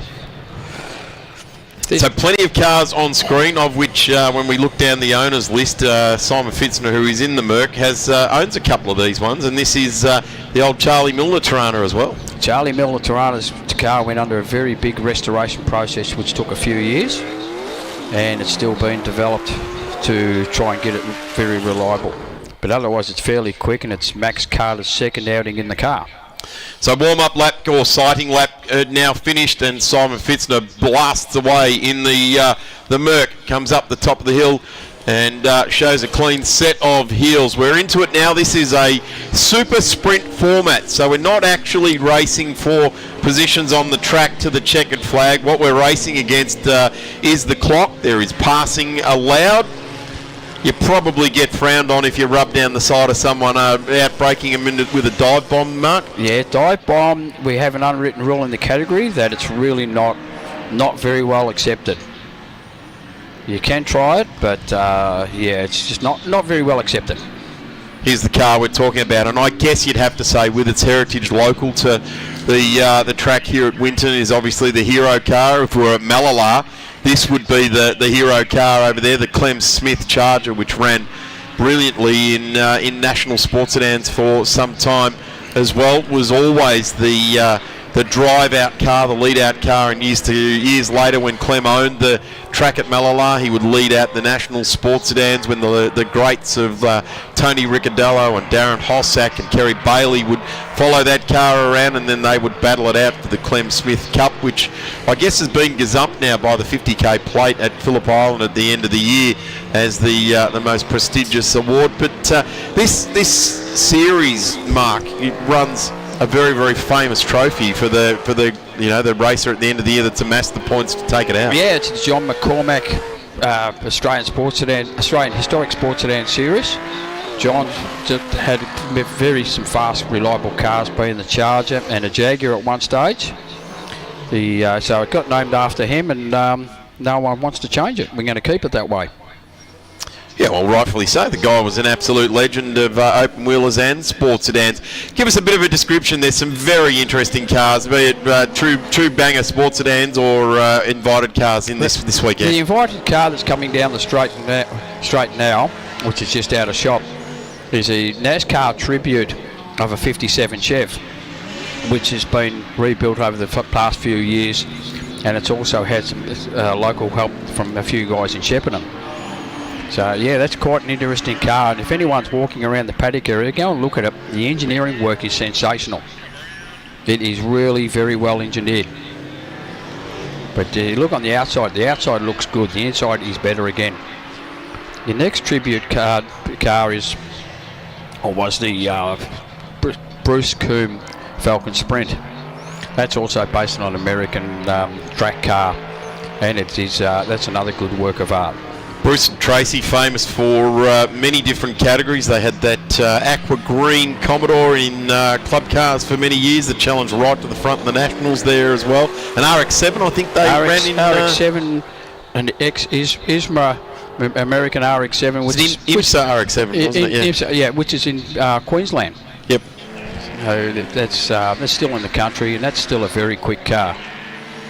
The way Bruce drives these cars, I feel very sorry for the rear tyres. Well, he obviously hasn't changed his style from the 90s when he ran in club cars. There's that NASCAR we're talking about, front and centre, right there, coming onto the straight now. So there's the VW. And here comes Ian Baird, for those playing at home. President of the Victorian Sports Sedan Association for a number of years. Helped Barry Bray build the Gazelle and the Stanza. And this A30 is Barry Bray's very, very first race car that he built, and between Ian Baird, Barry and Simon Fitzner, they brought it back to life. On screen at the moment, it's the ex-champion museum Brock Tribute HDT Beast Tirana, driven by Warren Colley. Warren's about the 5th outing that he's had this car, and he's just getting better and better and faster, and this car is it's built almost to the exact HDT Beast all those years, or 70s, all those years ago. There's one that looks fairly similar, Mark, the ex-Dave Hunter one. I wonder where that is this weekend. That's sitting in the paddock on display. On display, is it? Yeah, that's still... I'm just waiting on some engine parts for that one. When will we see that back out on track, Mark Sully? Hopefully next year. There we go. Well, I'm saying that because Mark should be driving the ex-Dave Hunter Tirana. If I had the engine parts I wanted, I would be out there today. Great shot of the back of these sports sedans. Big arches, big guards, and that's what it's all about. There's a Ford Anglia, which for many, many years was the weapon of choice in various forms of Australian motorsport. In fact, Bob Gill started off in one of these cars, and in a weekend's time, the Bob Gill Memorial Butcher's Picnic, which I think is quite fitting for Bob Gill, will be held at Phillip Island. This one's driven by Bevan Edmonds, ex-Tasmanian that was famous for HQ racing. It has the 13B turbo rotary, and it's reportedly to be the first car sponsored by Supercheap. First race car sponsored by Supercheap. So, and it's quick too. I've been behind it many times. You're watching Simon Fitzner. He's gone very, very wide, coming onto the back straight there. Bow Jones written down the side of that car. John Bow, Brad Jones, and Brian Thompson. Brian Thompson, not Graham Thompson. Brian Thompson. And there's the Peter Fowler at the wheel of the number 17 fastback car. This ran some McLaren uprights. It is built to the original drawings that Peter still has. Amazing, isn't it? So Simon put the idea to Peter, would you like to build a car for me? They had a little chat, and here's the end result. Not that one. That particular car. No, I mean, sorry, not the one on screen there, that 57. That's the one we started talking about at the start of this session. It's Charlie's Milner's HB Tirana again. That's had an extensive rebuild. Who's driving the Max car? Carter? That's his second outing in the car. Max normally drives the Mick Monterosso Anglia. Yep.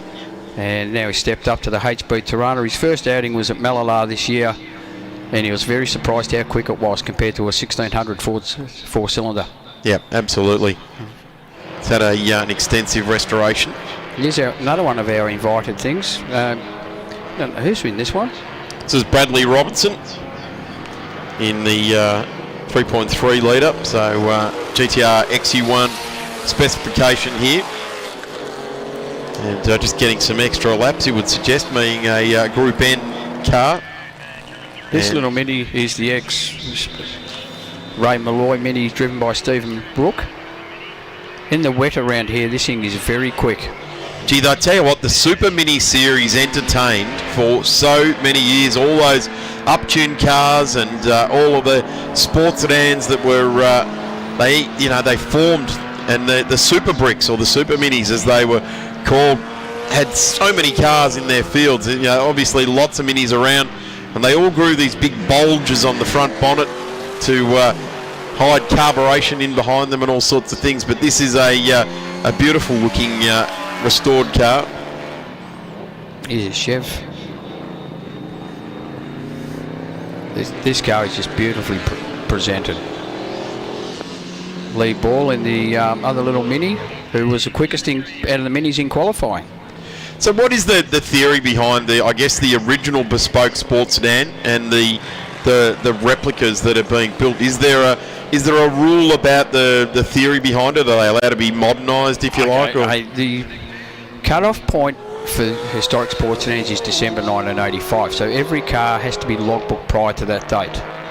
Anything after that date is run as invited, which is like Peter's Volkswagen on screen. And yeah, they've just got to be period eligible. But yeah, we had one stage we had an EH running around with a Lexus V8 turbo. It was very quick. Car was period correct, however the drivetrain wasn't, so he was invited. Like that, Nick's 57 Chevy's invited category, so that does not have a logbook prior to December 85. And is that how a NASCAR would have been presented in that era? I would think so. I'm not up to date with NASCARs back in that era. These cars here are all clearly Australian-run cars when you throw HDT on the side, and these Minis were absolutely massive, and that got a bit ugly there under brakes. The 39 Lee Ball by Lee Ball there, the Cooper S Mark II, the 67 car. Got very ugly there indeed under brakes, almost went into the side of the fellow competitor. And as we discussed, this is a super sprint. I guess we need to now start to interrogate the timesheets, Mark. Simon Fitzner, a 132.76, the fastest out there. Jason Morris in the Charger, 132. 133.23. Max Carter and Charlie Milner's HB Tirana, 133.1. Brett Robertson, you think he's in a little Tirana, 140.0. Yeah, that's the Group N Tirana we were talking about. Bruce Coombe in the 64 Ford Falcon Sprint, 140.3. It's a pretty handy lap. Nick Crecchetti in the 57 Chev, 142.2, which is not slow for what the car is. Lee Ball in the Mini, the fastest of the Minis, 142.9. Bevan Edmonds in the Turbo Super Cheap Anglia, 142.8. James Brock, I think he's in a Tirana, 149.0. Warren Colley in the HDT Tirana, 149.0. Rod Wood in the mid-mount FJ Holden. I just lost his time for a minute. Just lost his spot too. Ian Baird jumped up 2. Ryan Wood, and he's just jumped up back 1 now, and 144.1. Ian Baird as well. There's Ian Baird on screen. We touched on that as they first walked out, or first drove out onto track there. Kim De Britton in the ex La Camera Mexico Rally FJ, doing a 145.1, and this car was built for a road tarmac rally. Just touching on Rodney Woods, who we're seeing, where's Rodney? He's disappeared now. back down outside the 20. No, sorry, there he is, 12th. Now that Rodney's the reigning McCormick champion, isn't he? He's the last 2 years a McCormick champion. He ran every round and got the maximum points. So it's there's a fair bit of consistency involved in doing that, which I guess if there's one thing sports sedans have had a question mark over many years is consistency and reliability. They are absolutely strung out beyond the realms as Ian Baird just gets out of the way of Fitzner going through and Jason Maris.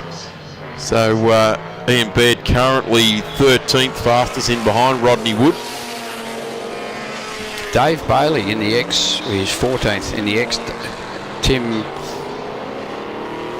Oh, sorry, I lost it. That's all right. And again, there's Ian Baird, and we just touched on that little yellow car was the first of Barry Bray's sports sedans. He, of course, had the two-door Stanza, which was run by numerous people after Barry Bray raced it, and the little A30, which just screamed across our screens now, driven by Ian Baird. He restored that. Simon Fitzner and Ian and Co did that, as we see the 08 of Tony Ross, the FJ, with the Perspex winged end plates on that car. It's being towed back. Checkered flag has been displayed, and it'll be Simon Fitzner fastest with the 132.7. Jason Maris a 132.8. Carter a 132.9. So a bit of a logjam in those top three there, Mark. That's some pretty close times. That's pretty quick. That is fairly quick. And they're pretty close too. I was going to say the green Capri, that's Derek Van Zelm's original Capri that he built for sports sedans back in the early 80s. Boy, he certainly showed him the way in a Capri there. The Marshall Batteries car springs to mind, and Derek Van Zelm, Motorsport Engineering Services guru of all things engineering, particularly a fan of V8s and Chevys. Likes to besmirch anything turbocharged and rotary, but Derek does a tremendous job. Mark, thank you very much for joining us up here on all things sports sedan. Great to have you here, and we'll have you here for a couple more sessions tomorrow, which will be for sports sedans at 11:15 and then again at 2:35. Great to have you back then. Thank you. Thank you, Gordon. Thanks, Mark. Cars heading back into the pit and paddock area, and we will have further racing coming back on track. Two more races to go today, the Alfa Racing and HQ Racing. A big thanks to Wonderland RV, Equi One, Shannon's, Cool Drive and Grace. Back in a moment.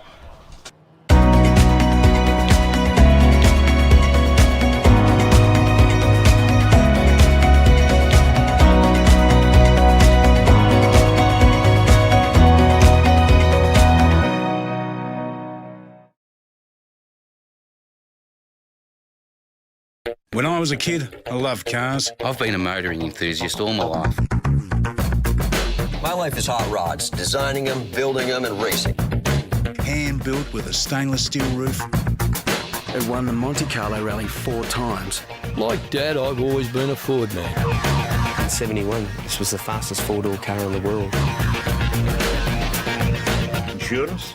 Shannon's, of course.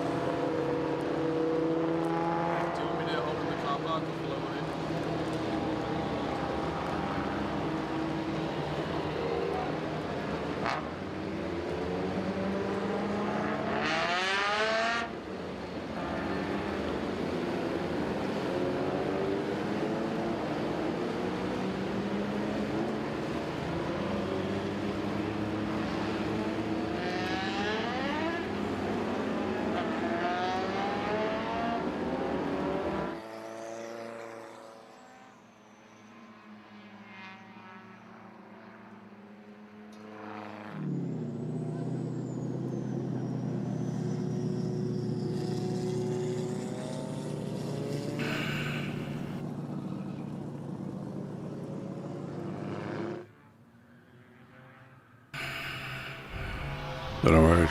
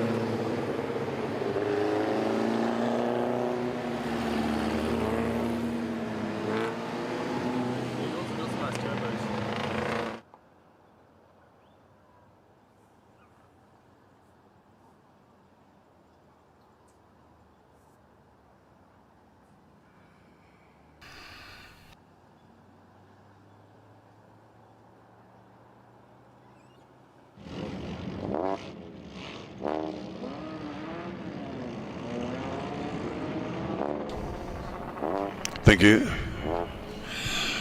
Okay, cars now about to get underway for the Alfa Romeo Racing Series Race 1. And this is the Winton Festival of Speed, of course. And away they go, very nicely off the line. Now, Robert will probably know a lot of the cars better than I, but certainly one of the Alfa 105 series, or Alfa, just in front there. Oh, we've got a spinner there.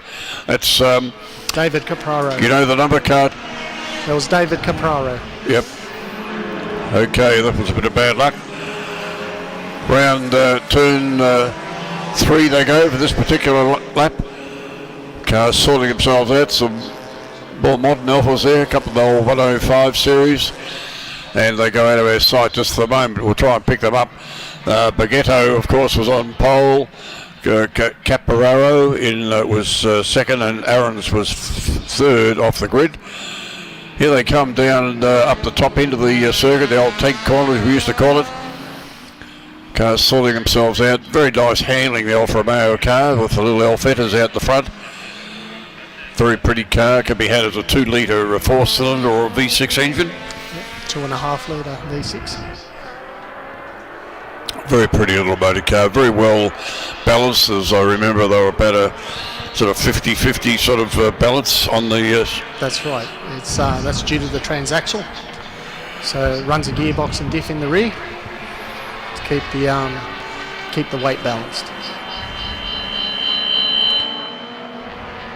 There's a good mix of cars there. There's 50 years between the oldest car and the newest car in that grid. There's also 4 classes. So it's all about class racing with this group. So Baguetto out the front, followed by Mick Aarons and Simon Grierson.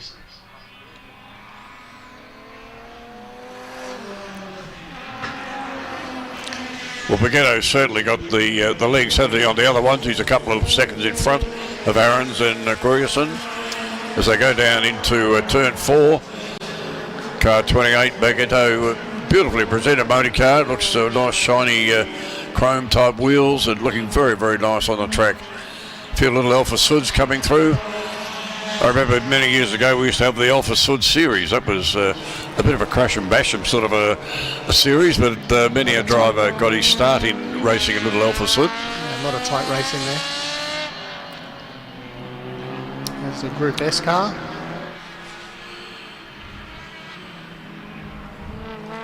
So we've got Aarons catching up a little bit here. Aarons in the white car.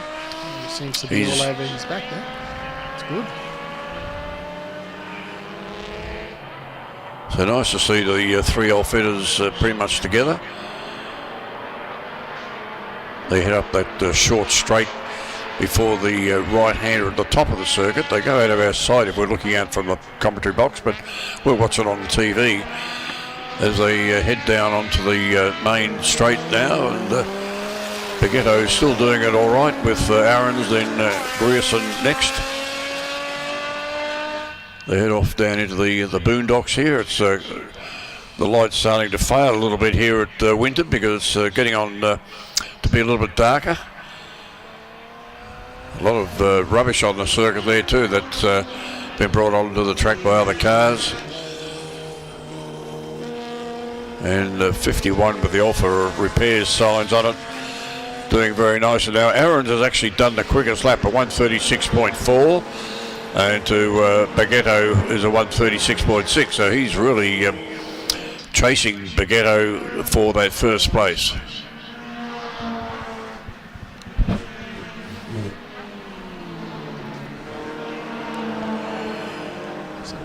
A couple of variants of Alfas here. Robert, tell us about the first one, the sedan.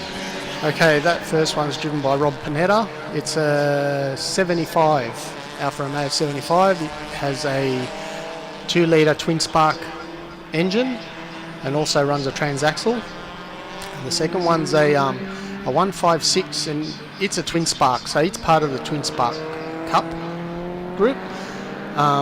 They all run control tyres, control suspension, so they're in their own class. They're meant to run equal, so it comes down to driver's ability there to see who's the strongest driver. And the other one was a 105, so that'd be a Group S car. 105 is a very, very popular car, isn't it now? And gee whiz, a while ago you could buy one quite cheaply, but don't go and try and buy one cheaply today. Not now. You're frightened to even put one on the track now. Even these 116 Alfettas, they're starting to get rare to get and costly. Okay. So David was it this chap here? David off alone? David Capraro. A bit of gardening. And Robert, does this series run at other events as well that It run does. around Victoria? We come down to Victoria maybe twice a year at the Festival of Speed, and there may be another event, I think, at the end of this year that we've been invited to come to. But normally we'll run at Sydney Motorsport Park or what was Wakefield Park. We're just waiting for that to reopen. We should have some more events there. It's opening up in October, I think. So I'm looking forward to getting back on that track. Because Alfa are actually quite dominant in running like the 6-hour races and those sort of events. They're sort of running those sort of events. They were very, very heavy in that type of event. They do a 12-hour, which I think is in a few weeks here at Winton. Well, yeah, 12 hours. So. Yeah, so a lot of the Twin Spark Cup guys will be in that. Yeah, okay. Well, still Baguetto, our leader, of the 135.7, then Aarons back to the 136, then Grierson with the 137, so pretty equal. They've done a few laps now. We're actually going by race time today, not so much by laps. So a bit of passing going on there, as you say, the sedan model getting past the 105 series. 105 looks like one of the earlier 1600 GTs with the single headlights. Yeah, the Sprint. Yeah. But Mark Beghetto has that car well sorted. It's taken him quite a few years to get it to this stage, so congratulations to him to be sitting at the front of the field.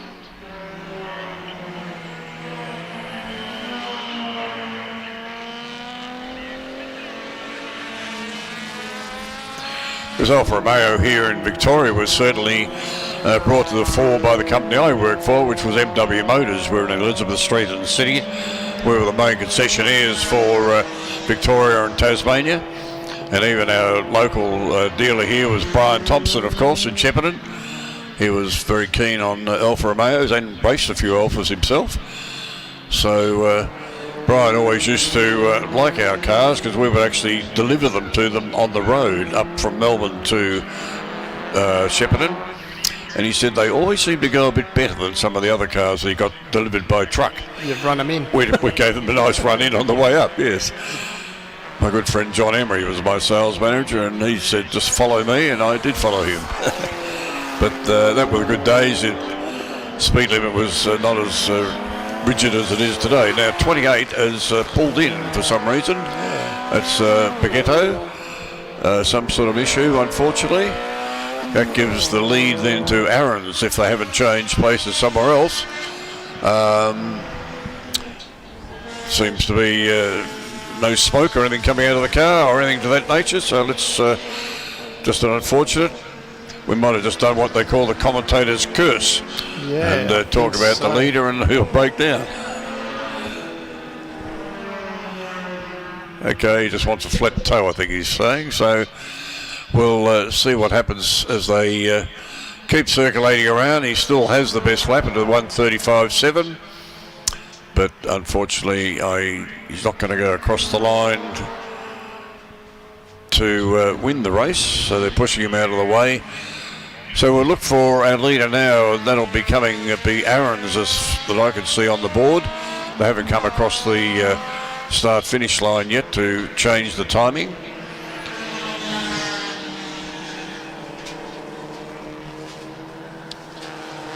Some of the little hatchback Alfas, Robert, what model are they? They're a 147 Twin Spark, also part of the Twin Spark Cup. They're really tight racing between the guys. They're always like mid-pack, but they race amongst themselves, and they've got their own, at the end of the race, they've got their own class winner. So it's very, very tight racing with these guys. They don't give each other much room. It's exciting to watch. That's good. No, it's a good variety of the Alfas running.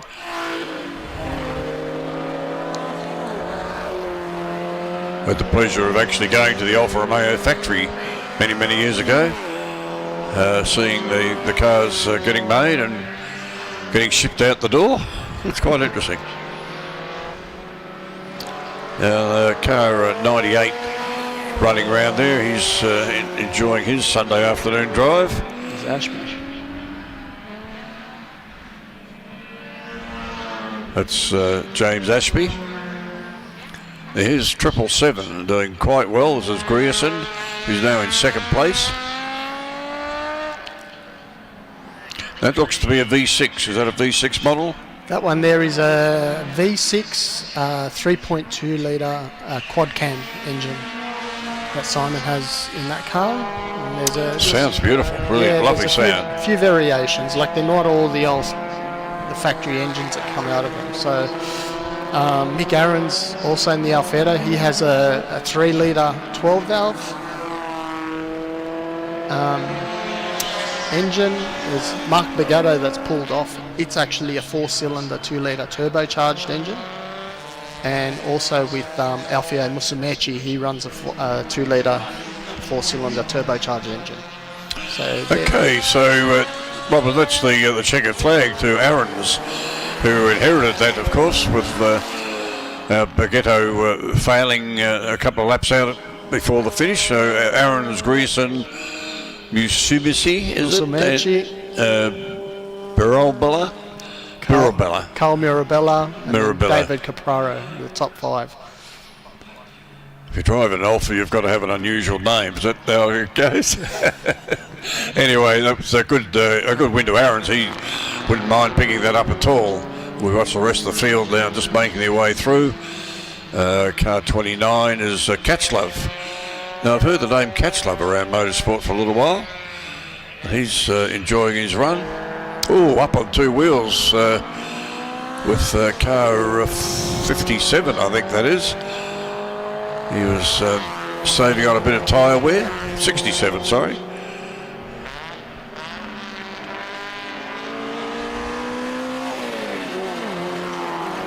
Bruce Field that was saving the tyre wear.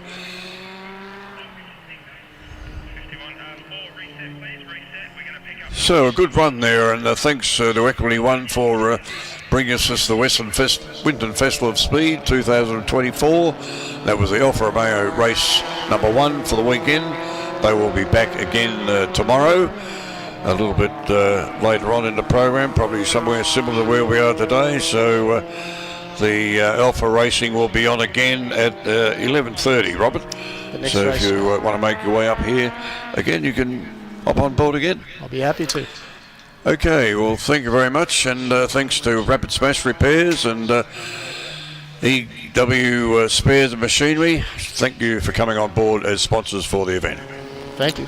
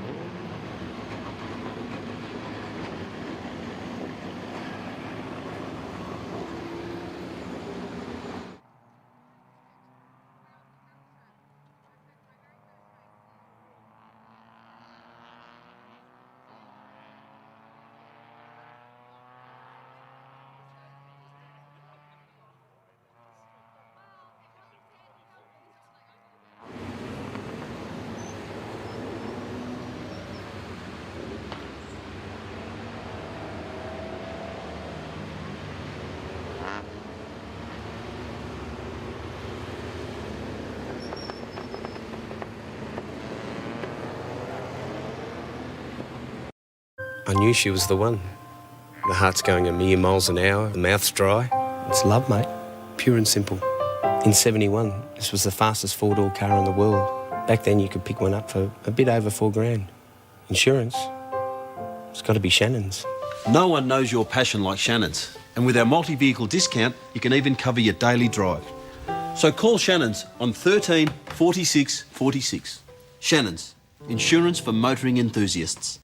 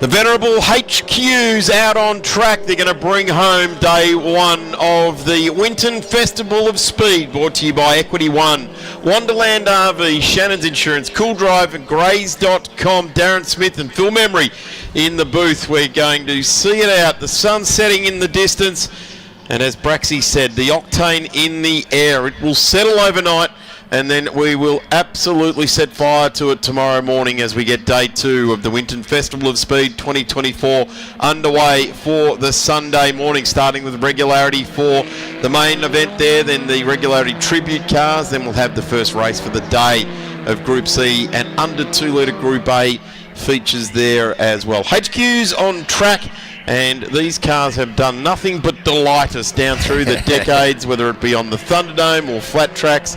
And if you're watching our fantastic live stream on the VHRR website or via V8 Sleuth, then a very big welcome. You won't have seen HQs before unless you've tuned into, I don't know, maybe the Victorian State Series or the New South Wales State Series or something out of Tasmania, because that's where this racing started down there in Tasmania. And I'm sure at historic Baskerville in the not too distant future, which are presenting this race for us, historic Baskerville. So we probably should touch on that, Phil. But Tyre Power bringing us this race also, as they do right throughout the HQ series here in Victoria. Let's have a look at the grid. Ryan Woods, who is leading the Victorian Championship at the moment, qualified with a 146.38.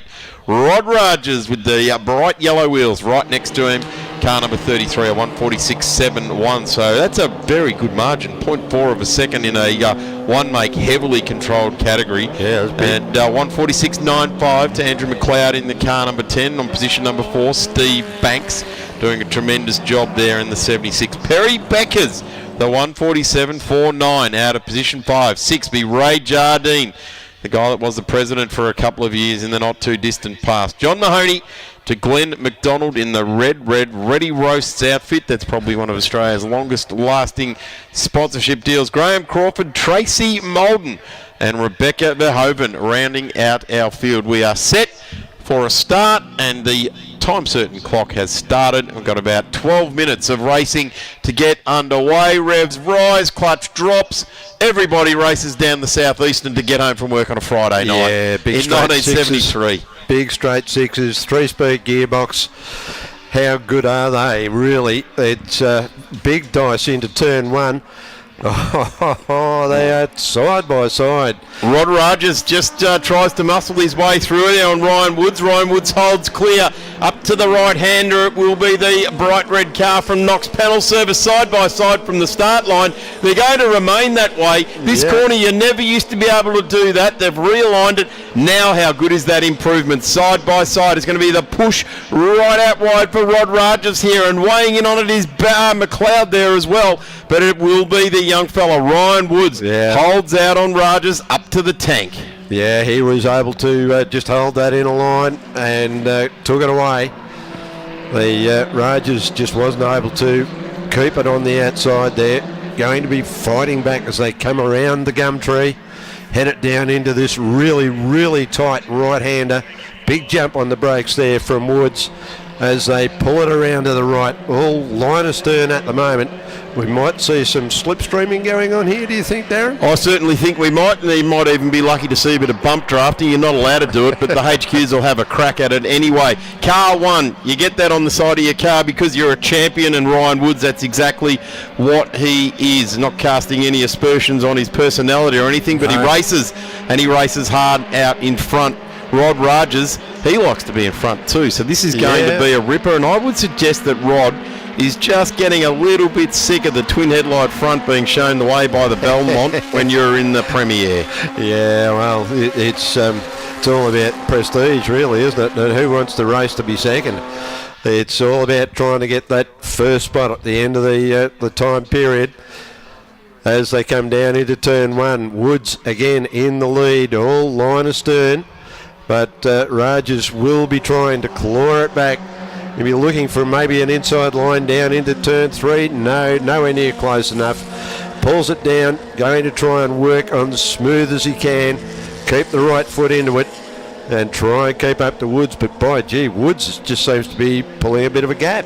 Recently had Skippy Parsons, who raced with HDT, Brock and the likes over those the journey there. He's found his way into HQ racing and has done a terrific job. You want to hear Skippy's story? He had a chat to us on the Grassroots Racing podcast. You can find that on Speed Cafe. He loves HQ racing. In fact, he'll be watching this from Tasmania. Big shout out to Skippy. David Amor, not here this weekend as well. He's normally the voice of HQ racing. I'll Absolutely. have you know, ladies and gentlemen, is what he would say. Yeah. I'll have you know, ladies and gentlemen, boys and girls, get your faces up to the edge of the fence now. We're on lap number 2. Ryan Woods now is doing it quite nicely. In fact, officially it's 0.4 of a second out there, but it's not. Well, I don't reckon it's gone out much more than that. No, I don't think so. There's going to be a bit of moving backwards and forwards throughout the group, I think, as they work hard to head around this track. Got to be working really hard in the old HQs. Some of the corners you might go back to second gear, others times you'll stay in third. Depends on how you're driving the race. But they're heading down into one of those corners right now. Sometimes they'll go back to second, sometimes they'll take it in third. Depends on what game you're playing. Amazingly, these same setups will run at Mount Panorama, so they'll come out of Forest Elbow and hold it flat all the way down to the brake mark down there, and they'll do the same here at Winton. Control tyre, the Kenda tyre. In fact, they're a beautifully presented tyre. They've got in red and white writing on the sidewall of the tyre. HQ Racing and Kenda, they've been great support and tyre power. We see emblazoned across the live stream. They have been on board with the HQs for, I reckon, the better part of a decade now as well. So, great racing, attracting great big-name sponsors, and they represent the brand very, very well indeed. Nothing short of lurching through the sweeper here in car number 10 there. That's Andrew McLeod, a previous champion of the category, and we know there's plenty of them. Kevin Stoopman, a legend in this type of category as well. Yeah, knew Kevin, and what a great racer he was. One of the chaps running in a Formula V today, Callum Ross, has spent quite a bit of time in HQs in the past, running in the HQ4 on several occasions. So he's a bit familiar with the ins and outs of HQs. Yeah, the Ken Lee Memorial up this neck of the woods is huge, isn't it? Every year, the 4-hour. Yep, big event. And they have to have it over 2 2-hour sessions because the fuel tank doesn't last 4 hours. I thought it was because the pilots got tired. Well, I think it's probably a bit of that too. The brakes get worn out as well. It's fairly tough race on them, but back on track at the moment. Woods still in the lead with 0.7 of a lead. 146 the last time around. Well, no, not the last time. He's 146.3. He did a 146.28 on the lap previous to that. Steve Banks wants to be careful. The 89 of Perry Becker's just in the back of shot there. You might have fluoro orange wheels there.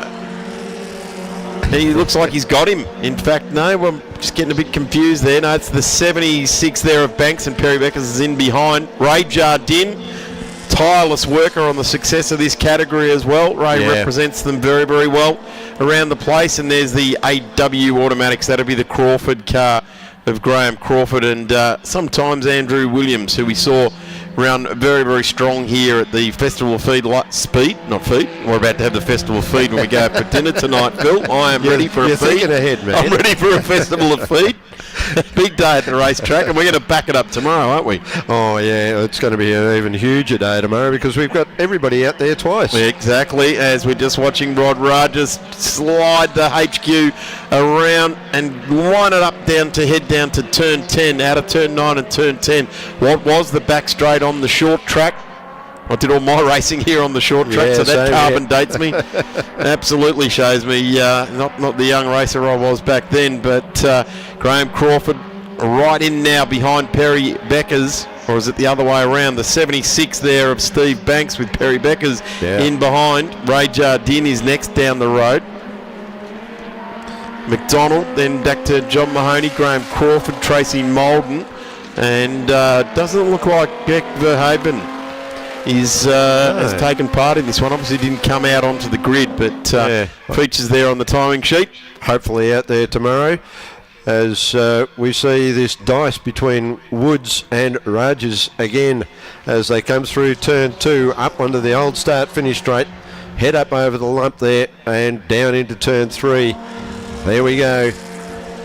Harking back 12 months ago, this race at the Winton Festival of Speed of 2023, race 1 for the HQs, it was Andrew Magelton that took the win over Ryan Woods, who's leading the race now. Gavin Ross, famous HQ and saloon car racer out of Box Hill. Then it was Johnny Wise, Andrew McLeod, Ken Wright, and Rod Rogers, who's currently sitting second, was right back there in position number 7. Steve Banks, who's currently sitting in 4th, was in 8th. But plenty going on at the front of this one. Yeah, and Rogers there, the lot of some sort of smoky type sort of stuff coming out from under the car. Now, that could be a bit of a problem.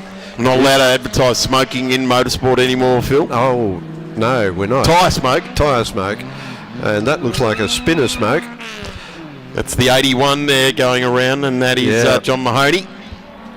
Having a bit of a moment there as he gets himself gathered up and back out on the track. There's no place to be hanging around out in the dirt. You've got to be out on the track as Woods and Rogers down into the, now into the final corner of this track for 3 minutes remaining. Certainly a little bit of something blue coming out of Rogers' car. Yeah, we don't see that very often these days. They're an old 202, and that looks to be at full load. Like, that is wide open, then going for the brakes there. It's on that back off. Not what you want to see. Just sliding the car sideways into the corner, if you don't mind. I guess if the brakes aren't working too well, throw it sideways and hope it washes off a bit of speed. Certainly going quick further back in the field as the guys come through. Car 89 works his way down.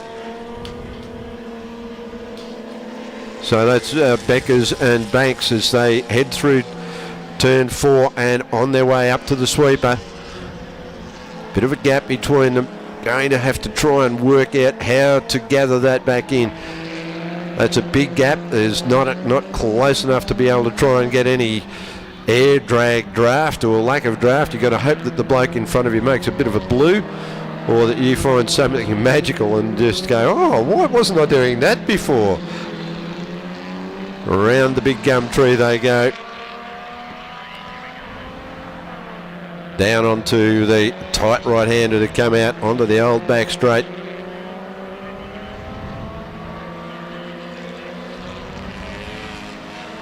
Up off the boon. You can ride that boon and get a good run onto the back straight. Heading on up there, turning left. Now this corner is more than 90 degrees, so it's an awkward corner, and there's the cambering in the corner isn't such that it gives you any sort of an advantage at all. So we've got a minute and 6 left on the time certain clock for this, so you'd have to suggest another 2 laps coming your way for the HQs. They have forever remained entertaining. Rogers up the inside, looks to put the prem in place. Trying for the under and over. And missed out on it. Not going to work unless he manages to pull it off down here. Not close enough. That was a good dive. Oh, that's not good smoke. In fact, that almost, it's not coming out the exhaust pipe there. I reckon that's like a diff or maybe an extension housing seal or something like that that's leaking onto the exhaust. Yeah, I think it's more some sort of a spillage coming from somewhere that's managing to get onto something hot. They'll know all about it. You'll get that either gear oil smell or burning. Yeah, look at that. He's starting to crank sideways. I hope he's not getting it onto the tyre. That's the only problem. No, that's not coming out of the exhaust. That's somewhere in the middle of the car. Yeah, it's out of the middle of the car, so... Flames out the exhaust. Yeah, you got to like that. What do they say? Red cars and flames, 20% faster. Just red cars, 10% faster. I've heard that line before, but I like it. 10% faster for a red car, but red car with flames, 20%. Yeah, which is interesting because Ryan's still managing to hold him back there, and he's got 20% more power than him. Yeah. Don't tell the scrutineers. No, we shouldn't tell them. But as they come onto the extension now, heading down the back straight, Rogers closing in. Is he going to be able to make a bit of a dive down the inside? He's having a look, but not close enough. Woods is able to maintain the distance on brake, very close into the penultimate corner. They're going to cross this line. There it is. Really close. Checkered flag. And that was it. 6 laps of glory for the HQs. How does it end? It's Ryan Woods, 0.15 of a second. to Rod Rogers. Andrew McLeod next to the line, a further 8 seconds a line astern, and then to the line there it's Perry Beckers and Beckers gets him at the end there. So Jardine will be next. He's got up one on that last lap over McDonald. Where is Graham Crawford? Just watching for where the AW Automotive car ends up. It's the blue car. Oh, close. And to the line now it is McDonald, Crawford and Mahoney. They had 0.17 of a second. So a couple of battle packs playing it out right to the very end there, Phil Membry. Yeah, it's always good to see those battle packs, as you call them, back through the pack of the race. Sometimes those battle packs will provide more entertainment than what's going on out the front. But certainly Woods and Rogers put it right on there for us. It was a great event out the front, and well done to Woods from Rogers. Woods with a fastest time there of a 1:46.25. Woods with the 1:46.25. Rogers with a 1:46.46. So Woods certainly had the advantage on lap time there. And as they're saying on the bottom of our screen there, join us on Sunday from 8:30 a.m. at the Winton Festival of Speed with live racing all day. I don't know what you do if it's dead racing. Well, yeah, that's it. We certainly haven't seen any here this afternoon. Phil, thank you very much. Big thanks to you and to all of our fellow commentators, Darren Knight, also Ron Simmons, for joining in the team, the category experts that we've had along the way that have featured in it. We'll have them all back again tomorrow. A very big thank you, and looking forward to seeing how the racing goes tomorrow. As it says, the regularity will start at 8:45 tomorrow. The regularity for tribute cars at 8:50, and the rest of the day will line up like this: under 3 litre Group C and 2 litre over Group A feature, Group N and invited Group S and invited Formula Ford. In the Cool Drive race, the historic touring cars and invited sprint race at 10:05. That's happened in the last bit there as well, and we have got plenty more racing to go. We'll welcome you all back here tomorrow. From Central Commentary, that's it. We're done. Thanks, Darren. The sun's gone, the temperature's dropping dramatically, and as the smell of burning rubber dissipates into the atmosphere, it's time to say goodbye to the 2024 version of the Equity One Winton Festival of Speed here at this magnificent layout. We've seen some fantastic racing across the board, from the open wheelers all the way to those raging tin tops, and also the tribute cars and those V8 supercars from eras gone by. And everybody here has had an absolutely brilliant time. Free access into the paddock. It's been sensational. And until next time, on behalf of Darren Smith, the commentator, who has had some great guests up there over the weekend, all the production crew, the officials, the marshals, everybody involved, we hope you've enjoyed it here on Let's Talk Motorsport and Wide Bay ITV. And until next year, keep it revved, keep it pinned, and keep on smiling.